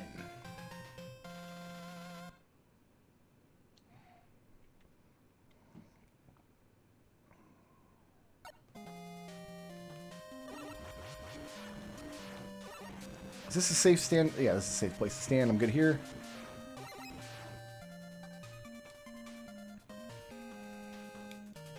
That's the end. Okay. Chickens. Oh no. I didn't mean to chickens.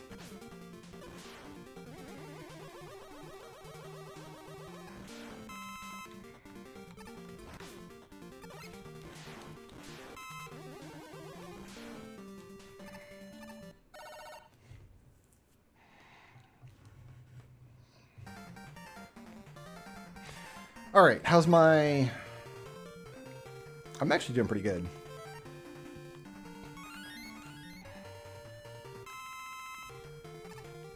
On NRG.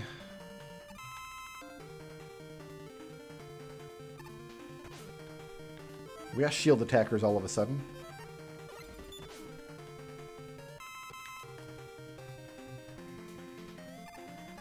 I don't need any of those. I think we're good on energy. We can just go. We can go for it.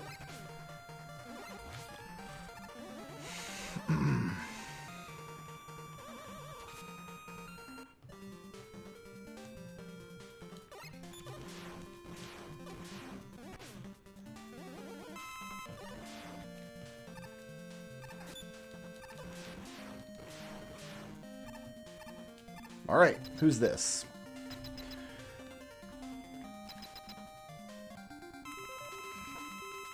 You like crystal.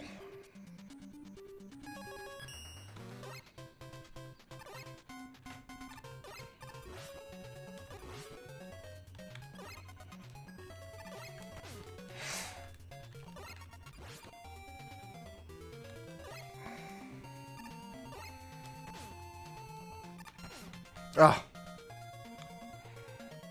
Okay, let's just wait. We'll wait it out. Taking another hit there would have been a dumb idea.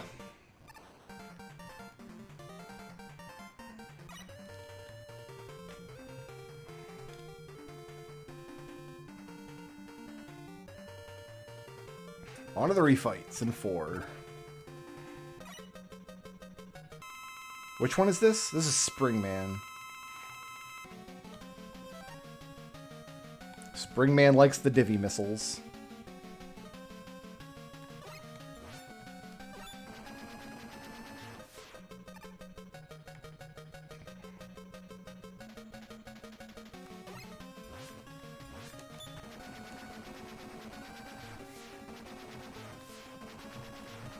There's a way to not take damage in this fight, but I'm not interested in that at all. In fact, I'm going to get ready to use an E-Tank here.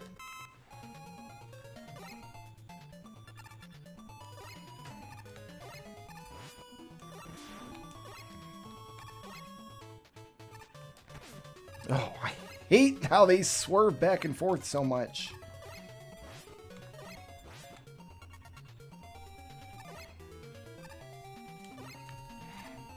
Alright, we made it.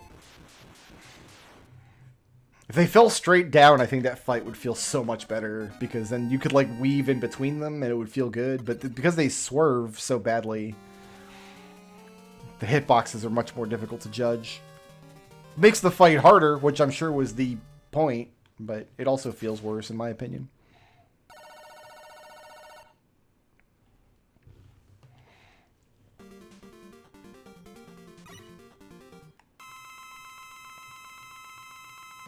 Who am I fighting? Springman.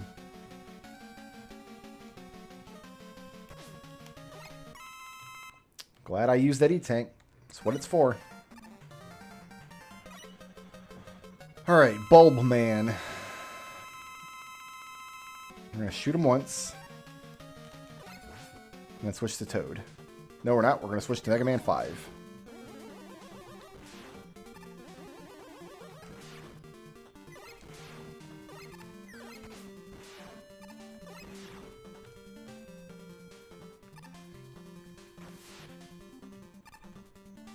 Yeah, I'll take this. Free E-Tank. This is where we can use Rush Jet underwater, right? Yes. Is it what I want to do?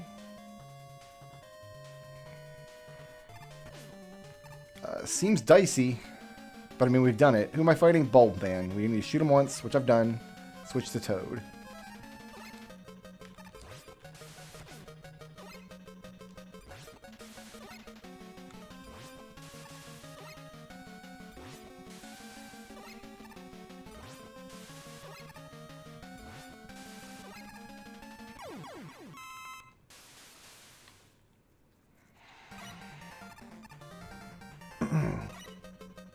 Bone Man.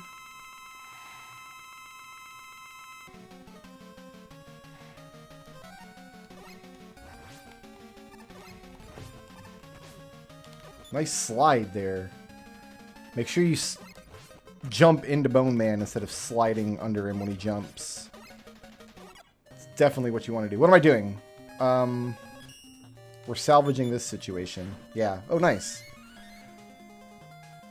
Good. Good. Oh, what's... Can I jump here? Yes. Okay. So we do this. This is very sketchy.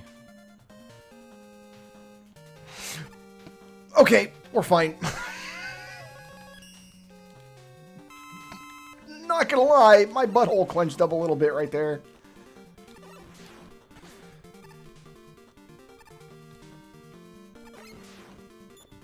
Whew.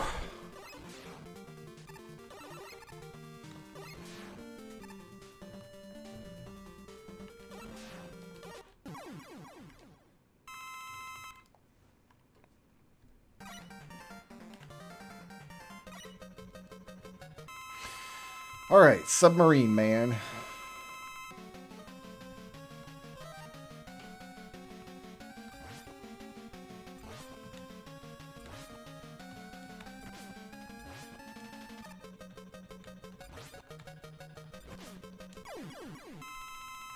Sometimes he gives you a good pattern, sometimes he doesn't. Not sure if there's a way to control what he does or not. Here's Frog Man.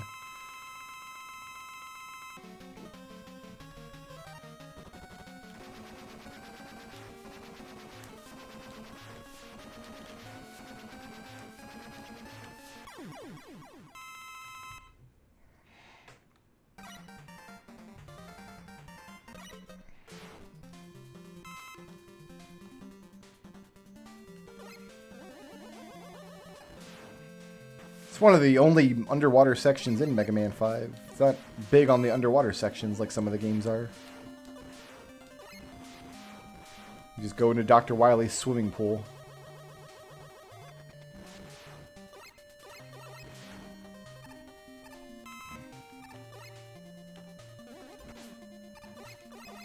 Oh, the rat got me. Made a fool out of me.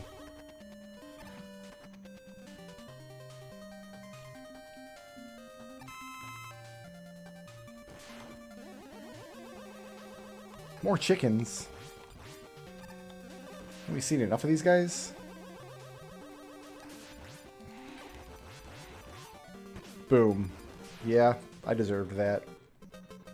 We got Vacuum Cleaner Man here.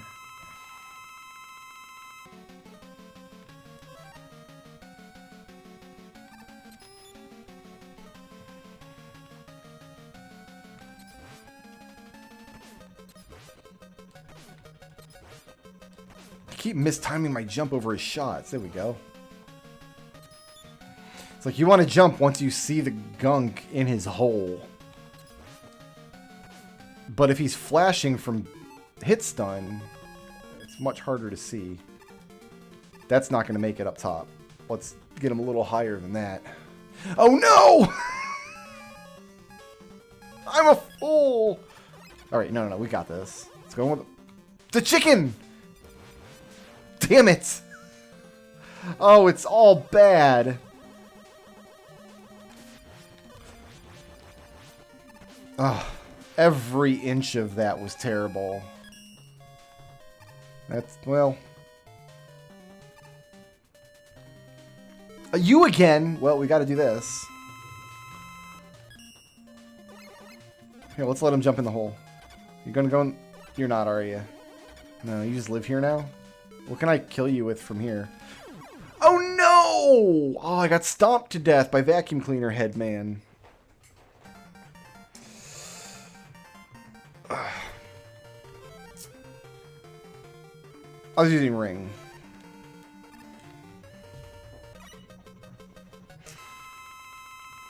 I don't think these games are too difficult, but I've played them a million times.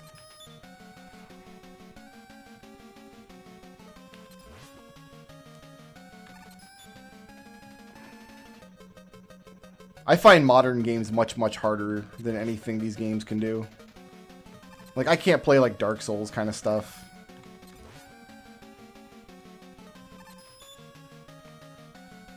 Where, like, you have 0.2 seconds to... What was I doing here? Oh, yeah. Can I kill you with this?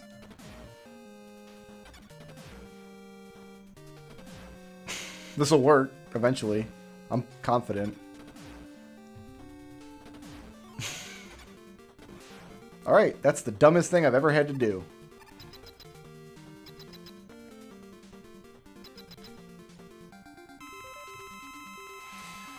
You like gyro attack, I do believe. That's right, wait for you to swoop in.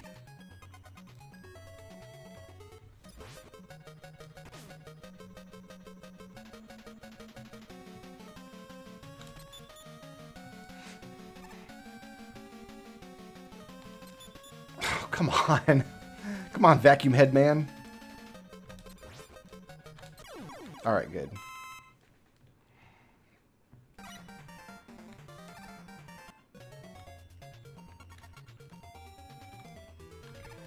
Okay, it's going to go one way. It's going to go the other way. Alright. I had forgotten we want to fight this guy from the middle, not from the side.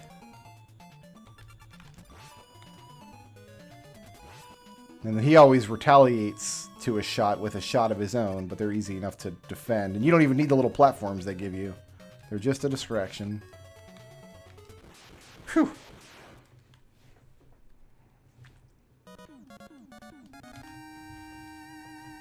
See, I'm so old, I don't even think of a lot of these games, like old NES games, I don't even think of them as retro games. They're just games. I was around playing these games when they were new. Ooh, I don't want to use Pharaoh Shot here, though, because we need that for the boss fight coming up. I'd rather not get hit a million times by him if I can avoid it.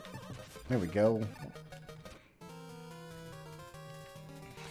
We might get over that ring when we swap back.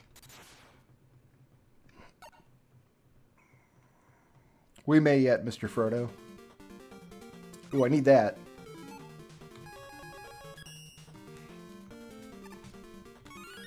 Get in my belly.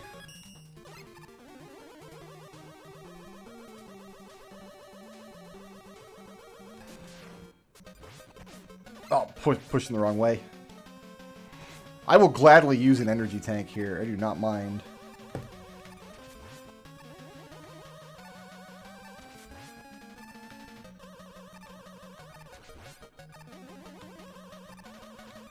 See, when I'm not switching games every 10 seconds, that fight falls into a nice pattern.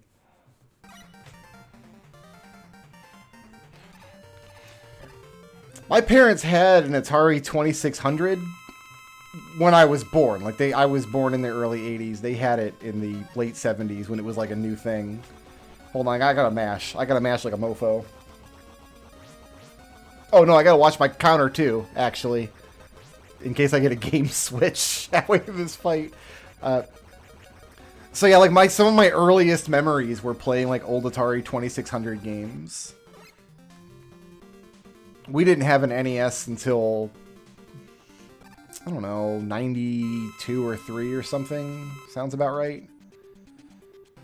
What am I doing here? Star. Oh, you can shoot the Star Crash. That's right. Nice. Oh, I forgot I was mashing. Oh, no. Okay, we got him. I mean, these games are old. Don't get me wrong. Just... I didn't grow up thinking of these as retro games, though. Yeah, we're going to finish Mega Man 4 well ahead of 5.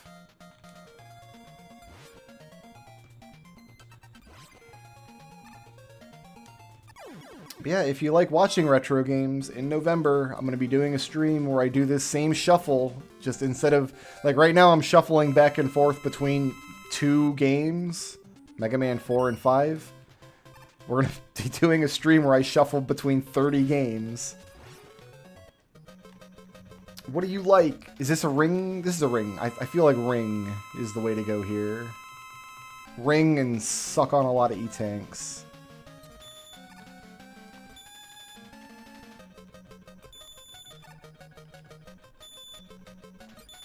I'm almost out of ring, though. Oh no, my Ringu!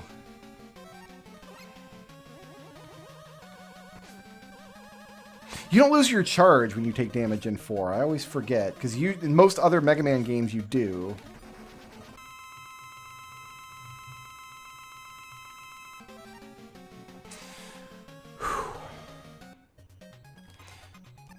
I mean, I never stopped playing 2D games, so for me, like, it wasn't really a transition away from 2D to 3D. Like, I've always played these old games, and I never stopped playing 2D games. They never stopped making them. But I'm like exactly the correct age to, like, I was 5 when the NES was like starting to become a big thing. And that's like just old enough to be starting to form memories and things. So like video games as a medium, like I've kind of gotten to watch the whole evolution of it. The one hole in my education is we never had a computer growing up. We had an NES and then later we had some other consoles. I never had a computer until late into high school. So like those old eras of PC gaming, from like the text adventures of the 80s to like Doom and its clones. What am I fighting? Okay, I'm fighting you. Like that's a hole in my like gaming education. I don't know what to fight you with. Drill. You like drill, but we're gonna fill up first. I've gone back and played some of those like old PC games, but no, I've got to detonate it in front of you, don't I? Yes. Hold on, I actually have to pay attention to what I'm doing here. I mean, I guess I don't have to. I've got more E-Tanks I can use.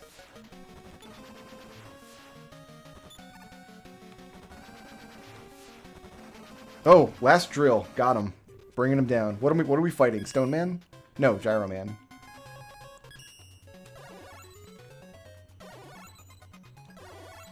But yeah, I was a teenager. I was in high school, like, during the early PlayStation 1 era.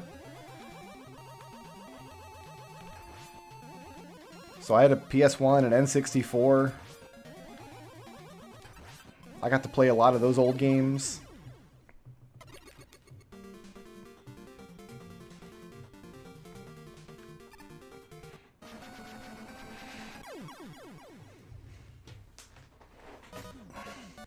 I played, like, the NES ports of a lot of those old computer games, like the Ultima series, Ultima or old RPGs from the 80s. I didn't play them on a computer, but I had, like, the NES versions of some of those games. Ultima 3 and 4 I had for the NES, and they're both excellent ports of the games, I think. They have original art and music, and, like, the spirit of the games is basically the same. Okay, what are we doing here? Oh, this is just the final... Yeah, it's just Slugland. It's just worms now. Okay, you like water.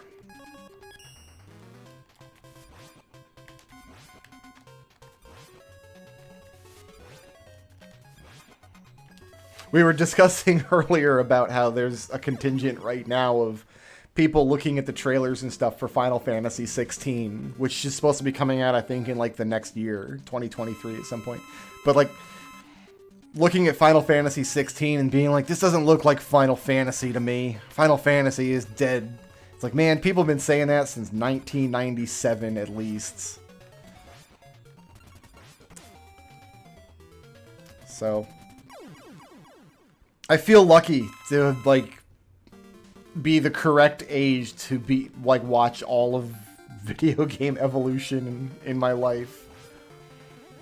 That's kind of a cool age to be, because if you're older than I am, we have to go in with Pharaoh shot, and we can't miss a we can miss a shot. So here's the glitch: if you hold the button down and unpause, you get it for free, and I think that's what we're gonna have to do here. If you're much older than I am, you wouldn't have grown up with video games at all, right? But if you're younger than I am, you wouldn't have grown up with all of the video games like I did. That's right, he stays on screen. He shows you where he's going to be, and then he stays on screen. That's how 4 works.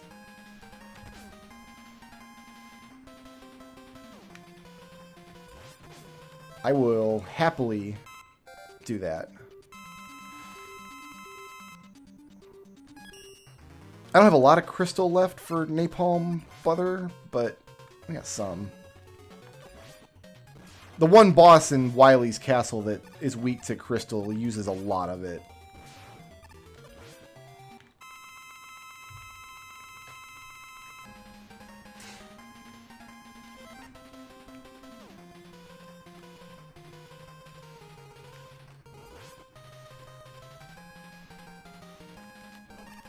Oh, that was a good miss.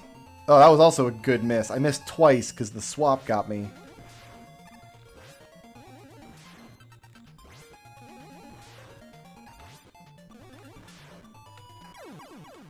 Good.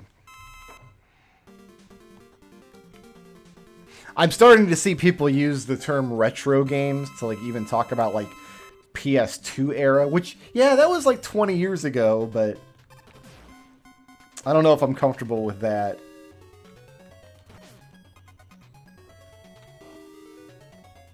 I saw like a post on Reddit or something talking about like, oh, I was playing like the old retro Metal Gear games, and I'm thinking like, oh cool, somebody discovered like the MSX Metal Gear games. Nope, he was talking about Metal Gear Solid 2 for PlayStation 2. It's like, I don't know that I'm comfortable with that. Alright, Mega Man 4 is done. So once the game is done, I push this button, and then it doesn't swap to it anymore, but it puts it in the completed games list. And I can't figure out how to not populate the completed game. Like, when there's only one game completed, it looks really stupid. Like it does right now. But I don't know how to not make it do that. So that's just what it's going to look like, I guess.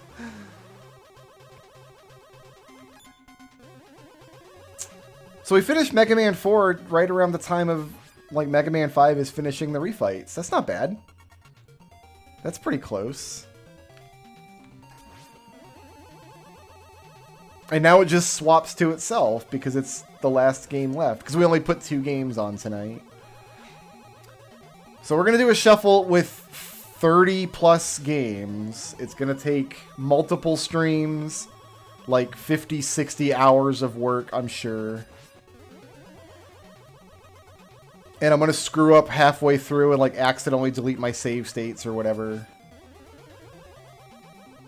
And we'll have to start over from scratch. It'll be really funny.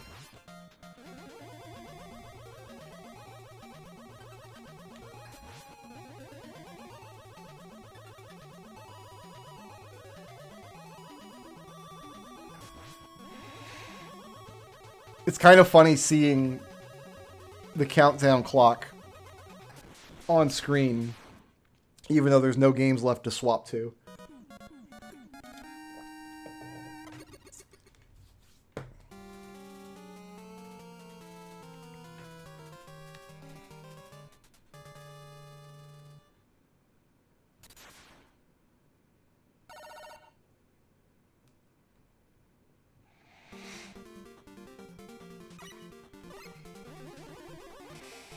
Oh, now the clock is just bugged out entirely and it's just stuck up there. I wonder why. Like, what's it trying to do? Does it realize that there's nothing left?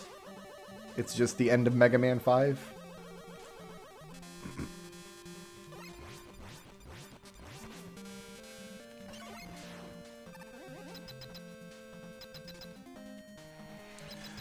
Can I fight this boss without beat?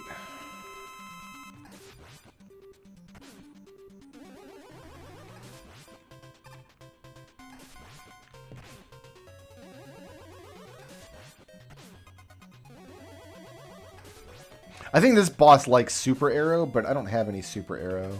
I could drink my M tank, I guess, but or I could just fight it like this. It's also fine.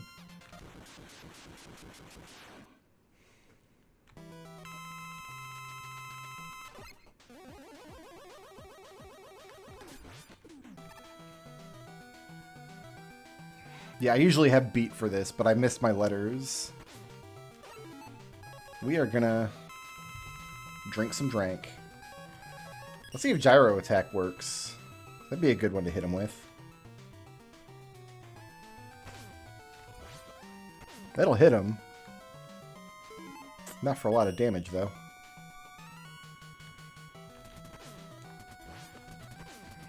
Look at all the damage I'm taking. Oh my goodness.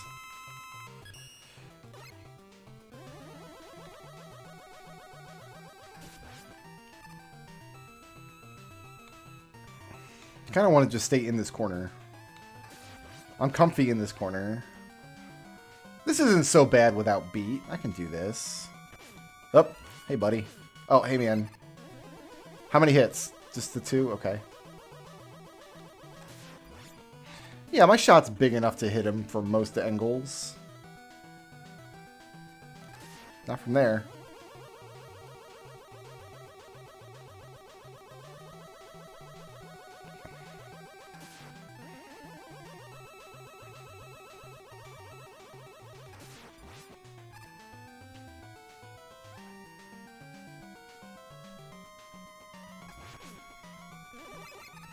I'm gonna get hit again. Yup. You know what? Let's go out with a full health bar, huh? Never mind. Never mind. He also likes the corner, apparently. Should hang out in the middle till we see where he is. Alright. So yeah, and then when that game is done, I push the button again, and then it says both games in an endless loop. Alright, so that's it for me, guys. I want to thank everybody for hanging out with me tonight and getting all these games on the shuffle lists. That's going to do it for Zelda for now. We're going to get back into town, I think, on Halloween. So probably November 1st, which is a Tuesday. So a week from today is when I will be able to stream again. And I'll start this big damn shuffle. And I'll have a logo up there, and it'll look ugly because I'm terrible at graphic design, but it'll be there. And we'll see how long it takes me to complete 30 NES games. Thanks so much for watching, guys. Peace out. Sleep well. Thank you for subscribing, Zabu.